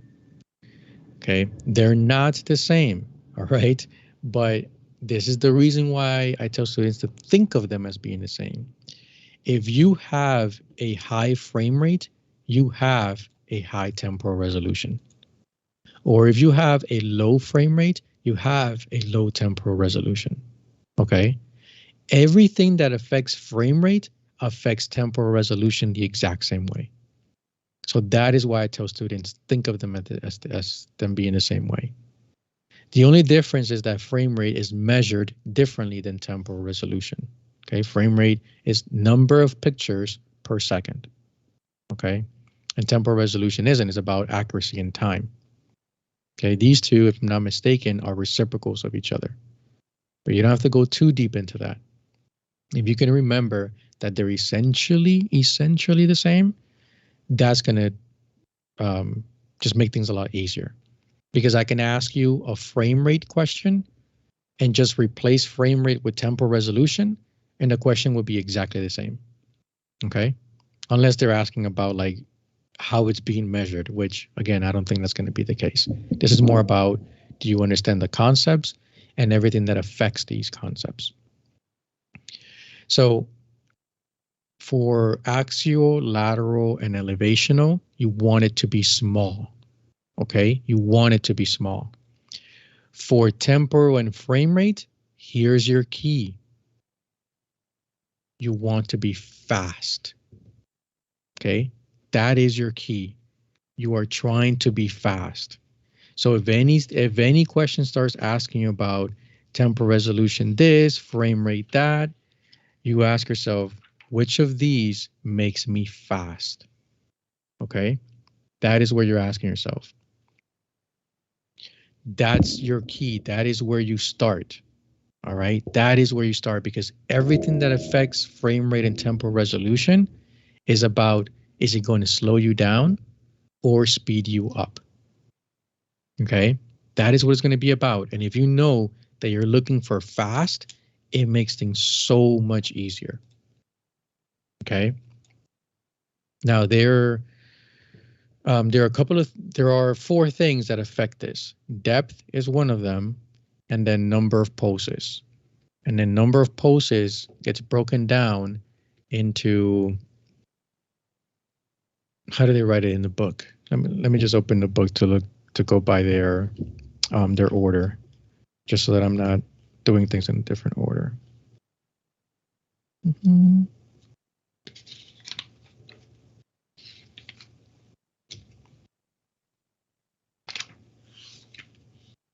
Oh, here it is. Okay. They are referring to number of focus. Okay. Then sector size. And finally, line density. In my personal opinion, this resolution is the easiest. Okay. In my personal opinion. And they tend to ask, from what I hear, they tend to ask a lot about this resolution. Okay. For my exam, it was basically this. My exam was Doppler and frame rate, basically. Okay. It doesn't mean that you're going to get the same. All right. But this is a simple resolution that if you get asked a lot of questions, you should be knocking those out, after you study and, and of course, understand it. So for depth, for depth, they are going to ask you about shallow, okay, versus deep. If you are shallow, and I spoke about this earlier, you're going to have a high frame rate. If you are deep, you're going to have a low frame rate. And in turn, those things affect your temporal resolution, okay? So why is it high and low frame rate? Well, remember that if you are shallow, let's just say you are 2 centimeters away versus 10 centimeters away, okay? The 13 microsecond rule. If you are 2 centimeters away, you're supposed to be 26 microseconds away. It means that a wave can go there and come back in 26 microseconds. Okay? That's how long it would take for you to make one image, which is called your time of frame. You have your frame rate and you have your time of frame. And those are the ones that are reciprocals, okay? But you don't really have to, again, know that. But it just means that in 26 microseconds, I'm going to get one image. Okay, in 26 microseconds. One image in 26 microseconds. So that's how quickly I'm going to get an image. If I go 10 centimeters deep, well, 10 centimeters is 130 microseconds. Again, you don't really have to know this. This is just to kind of like prove the point. It's the 13 microsecond rule. So for the wave to go down there and come back, I'm going to get one image in 130 microseconds. Okay, so on the shallow one, I get one image in 26 microseconds. On the deeper one, I get one image in 130 microseconds. Okay, now with a little bit of simple math, okay, I can tell you that I can get 5 images in 130 microseconds for this guy. Because if I take one image in 26 microseconds, I can take another one, another one, another one, another one, and have 5 images in this amount of time. Versus the deep one only gives me one in the same amount of time. If I want to compare apples to apples, right? 130 to 130 microseconds. So look how many more images I get in the same amount of time. The other guy gives me one image. Okay. So frame rate is how many images can you make per second? Well, if you make more images, you have a higher temporal resolution. That is why shallow gives you a higher frame rate and a higher temporal resolution. Temporal resolution, remember that resolution means accuracy. Temporal just means time. This is essentially, this is for movement. So if you're scanning OB, right, this is not Doppler. Doppler is movement, but is movement of something very specific, okay? At least we use it specifically for blood. This is movement for your 2D image. So if you're scanning a baby and you're looking at the baby's heart, okay, those things beat fast, right? When it's a baby in utero, those things are 130, 140 beats per minute. Very, very fast. If you had that heart rate as an adult, as a teenager, that would be tachycardia. You would have to go to the doctor for that, okay, to figure out what's going on, because you can go into heart failure for your heart just wearing out. So when these baby hearts are beating so fast, which is a normal thing, when they're beating so fast, you have to keep up with that movement if you want to be able to look at the walls, look to make sure the heart is contracting, relaxing, contracting, relaxing. Look at the heart valves opening, closing, right? You have to keep up with that. And so you want to be able to take a lot of pictures, okay? So that you can pretty much record it as if it were a movie, okay? Imagine that blinking were you taking a picture. If we're playing a game of catch with a raw egg and I toss an egg to you, okay, I toss this egg and I tell you, blink really, really fast, right? Really, really, really fast.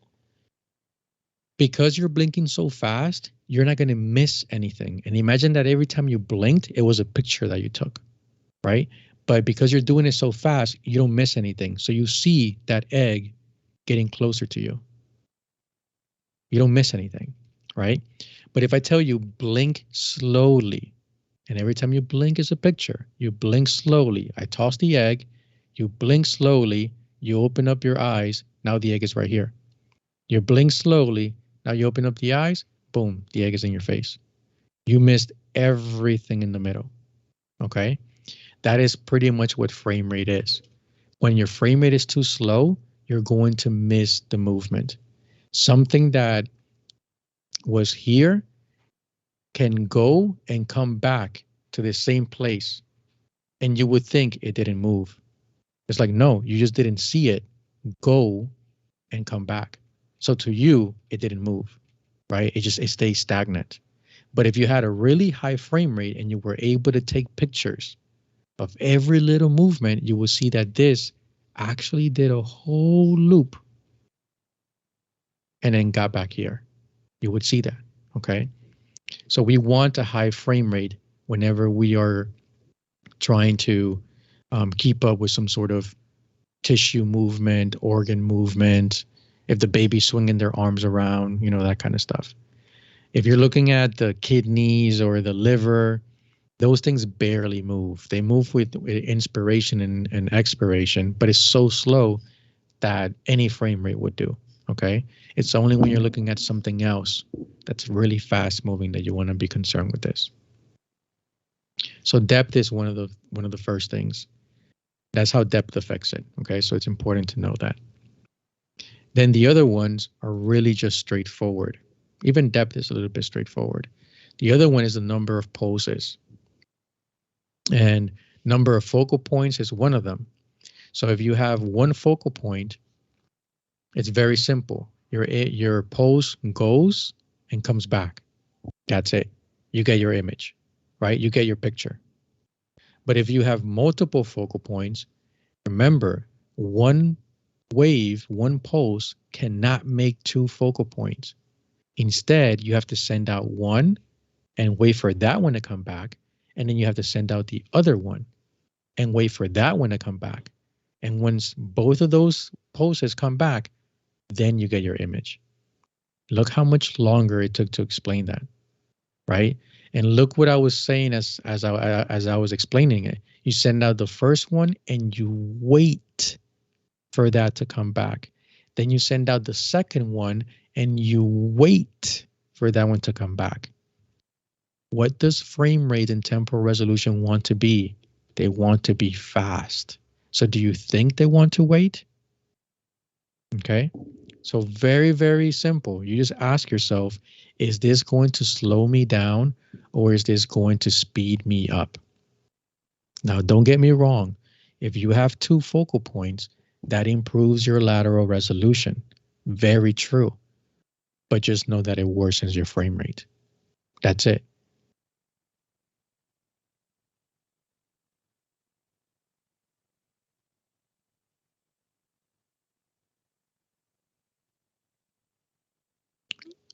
The depth of the imaging affects the frame rate directly. No, I wouldn't say directly because if you have a higher, so this is how I draw my arrows. And maybe you draw them differently. But if I say that you go deep, I draw my arrow high because my number gets bigger. Right? So if you go deeper, your frame rate actually drops. So this is an inverse relationship, but it just depends on how you draw your arrows, because I think I've seen one student tell me that to them, this right here is to go deeper. And I'm like, well, sure, you know, if that's what works for you, sure. But for me, when I think about deeper, I think about the number, like 2 centimeters versus 10 centimeters. 10 centimeters is a bigger number. So it wouldn't be directly related. It would actually be indirectly or inversely related. The deeper I go, the slower my frame rate. Does that make sense?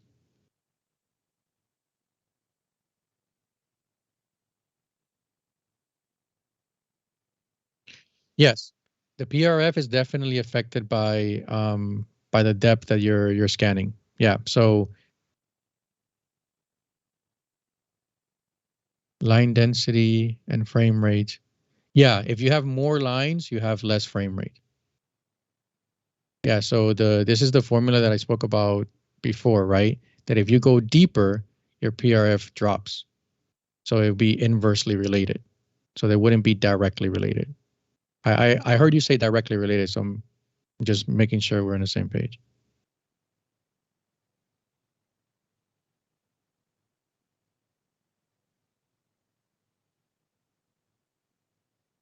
What is it? PRF equals LD? Oh, okay. Times what? Frame rate? Okay. So in this case, if your frame rate goes up, your PRF goes up. And that's true because your PRF is how many poses you're making per second. So the more poses you make per second, the more images you're going to get out of it. So I can see um, how what you mean by this, but depth would be inversely related to both of these because the deeper you go, the less the frame rate, and the deeper you go, the less the PRF. So it would make sense to say that depth would be inversely related to both because it actually is. I guess it just depends where you put your arrow. For me, depth is a bigger arrow. That means deeper. And then that would make my frame rate go down, which would also make my PRF go down. And because you could look at here.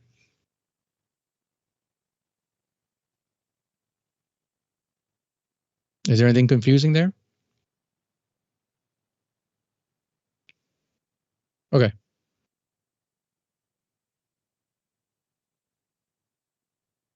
So that's number of focus. Okay. So just keep in mind if it's more work, it's going to slow you down. Right? More work requires more time. Okay. And you want to be fast. So that's not going to really work for you. All right. It has other advantages, but if we're talking about just frame rate, just know that you're trying to be fast for this frame rate. So if there's anything that slows you down by giving you more work, it will worsen your frame rate, it will worsen your temporal resolution. Okay. The sector size is another one. The sector size, you could either be narrow, okay, or you can be wide. If you're narrow, this is going to affect how many acoustic lines you have. And if you're wide, it also affects how many acoustic lines you have. Okay. Acoustic lines are simply the roads that your pulse is going to travel. And a pulse has to travel through every acoustic line that you have. So if you have two acoustic lines, then you're going to have a pulse that will travel through each of them. And if you have three acoustic lines, then that pulse now has to travel through all four. Excuse me, if you have four acoustic lines, now a pulse has to travel through all four of them. Okay. And this is, if you just look at it from a logical perspective, okay, forget that it's ultrasound and physics, and just ask yourself, which of these will be done faster? The one that has to go through two different roads or the one that has to go through four different roads? Okay. This one, hopefully you thought would be faster. Okay, because that would be true. And this one would take longer. And again, pros and cons. Yes, that the narrow sector will be faster. Okay, but you're only looking at a little bit. Now the wide sector would be longer, but now you're looking at a lot more stuff. Okay, and again, logically, it makes sense. If you want a bigger field of view, you want to look at more stuff.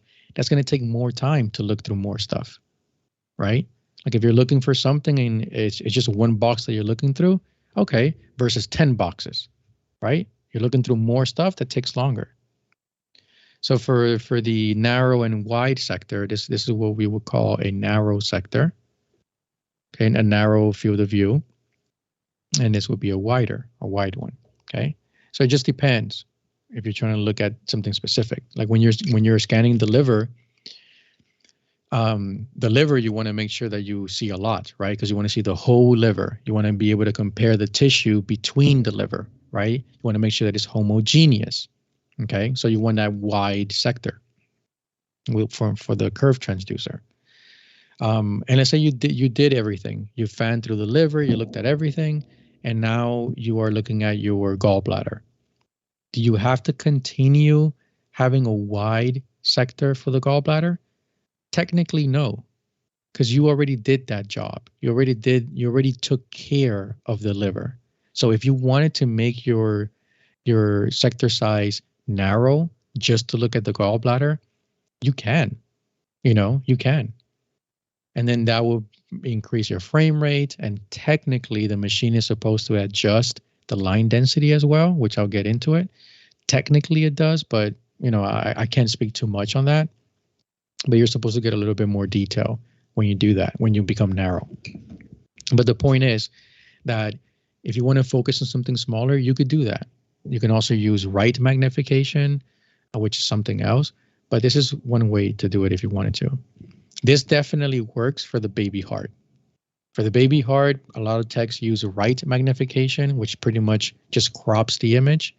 But if you wanted to, you can just make your sector narrow. And because you're trying to watch this fast beating heart, this is going to really help you. Okay. But only do that after you scanned everything else around the baby, right? Don't just make the entire study of the chest a narrow sector, because now people are going to be wondering, wait, what about the things around the heart? Did you take a look at them to make sure that they're okay? The lungs, So you do that afterwards. All right. So this is going to improve your frame rate.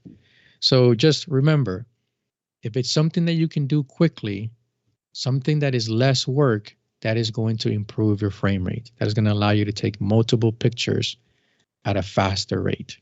So that is the key. Fast, fast, fast. And line density is the last one. Okay. Line density is when you do not change your sector size. Okay. You do not change your sector size, but instead you change the lines within that sector size. So let's say that for the first part, I have 3 lines. Okay, I have 3 lines. That's it. So my line density in this case, let's just call it 3. Okay, 3 acoustic lines. Now here's the thing. A pulse only travels through an acoustic line. Only through an acoustic line. So notice that there are gaps here. So if I were to have a kidney here, technically, I can only see where a line intersects my kidney, because everywhere else there shouldn't be a pulse because there isn't a line there. So technically, this is what my image would look like, which is pretty much a lot of missing stuff, right? Now, in our images, when we scan, we obviously don't see this, but this is what really is happening, okay? So the solution to this is to add more lines. And that's when you increase the line density. So if you were to have only 3 acoustic lines, you can get this job done very quickly. It's just 3 little roads, your image is done. If you were to add more acoustic lines to then increase the line density, now you would have this. Okay, so now technically this starts to fill in, right? Because now you have acoustic lines that now have pulses giving you information about what's there. Okay, so with all these lines, now you have to wait for all of those pulses to travel through each one of those single lines and then come back to you. So a pulse has to travel through the first line, then the second line, then the third, fourth, fifth, sixth, and the 7th line. And only once it does that, do you get your image. So it takes much longer. Now, don't get me wrong, you are getting more information, you are getting more detail, okay?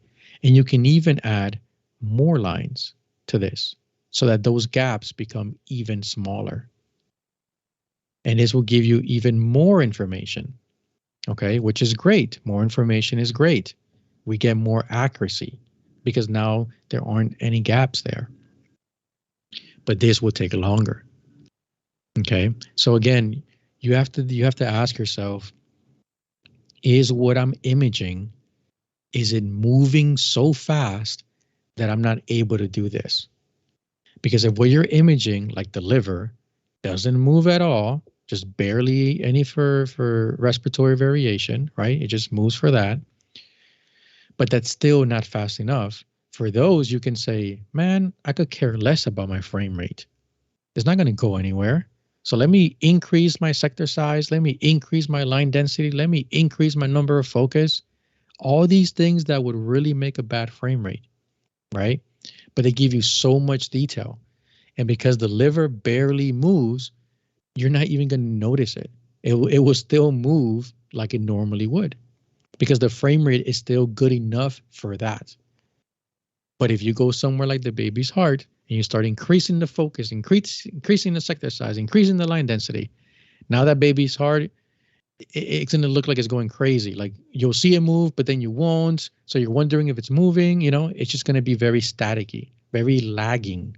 Okay, it's going to look like it's lagging, like it's not a smooth movie, right? Like it's just messing up. Like when we used to have dial-up internet back in the day, right? Somebody's calling your landline out of nowhere. Your internet connection starts to freeze, and then out of nowhere, where you're watching skips 5 seconds ahead, and you're like, wait, what just happened? That's pretty much what's happening to your image if you're not able to keep up with it. So for line density, if you increase it, that's going to be more work. Okay, that's going to slow you down. More work requires more time. Okay. Now, we have these other two compoundings. It's called your spatial compounding and your temporal compounding.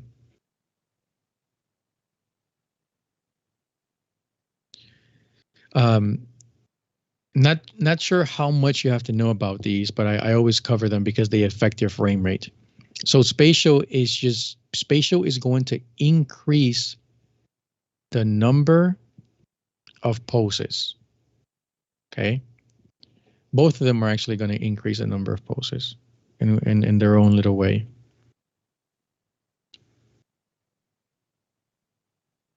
In their own little way.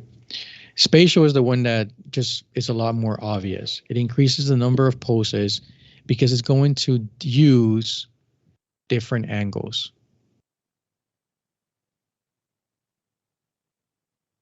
So it is going to, if you have bone and you need to see around this bone, okay, let's say that your poses were normally going straight down. That's how your poses were going, normally straight down. You activate this spatial compounding, and out of nowhere, you start getting this.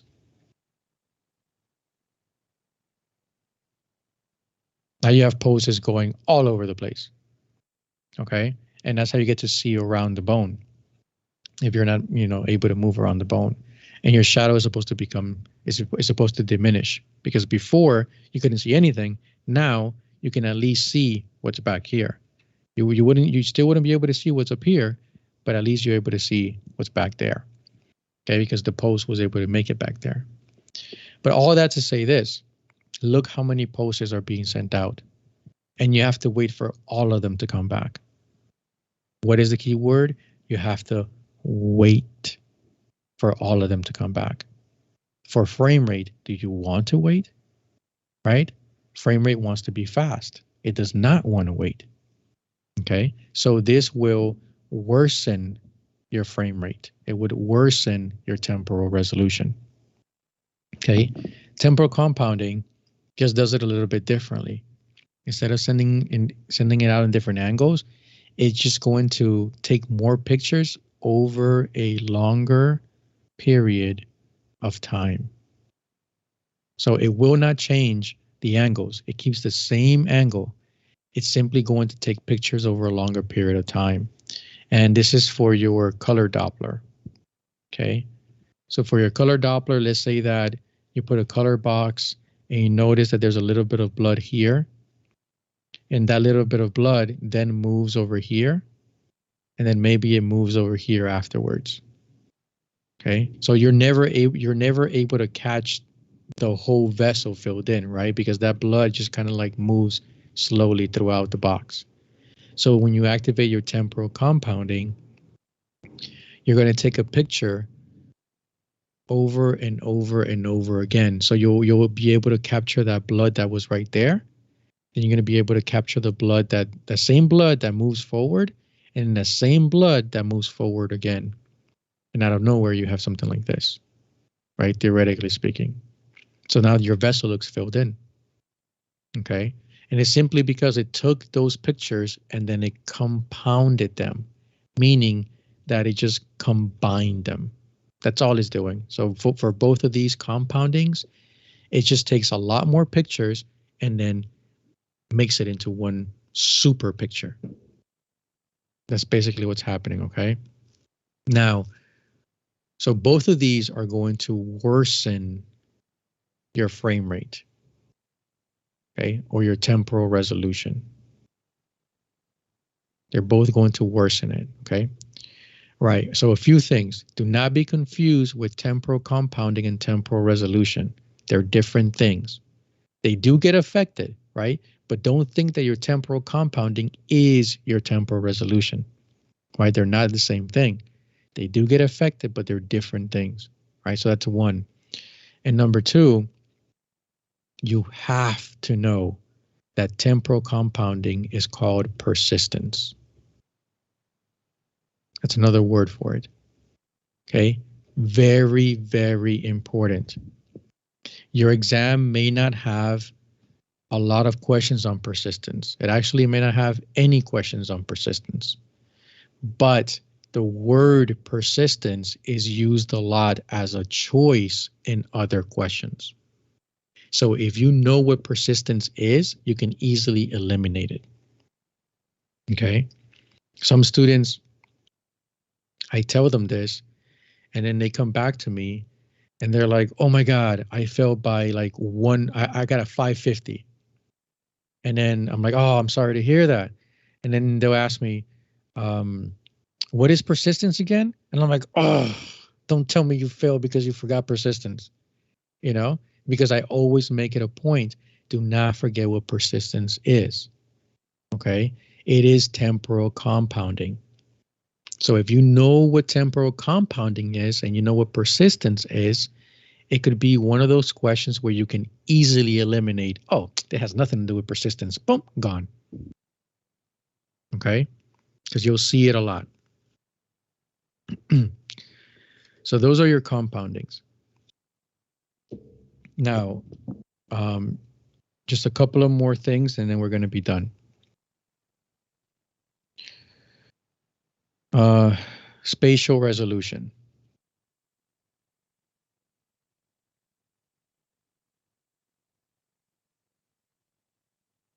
So spatial resolution is your overall image detail, okay, or image accuracy, your overall. Now, the book specifically points to pixel density,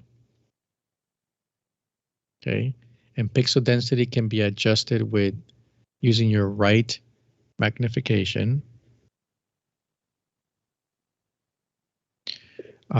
Your fill-in, your fill-in, interpolation, and your line density. Now, the book specifically points these out. They basically they're saying these are the things that affect your spatial resolution. Your pixel density, which by the way, you want to have a high pixel density.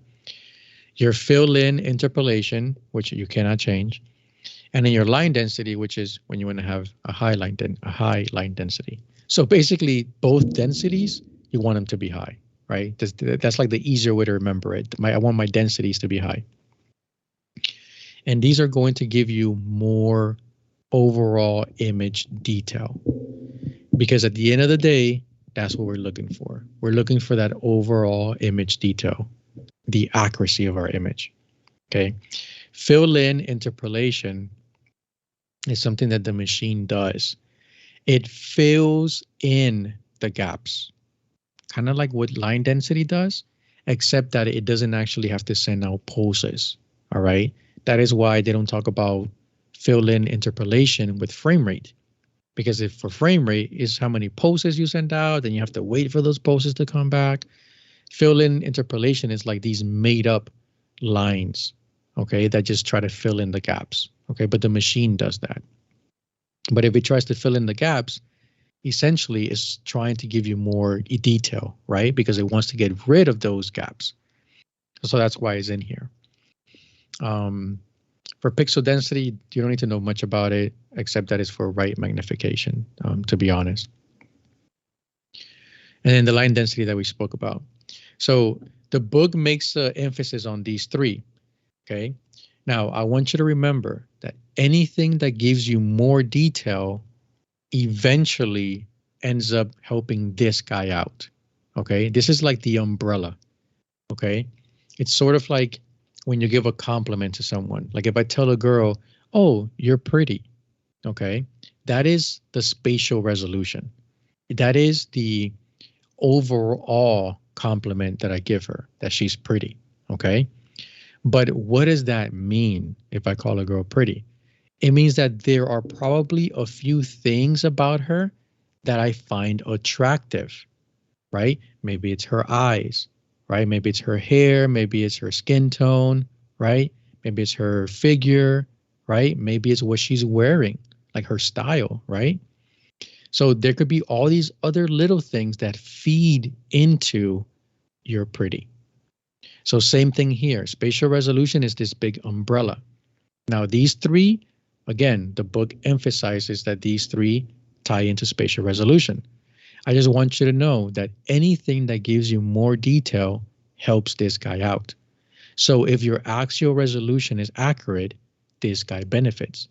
If your lateral resolution is accurate, this guy benefits, because it benefits that your overall image is becoming more accurate. Okay. If your spatial resolution, if your elevational resolution is accurate, this guy benefits. All right. So just keep that in mind, but know that these three, the book, wants you to make sure that these three are for spatial resolution. Now, here's the magic behind spatial resolution and frame rate. These two cannot go hand in hand, okay? And what do I mean by that? One wants to be fast. The other one wants to be, I don't want to say very pretty, very detailed, I guess. Very detailed. Okay? You cannot have this in the real world. Okay? You cannot be very fast and very detailed, right? Try writing a term paper the night before. You can get an A, no worries. But would that term paper be as thorough and as detailed as if you wrote it for a whole week, right? Or the example that I always bring up is when you go out on a date, right? Somebody says, "Hey, I'm taking you out on a date. You have 5 minutes to get ready," right? Not happening. 5 minutes to get ready?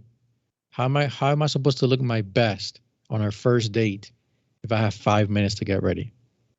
Right? It's not going to happen. So Usually, if you want things to be prettier, more detailed, that takes longer.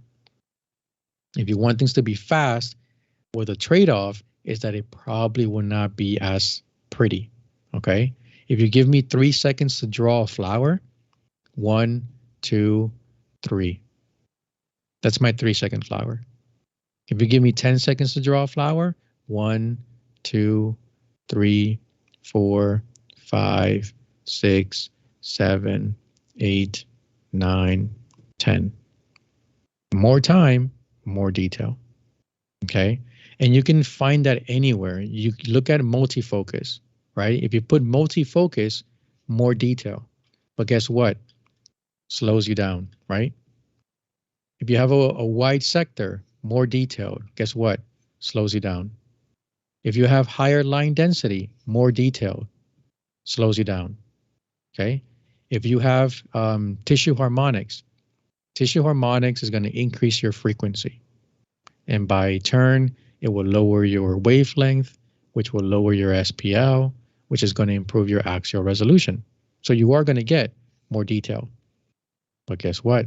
Tissue harmonics, the same way that it doubled your frequency, it doubles the amount of pulses. And as you know, more pulses take more time, slows you down. Okay? So the rule of thumb is if it's doing more work to give you more detail, chances are it is going to slow you down. That is the usual culprit there between them. You know, like 95% of the time, let's say, that is what's going to happen. Does anyone have any questions before I finalize into contrast resolution?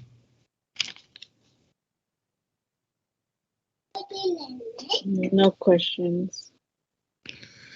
All righty. So let's finish this off. So contrast resolution.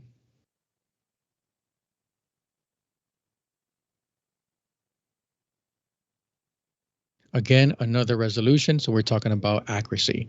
Now, this is a little bit of a long, like a relationship. I'm not sure how to say it at this point, but it's kind of like a sequence of things for you to remember. And if you can remember that and understand it, that pretty much gets you through contrast resolution. Okay. So here it is. So you have dynamic range. Okay. Dynamic range has shades of gray. Shades of gray has bits.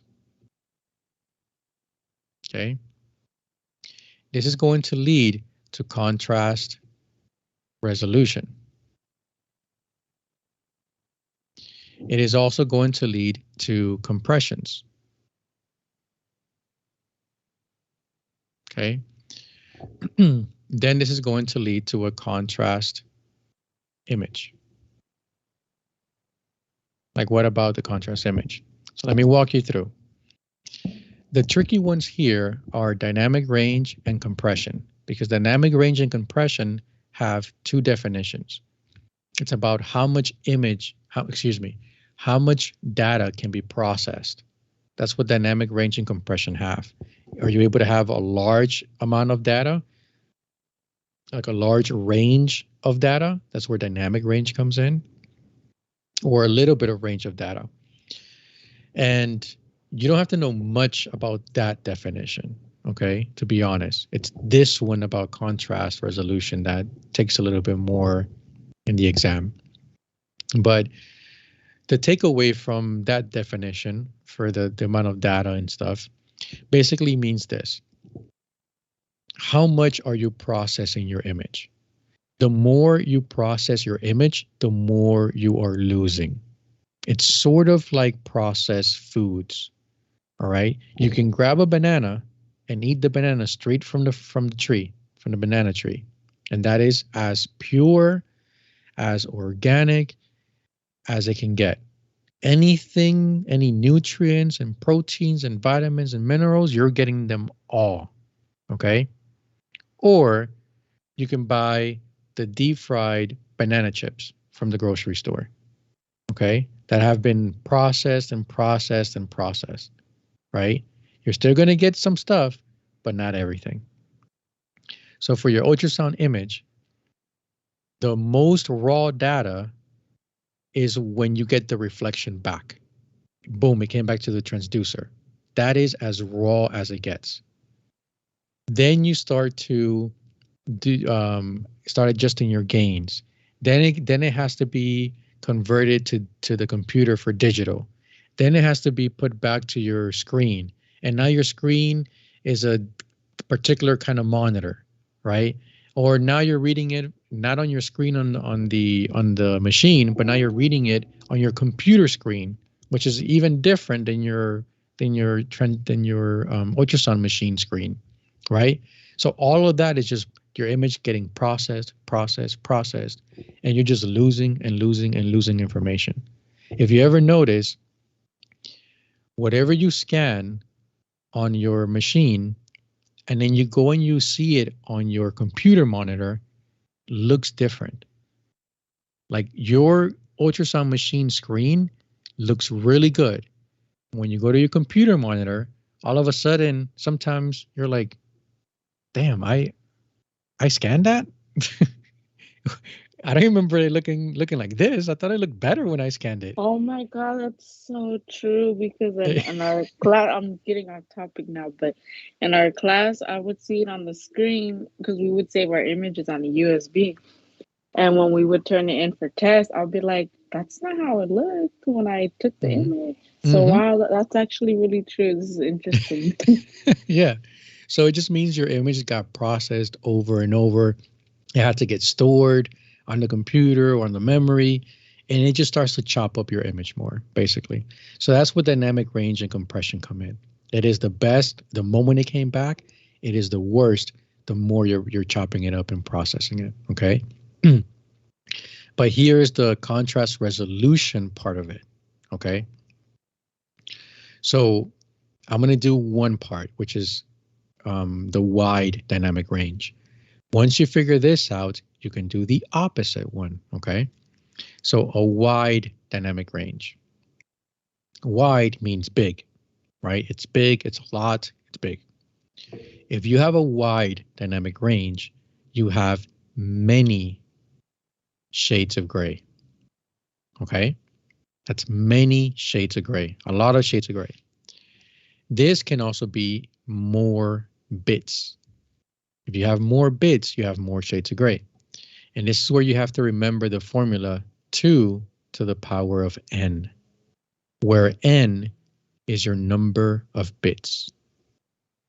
Okay, because you could get a question about this where they can ask, they'll tell you, you have 3 bits. How many shades of gray do you have? So what you do is you take that 3 and you put it right here. And you just do the math. 2 times 2 times 2. You're multiplying that number by itself 3 times. 2 times 2 is 4. And then 4 times 2 is 8. You have 8 shades of gray. Okay? So remember that formula, 2n. It's not like they're going to go crazy asking you about that, but it could be one of those very simple, easy questions. Okay? So a wide dynamic range implies many shades of gray. Many shades of gray can also be achieved by having more bits. Okay? All of these mean the same thing, it's just in different ways. If you have a lot of shades of gray, you have a wide dynamic range, you have more bits, you have a high contrast resolution. Okay? That means that your image is accurate in the plane of contrast. Okay, and I'll get to that. If you have a high contrast resolution, it's the same thing as having a low. Let me write it up here. It's the same thing as having a low compression. Okay, it is a low compression, and you also have a low contrast image. Okay, now let me explain that, because you see high contrast resolution up here and then low contrast image down here. Okay, So let me just explain it in my terms. High contrast resolution is the concept. Remember that resolution is a concept of accuracy. So this means that you have a good accuracy when it comes to contrast. What is contrast? Your shades of gray, your black and white and your shades of gray. Okay.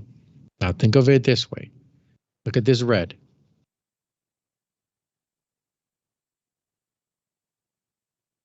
Now look at this red. Okay. They are different shades of reds. Okay.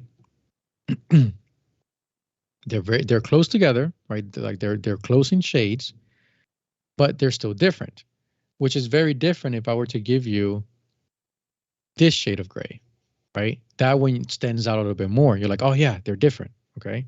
These are a little bit closer in their shade. Okay. Now here's the thing.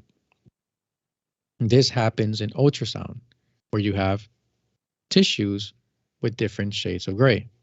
Like these two are different. They're very close, but they're different. All right. So I'm telling you that they're different. I'm telling you that they're not identical. They're very close, but they're not identical. If you have a lot of shades of gray, which would be a wide dynamic range, right? If you have a lot of shades of gray, you can afford to make them look different. You would say, all right, tissue number 1, you're going to be a shade of 1.3. And tissue number 2, you're going to be a shade of 1.5. Okay. So they're similar, right? But they're not identical. The only reason why you can do this is because you have, at least this is how I process it, right? The only reason why you can do this is because you have enough shades to go around. You have enough to make everybody be whatever they want to be. And because you're making them look different, that is accurate. Why? Because they are different. Are they very different? No. But are they still different? Yes, they're still different. So the fact that you made them look different means that you are being true to the fact that they are different. Okay? And that is a resolution. That is accuracy.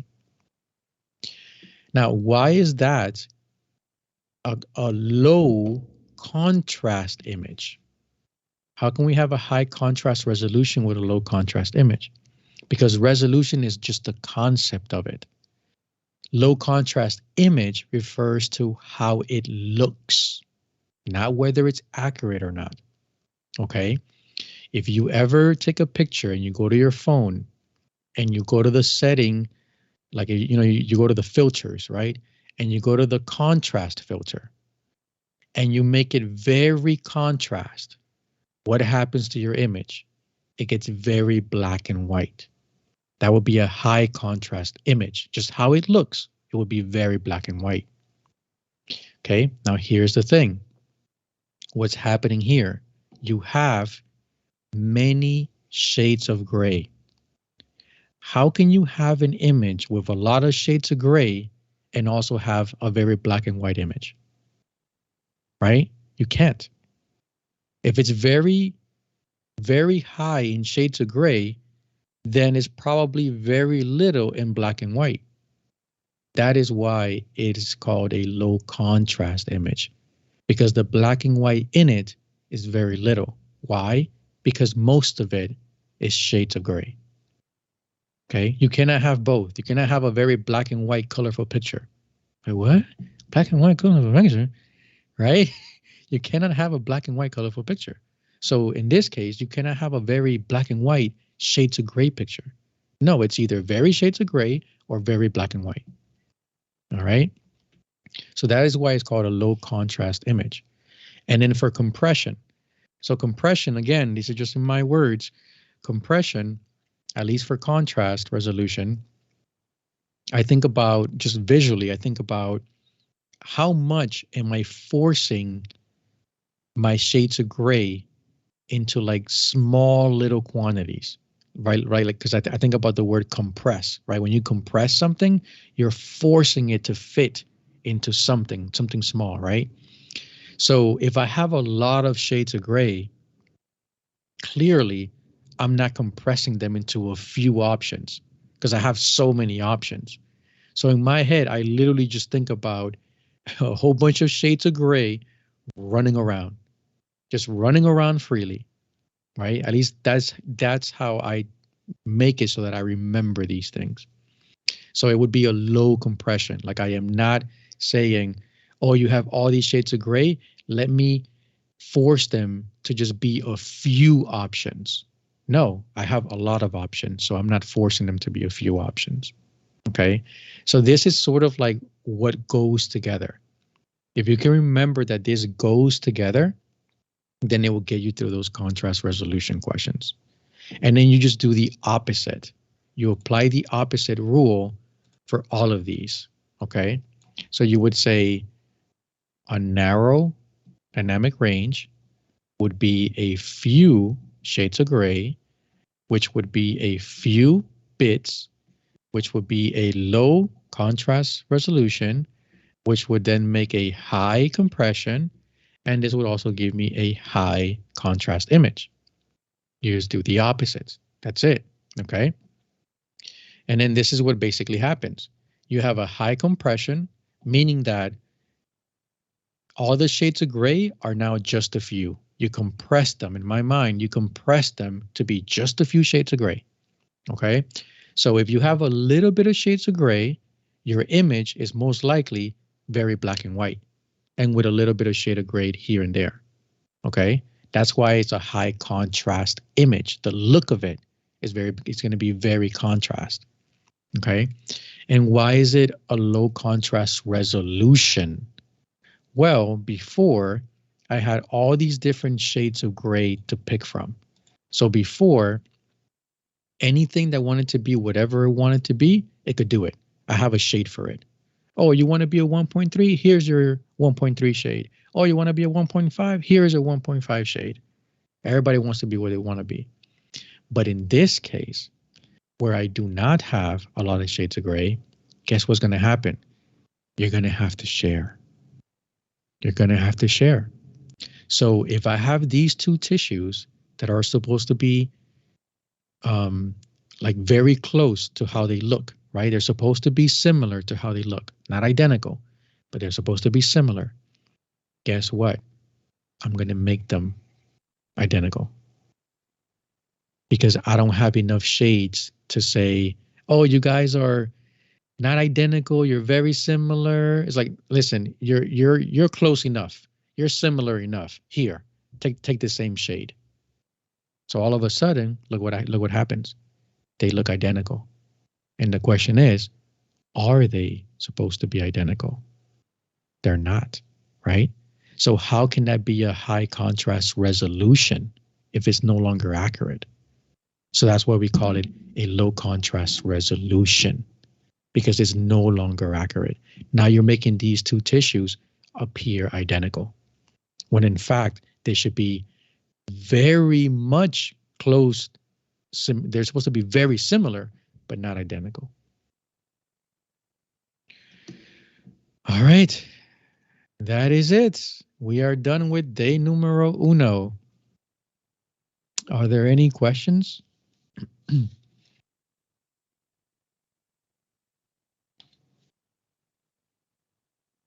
No? Alrighty. I have a question. It kind of sounds dumb, but No, what's up? since we shouldn't really keep it at a narrow dynamic range because it could we're not supposed to have the tissues to look the same, kind of like how you just mentioned right now. So then we have it wide, or how can we have it like in between? Yeah, so when you do your presets, it automatically sort of adjusts that, but you can actually change your dynamic range or your compression. The machine actually still allows you to do that. So you can do it if you wanted to. And the most common place to do it is when you're doing vascular, because in vascular, essentially you're imaging these vessels that are completely anechoic. So sometimes you may have a little bit of speckle artifact, which is basically when your whole image just looks a little blurry. And it's usually because of like maybe the patient that you're scanning is just a heavy patient, or there might be some interference from some electrical stuff. It's something along those lines can make your image look with a speckled artifact. It just makes it very shady all around. So if you're doing you're doing these vascular studies, you want your vessels to pop, right? You want them to stand out. So in that case, you're more than welcome to make it a high compression or narrow dynamic range so that your vessels can really become anechoic and can really pop and they can really stand out. And somebody can say, oh, yeah, yeah, I see the vessel. You know, before I didn't see it because it was just all like a big smudge, but now I see the vessel. So that's usually a case where, okay, Darnell, I'll see you tomorrow. Don't forget tomorrow, 10 a.m. So that's usually a case where you'll change your dynamic range. The machine automatically changes it because the machine automatically knows that we cannot see every shade that's out there, right? But that's usually the perfect example of when you say, I want my image to be more black and white. It's because you're already imaging something that's a little bit more black and white.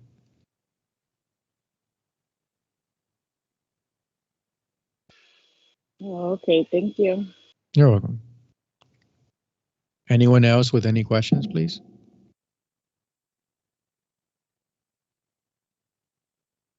No? Okay. All right, ladies and gents. So tomorrow, okay, tomorrow I will see you at the same time, okay, 10 a.m. Eastern time, okay, just like today. So make sure that you log in at the right time for your time zone. And tomorrow it is all Doppler, like all Doppler. It takes me 2 hours just to get through chapter 19. I kid you not. Okay. So I covered chapters 19 and chapter 20. And as I said, I should have about 20 minutes left over where we can talk about either those chapters or something else. And then I'll give you instructions tomorrow on what you should be doing after, like afterwards, right? Like how you should be studying or practicing and that kind of stuff. And just a few more instructions. So I will see you all tomorrow, same time, same as today, and we're going to go over all of Doppler tomorrow. Okay. All right, ladies and gents. Okay, sounds good. Looking forward to tomorrow. Thank you. Thank you. All right. Thank you. Thank you. All right, everyone. Well, thank you for joining me. I'll see you all tomorrow. Enjoy the rest of your Saturday.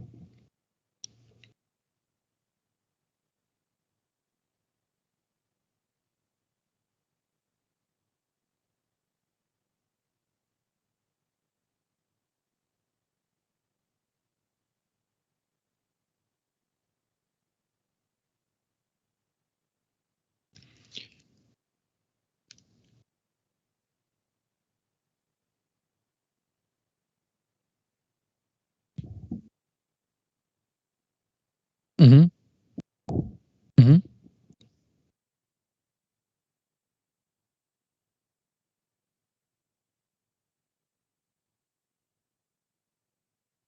Mm-hmm. Mm-hmm. Yes. Yes. Yes. Well, whatever is in chapter 19, which is that's in chapter 19 about ghosting artifacts, when it kind of bleeds out a little bit, or when the gain is a little bit too high, the color gain, and it sort of starts getting the confetti. Yeah, those things are all things that I'll cover. And then aliasing, of course, which is a really big one. How to fix aliasing? What does aliasing look like? That's where PRF comes in, Nyquist limit. So yeah, and then